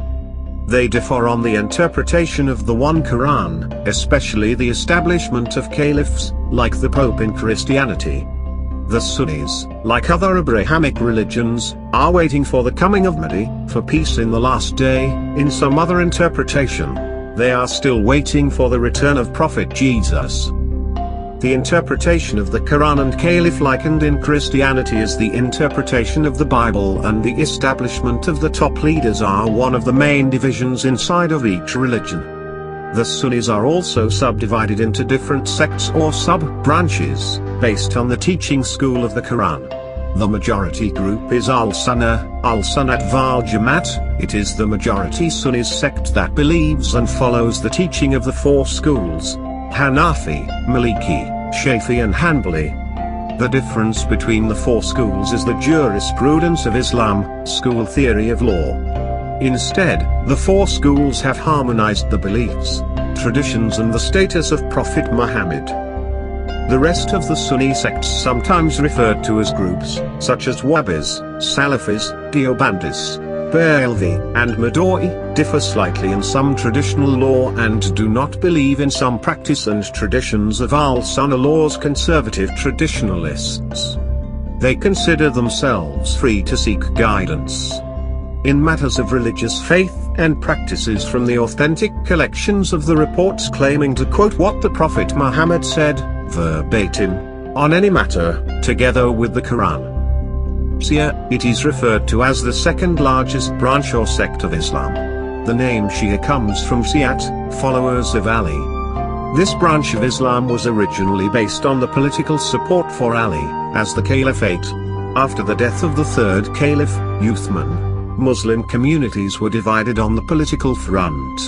The Islamic State was slightly divided into two separate governments, one government based in Syria and the other government in Kufa, Iraq. The Shia believe in Ali, Prophet Muhammad's cousin and son-in-law, as the first Imam and his son Hassan as the second Imam. To date, the majority of Shia believers are found in Iran, Azerbaijan, Iraq, and Bahrain, with a small number in African countries. Their holy places are in Iraq. Ali's shrine is located in the city of Nafar. Hussein's shrine is located in the city of Karbala, Iraq. They believe that Ali was appointed by the Prophet himself, in which they claim about the promises speech made by the Prophet 3 months before his death at the event of Ghadir Qum. According to Shia teaching, the Prophet Muhammad says, "O people of whomsoever I had been master, Ali here is to be his master. O Allah be a supporter of whoever supports him and an enemy of whoever opposes him and diverts the truth to Ali." This concept became one of the contradictions among the Muslim communities as discussed above under Islam, pages 204-211, and Sunni, page 241. They perform Hussein's martyrdom as the most important occasion on the Shia calendar. All Shias around the world commemorate the death of Imam Hussein at the Battle of Karbala, now Iraq, in 680 CE as discussed above under Sunni. They gather together and beat their chests in an event called Ashura. The Shia believers, like other Islam followers, believe in the 5 pillars of the Islamic faith, the Quran, and Muhammad as the last prophet of Allah. The differences are marginal and not really about principles of faith but on details of interpretation about the succession of the Prophet and the Quran. The rise of Shia sects can be traced back after the death of Ali and his 2 sons. Ali, his followers, also called Shiites, broke away from the main Muslim communities. They started an Islamic state and developed a distinctive character, different by enhancing their system of belief with elements of one Allah's book, the Quran, composed of 114 surahs, or chapters, and certain other books, deemed sacred to the Shia. They call the caliph position Imam, the spiritual leader, head of religion, who was appointed to maintain or secure the faith of Islam. They consider Ali to have been divinely appointed as the successor of Prophet Muhammad, as the first Imam. They believe that the successor was only appointed by God alone, and Muhammad designated his cousin, Ali, and son-in-law, as his successor by God's command, before his death.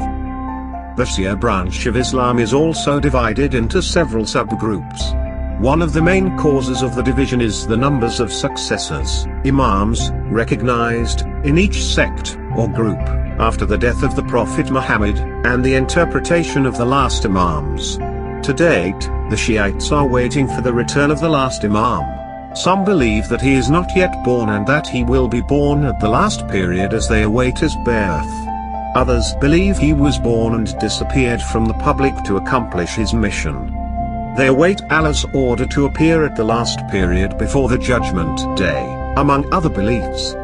The prayer guiders or mosque leaders are called the mujtahids, religious leaders who gain a proper training of the Quran with much experience to guide other Muslims in prayer and teach the Quran. Grand Ayatollahs, religious leaders who study the high level of theological rank in the centers of Shia learning. The majority adherents of Shia are following the teaching of one school, known as the Imamiyya or the Twelves. They believe in 12 imams after the death of the Prophet Muhammad. They believe that the 12th imam has never died, but executed Allah's command to disappear publicly and continues to guide people to protect the message of Allah for the rest of the generations. The 12th Imam has been in force and will last until God commands the 12th Imam to manifest himself publicly, as the promised Mahdi-guided one, like the Sunnis sect is waiting for the return of Prophet Jesus. This last Imam will come back and rule for a few years before the Day of Judgment. Other sects in Shia Islam are the Alawites, was also known as Alawites. These are Islamic sects who also believe in the existence of 12 as imams but differ in some interpretation and traditions from Imamiyya.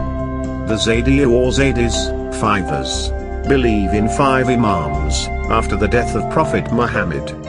The Ismailis, Seveners, believe in 7 imams after the death of Prophet Muhammad, among others. The 12 recognized imams of Shia are 1. Ali, 600 to 661 CE, 2. Hassan, 625 to 669 CE, 3. Hussein, 626 to 680 CE, 4. Ali ibn Hussein Zain al-Abidin, 658 to 713 CE, 5. Muhammad ibn Ali, 676 743, 6. Jafar ibn Muhammad, 703 to 765 CE, 7. Musa ibn Jafar, 745 to 799 CE, 8.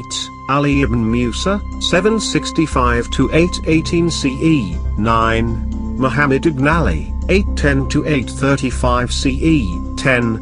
Ali ibn Muhammad, 827 to 868 CE, 11. Hassan ibn Ali, 846 to 874 CE, 12. Muhammad ibn Hassan, 858 CE, to the last day. Other sects and groups in Islam. There are other sects and groups, founded by some figure men, with Islamic backgrounds, that claim to be Muslims. Some of them are rejected from other Muslim communities as part of Islam's religion, but some are recognized. This is due to different interpretations. They can be termed as Protestants of Islam. The Ahmadiyya Jamaat or the Ahmadiyya Muslim Association, is one of the young populist religion in the world that emerged the Islamic teaching and traced its background in Islam history. Sometimes it is referred to as one of the sects of Islam. It was founded in 1889 by Mirza Ghulam Ahmed, who claimed to have fulfilled the prophecies of a Messiah, waiting prophecy in Abrahamic religions. The followers are called Ahmadis. They follow Islam religious teachings through the prophecies and teachings of Mirza Ghulam Ahmed. The Ahmadis believe that Ahmad performed, in the likeness of the waiting for the spirit of Allah in Sunni, and the appearance of Imam in Shia, to end religious wars, condemn bloodshed and reconstitute morality, justice, and peace. The Ahmadis believe in the one, same Quran, with 114 chapters, the 5 pillars of Islam and Muhammad as the last prophet of Allah. The only difference in their belief is that Ahmadis believe that the Messiah came in the person of Mirza Ghulam Ahmad of Qadian, in India, while the majority of Muslims are still waiting for the last day revelations, with a different conception in each sect. The concepts of Ahmadis believers are rejected by the majority of Muslims in the world. They also believe in the top leader as the Caliph, under elected votes, with the official Caliph, in 2018, of the Ahmadiyya Muslim community, named Mirza Masroor Ahmad, who was elected as the fifth successor, Khalifatul Masih, of Mirza Ghulam Ahmad, in 2003, 3 days after the death of his predecessor Mirza Tahir Ahmad. In addition, they also believe that the current living Caliph is the representative of the Prophet Muhammad. Khawarij/Khawarij, some different sects rose under some independent Muslim communities. They are mostly following the ideologies of one of the Muslim terms or sect, referred to as the Khawarijites. They are represented in several groups with ideologies to continue fighting for the true Caliph or for the rights of religions, against other Muslim followers. The name Khariji or Khawarijite is derived from Khara, means to leave, go out. These are the followers of the attribute of following the Khawarij, party of Ali. The Khawarij was a source of rebellion against the Caliphate since the 7th century. They fought for political supremacy in the Islamic State, led by the Caliphate. They were followers of Ali, the first Imam, Shia, or fourth Caliph, Sunni, but later rejected his position because Ali compromised with Muawiyah to avoid deaths of Muslim communities. They were not happy about the Caliph decision and believed that Ali failed to respect the Quran teaches. They left Ali's army and made hijrah, migration, away from the majority Muslim community and established different sects into Islam's faith. The Muslims who are followers of the Khawarij interpretation see some other Muslims as limited or confused and declare them as infidels. This justifies an unobstructed warfare against infidels. They believe that judgment belongs to God alone, and there can be no human decisions related to succession. Some of them believe 1. There is no judgment but God's alone decide, and in this sense, the acceptance of any arbitration from individuals is disbelief. 2. If a Muslim commits a great sin, this is also disbelief. 3. To fight unbelievers is a religious obligation and whoever refuses to do so is also an unbeliever.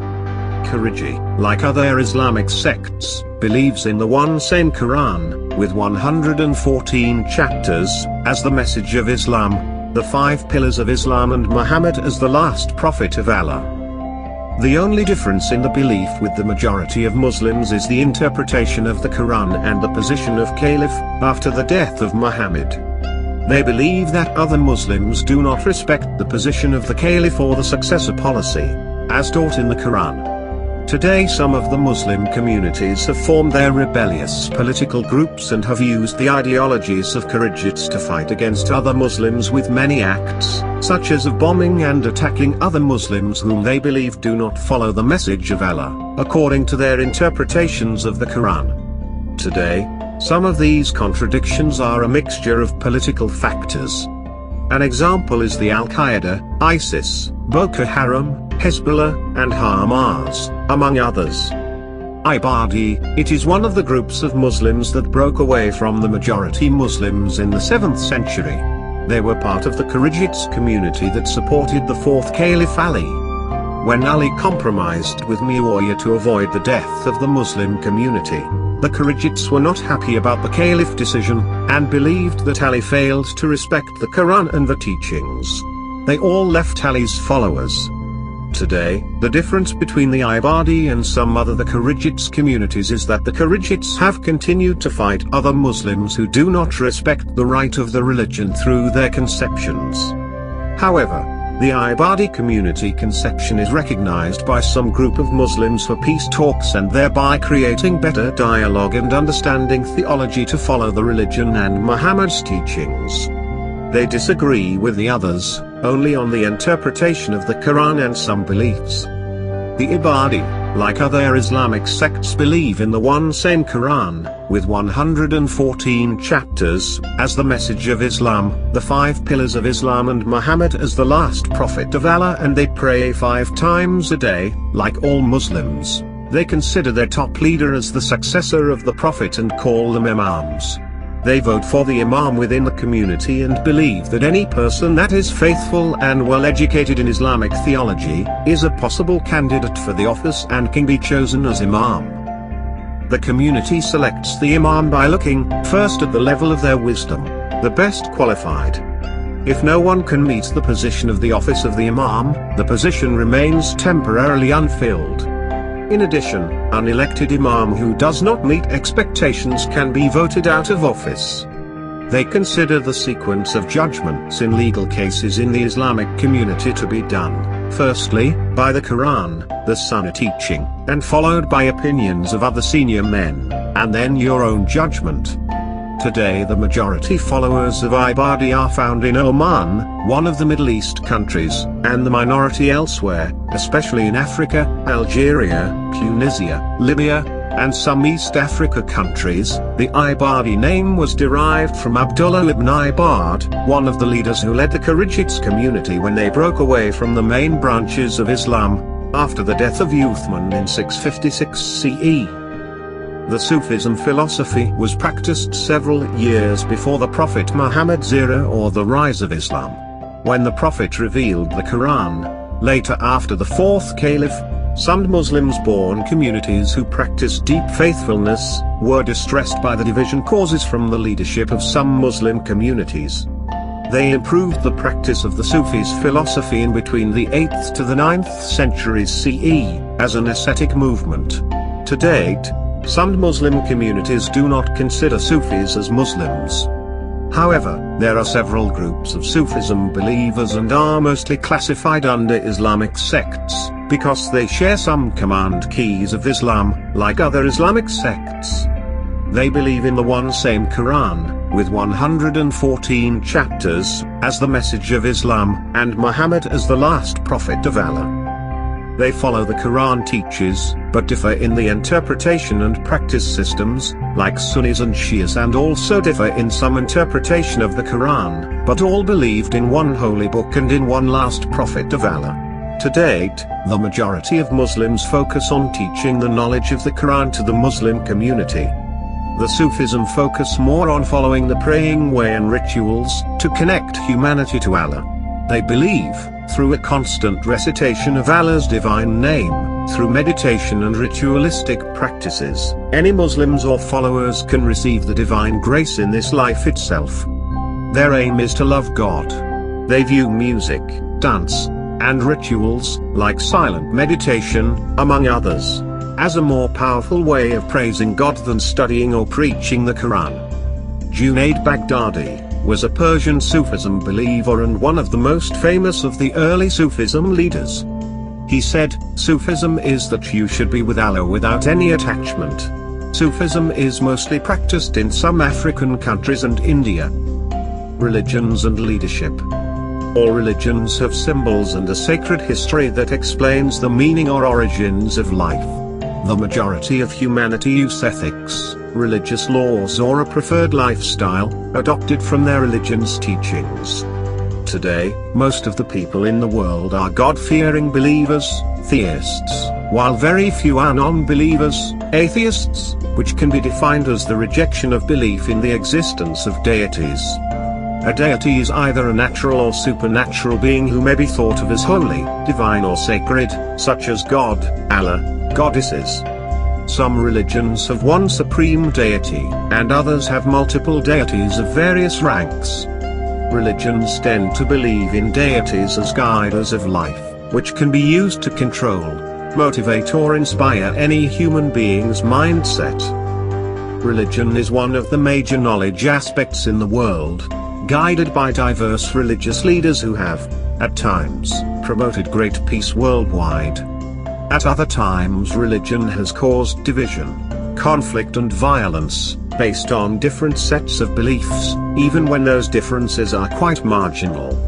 The African religious leaders have become the second main cause of African nations' problems that have devastated the lives and the potential of a majority of our youth.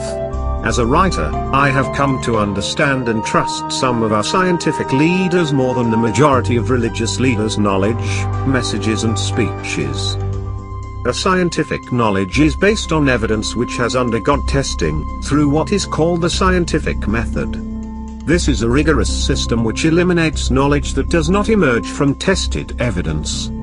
This approach to knowledge is in direct contrast to how knowledge is constructed and disseminated throughout societies.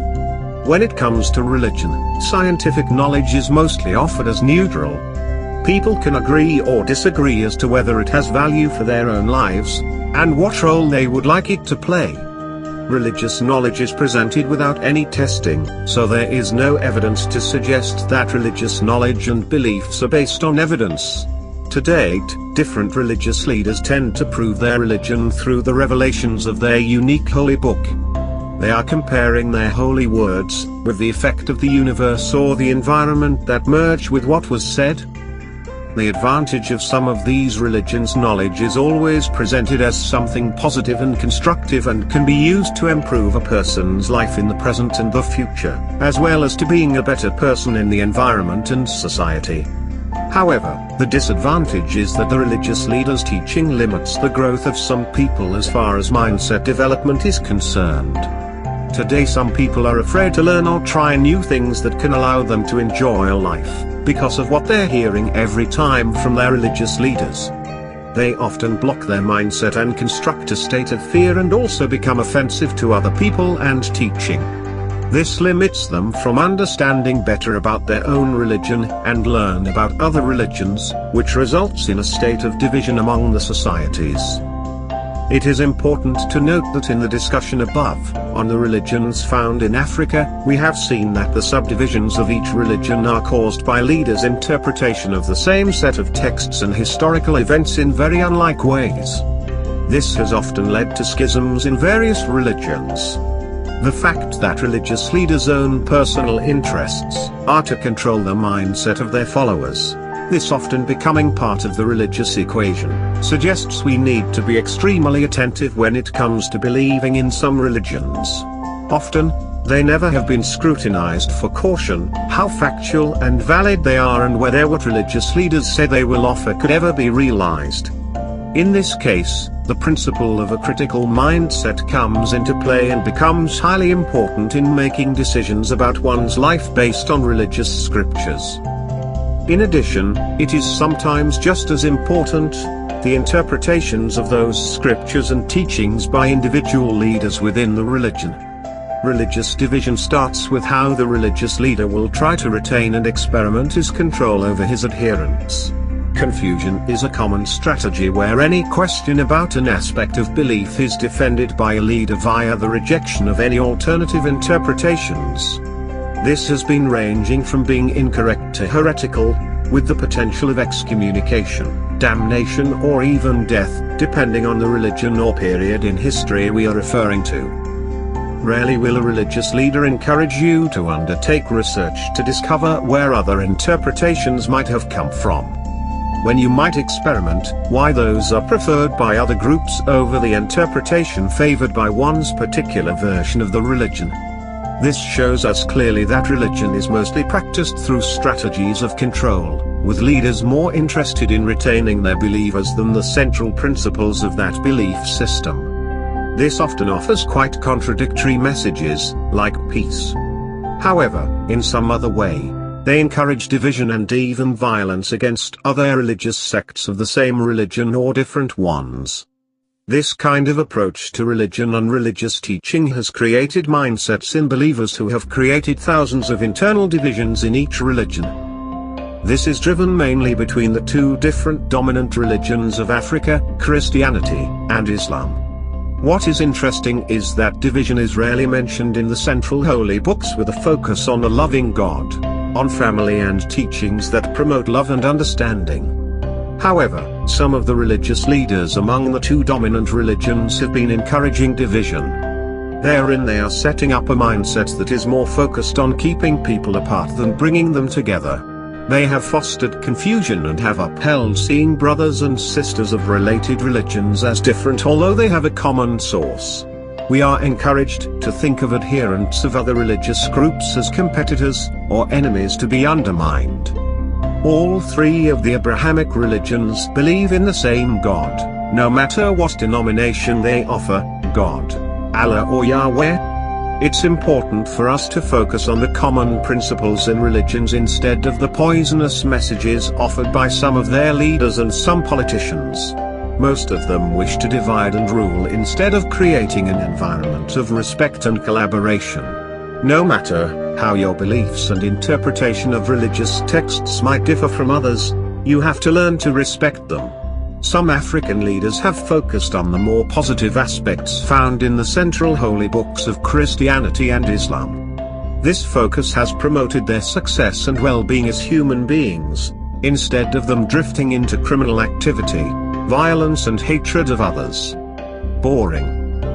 The question is that, are we going to allow some corrupt religious leaders to poison our dreams through slave-like following their interpretations that lead to division? Alternatively, are you going to focus your attention on all the positive messages contained in Christianity and Islam that will promote love, respect and collaboration? Can we rethink religions into ways of living that do not create negative mindsets that encourage us to destroy each other rather than work together? We need to stop judging each other and ask the hard questions. Why am I a better person than someone else because of what I believe? Why should I hate somebody because they practice another religion, Hinduism or Judaism, for example, instead of my own religion, Christianity or Islam? God is not a physical presence. One's relationship with God is through prayer, and if God ever answers those prayers, does he ask us to go out and destroy others who believe differently? Does the Bible or Quran encourage more violence or love? If it's violence, then you may continue to hate other religious believers. If it's love, then go find a proper meaning of love in the dictionaries. Shun letting your religious leader control your mindset with negative ways of thinking. There is no permanent message that comes from some of our religious leaders who feel they have the power as leaders to interpret the loving messages of God, Allah, in hateful and destructive ways. Concentrate on freeing your mindset to form the negative and damaging shape of corrupt leadership. Start by feeling the presence of the power around you, which is the Spirit of God. If what you believe within is positive, your mindset will not allow your subconscious to attract the negative and the destructive. Then the things you want and need will be realized, sooner rather than later. The Accompany project focuses more on implementing systems of education that will develop a unique, robust African mindset.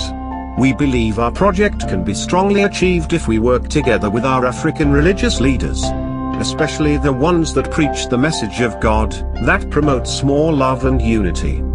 We encourage some of the Africans who are being confused by some corrupt leaders to start taking responsibility for themselves, not to accept the destructive messages and reject the division, to focus on what benefits our societies.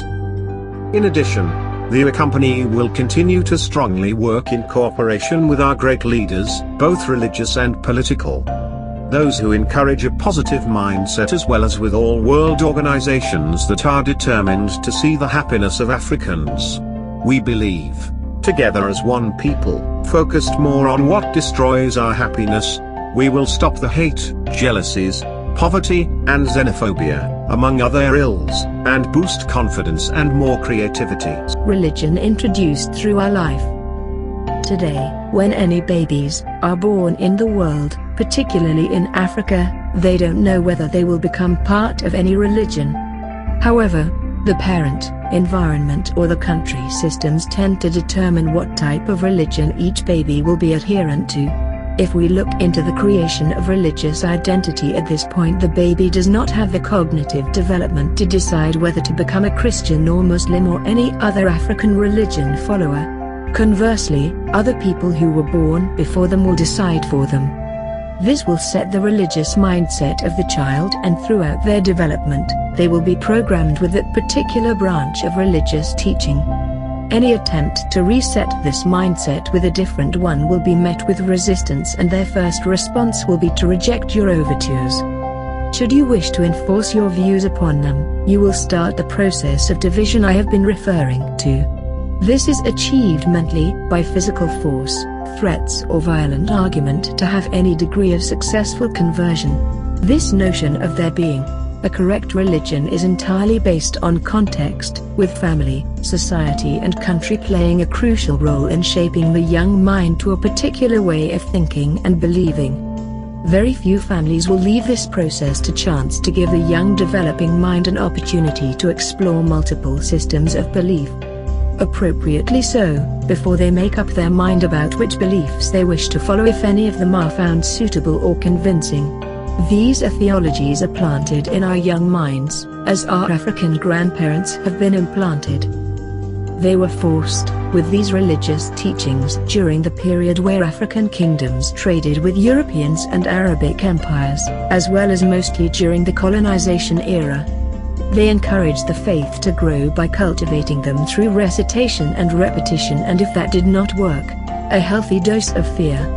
To think that a religion can be considered the right religion because of an accident of geography and context is to avoid thinking about how the world works by shaping our ideas. If you happened to live in England, and your family were Christians, you would be a Christian belonging to either the Catholic, Anglican or more likely the Protestant branch of Christianity. However, why should you be forced to settle into that system of belief? Why should you not be allowed to explore other ways of believing, and why should you wish to follow these different teachings? Why should you not be permitted to criticize your current religion, by not being threatened possibly with death, as is the case in some places in the world, because another way of believing may make more sense to you? If you see the sense of this argument, there cannot be any right or wrong religion, only a choice. Another difficulty with religious systems that force their beliefs on those who are born within the religion and even on those who are not, but fall under their influence is, they will never develop a critical mindset. I believe we will need to construct the positive mindset that Africa needs to emerge from the darkness of our colonial past. So some leaders, religious or political, tell us they know what should be in our mind. They know what is best for us. They know what we should believe. They know which God we should pray to, and how we should pray. If we take them at their word, we are doomed to follow in their path wherever that might take us. Consequently, if they are corrupt leaders, this will seldom be for our interests but always in theirs. This is one of the fundamental problems facing development in Africa, and the realization of its personal goals and happiness, which we have already suggested are vital for the development of our continent. None of us can say with certainty that they have all the answers, and this is true for systems of belief as well. So if any African leader tells you they know everything about humankind, what is right or wrong, they are lying. This is to simply allow your mind to be colonized through someone else's experience or religion. This is to commit a cardinal error against your own mindset and development. When some radical political leaders support their particular religion and send you to go out and murder other believers different from your religion, you listen and hasten to perform these acts. Why do you do so? Is it because you have weighed the arguments for yourself and then decided to act because you think you are right, or do you blindly follow what these leaders tell you? Today, your neighbor from the night before became your enemy the next morning, and they had to die because someone in a leadership position tells you this is the way you should think. Your mind and the control it exerts should always remain in your control, so that whatever decision you make is yours. Do you give up on a friendship because someone belongs to a different religion? Or might they have committed a criminal act because your priest or imam tells you to do so? No. These decisions must be made by you, based on the ethical principles so often at the core of all religions, like love and the mutual respect. The messages disseminated by corrupt religious leaders are mainly bent on sowing division, so always pay attention to them. Always keep on looking forward to understanding our African people as one family, even if they belong to another religion. Remember, none of us has chosen our first religion. However, our family or the people around us are the ones who introduced us to the religion we follow today. When we understand this as Africans, we clear ourselves from pride to think that our particular religion is the only one following the truth God teaches. This allows us to unite and bring the best out of all of us together, to solve our continent issues for our own interest and prepare for bright and better futures for our children. I do believe the main reason why you believe much in your religion is that you have seen many miracles happen among you. Note, your friend from the other religion has seen miracles happen to them from their religion. Now, to understand this, section 1 of this book can be a great lesson to understand some other miracle happens because of our subconscious result, so don't get your friend wrong on what they believe. The worldview of people within religion.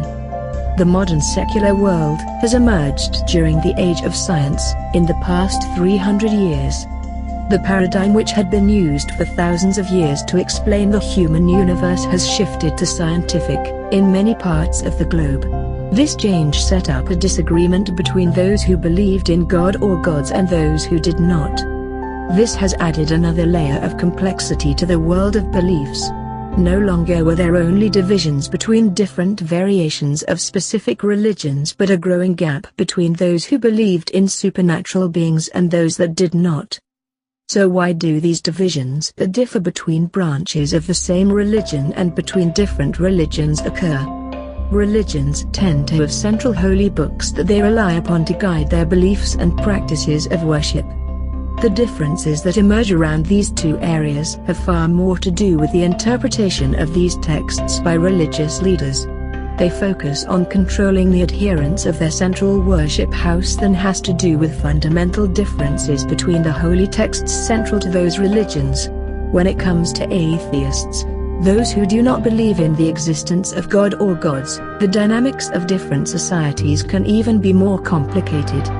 In industrially developed nations, the social dynamics tend to show that belief is still strong.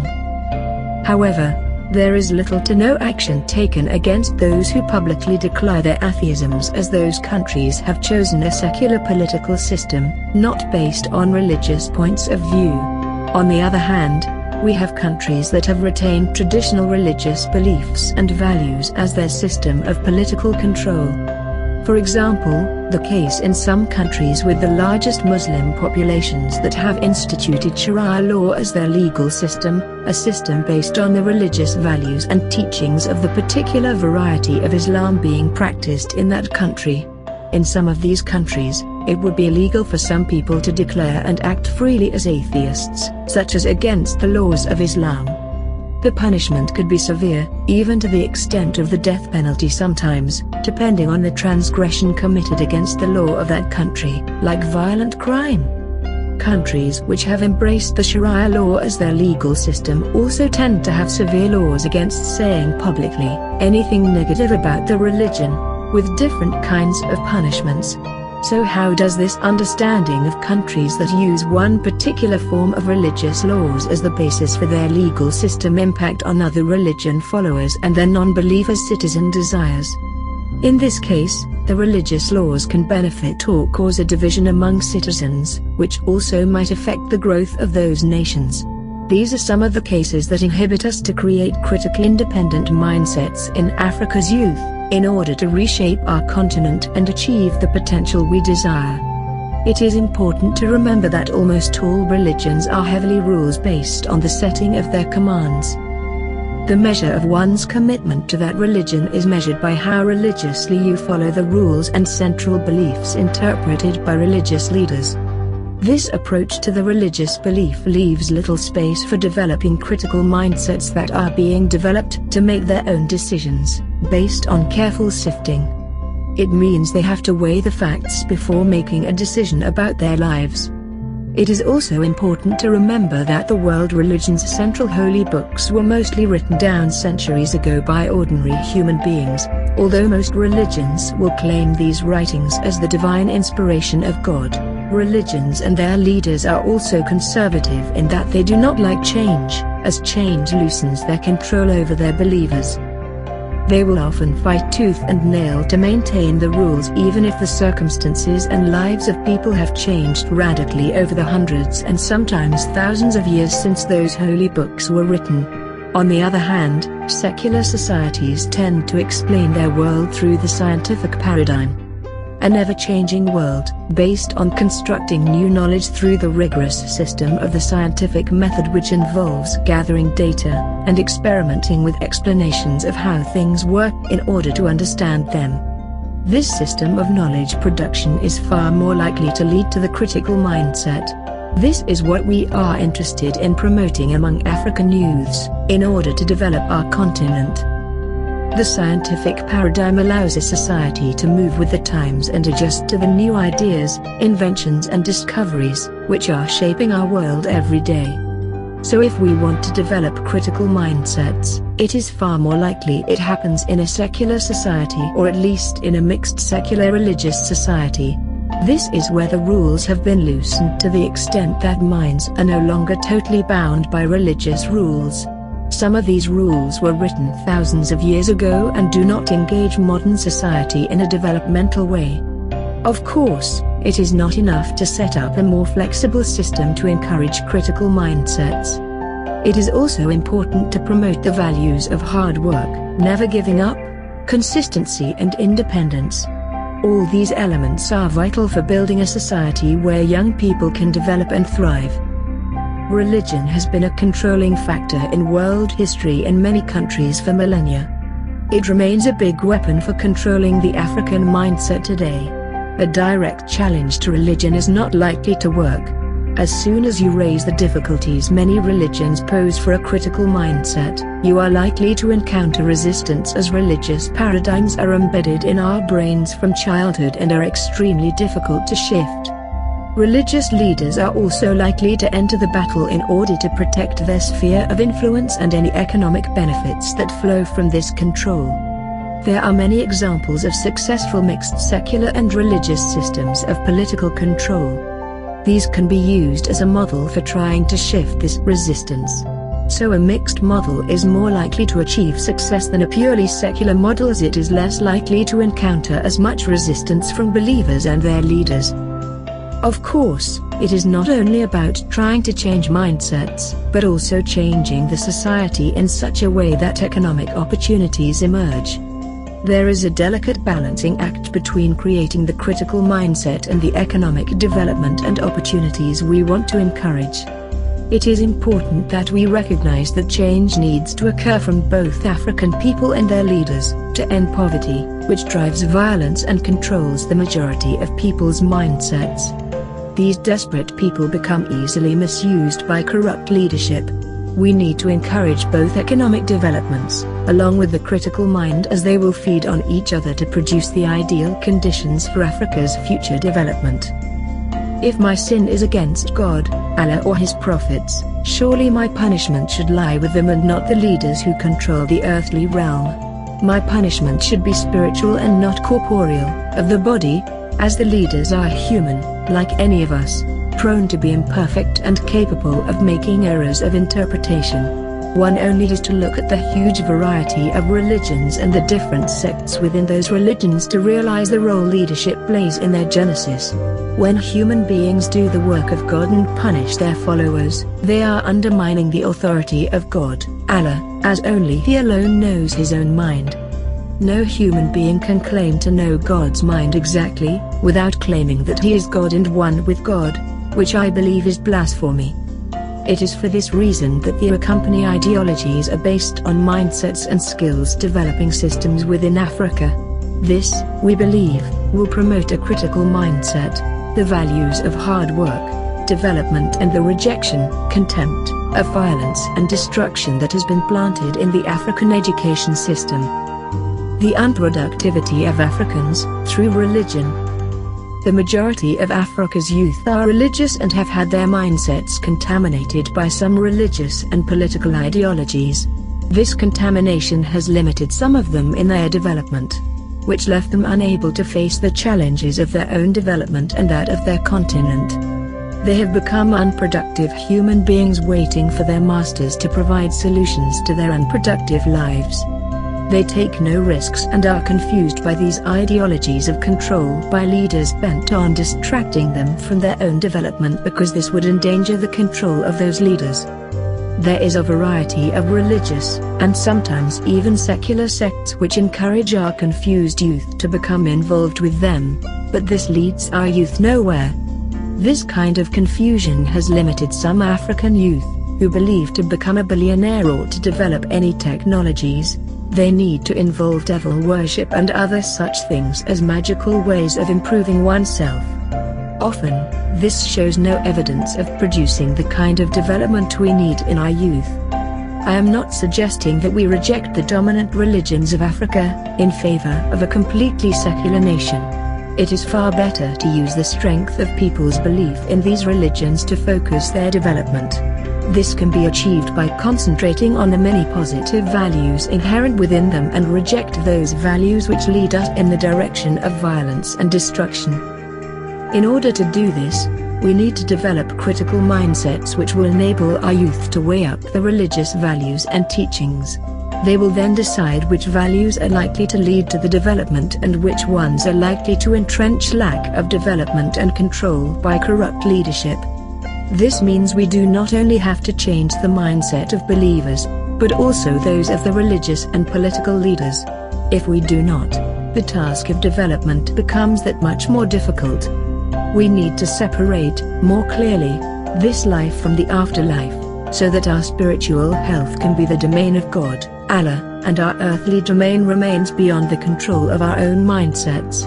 This shift in the mindset will free us from, not only the control of corrupt leadership but also the suffering we inflict on ourselves through our own mindset. Many of the religious believers suffer because they are not born to suffer.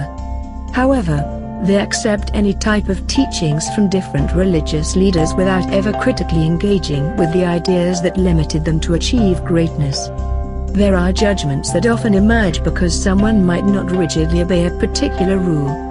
We also need to expose the corrupt practices of the leaders so that it is clearer to ordinary believers they should not accept everything as any religious or political leader says. Nonetheless, engage critically with every facet of that religion. Leaders will often favor the rich over the poor because the poor have nothing to offer the leadership. The only time the poor are noticed is when they have to contribute to leaders, such as in a conflict or power struggle over economic wealth. At this time, the poor believers become cannon fodder in the violent conflicts, which are set up to settle issues of power. It is at this stage that you see some leaders attending funerals and attempting to show their contribution and offer encouragement to the poor. This is, in return, to gain trust and support, in order to secure leadership. Many of the new religious groups' leaders will visit people in trouble. They will introduce them to their version of the religious book, in a mercenary attempt to gain them as believers of their central house of worship, rarely as helpers, servers or missionaries of God. The potential contribution they might bring, to increase both the personal wealth of the leader as well as that of the central worship house for the future, is another factor. Many of these central worship houses use sophisticated technology, like media and television, among others, to draw in new believers. This is to scare them with hell and damnation if they do not join and follow the rules of the particular religion. They have developed ideology systems that allowed them to control all believers' mindset and maintain them in their particular group of religions. Often, some of the African religious and political leadership work in common. The politician devising systems of control to work for their interests and the religious leader as the savior of their soul, to give people hope and reconcile them. Together they control the majority of people's mindsets. To the degree they are unable to unshackle themselves, they become slaves to their masters, imprisoned in a mindset of their making. Today, some of the African religious leaders will teach you about their religion and help you with small problems in your life, with only one mission. The mission being, to plant a seed in your mind during this time of vulnerability and suffering, about the role they can play in your life. They take advantage of unsophisticated and often uneducated poor people who might pray many times a day for relief from their suffering and problems. Some leaders use the concept of religion to distract people from their suffering by offering them the vision of the afterlife, a heaven where everything will be perfect, and finding release from their hell on earth. At the same time, some of those same leaders will strike fear into their mind with tales of hell and damnation. Supposedly these will follow them in the afterlife if they fail to choose the path the religious leader is offering. If we are to escape this kind of manipulation by some corrupt religious and political leaders, it is essential to develop the critical mindset we have been focusing on throughout this entire book. This is a call to Africans, a call to its youth to adopt a life of self-control. To get rid of fear and embrace the possibility of life that offers you control over your own life. This development will offer a way, in common efforts, we can reshape this beautiful continent to serve not only its leadership but all the people of Africa. Please note that this section was not written to encourage you to stop believing in your religion holy books. However, it is written to develop your mindset and boost your belief system on what you think can be beneficial in your life and that of other people around you, such as your religion, tradition or culture. This means you can believe more in your belief system, but do not let any religious leaders confuse your mindset.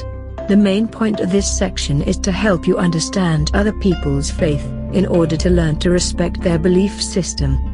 I believe after you have gone through this research you will realize we all pray to one God, Allah, but in different ways, and there is no better or bad religion in the world.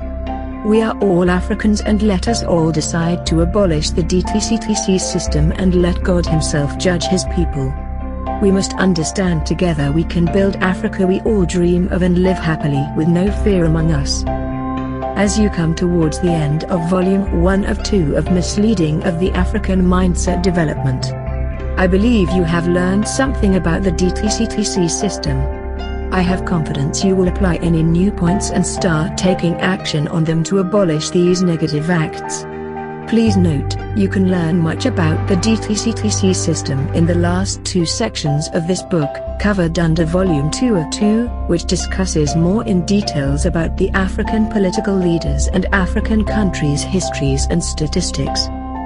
Thanks for spending your time listening to this audiobook of The Misleading of the African Mindset Volume 1 of 2, written by Emery Bob Dylan Lukumbo and published by African Youth Inventions Company. The audiobook was developed with the help of text-to-speech software and also the online software available under the website www.fromtextospeech.com.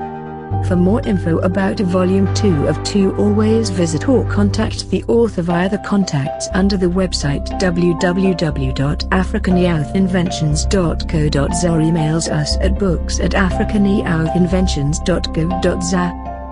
Thanks. This is the end of audiobook. Thanks for listening to the Section 3 of Misleading of the African Mindset book written by Emery Lukumbo. The audiobook 1, 2 and 3 is available, which record the introduction, Section 1 to 2 of the book, by searching the African Youth Inventions channel into YouTube and download or listening to the rest of audiobook 1, 2 and 3 for free. You can purchase the full book. Copy is available into all the exclusive bookshops around South Africa. For all people in and out of South Africa, you can also purchase the electronic copy or order the paperback under the African Youth Inventions website at www.africanyouthinventions.co.za. Please do not forget to subscribe to African Youth Inventions YouTube channel.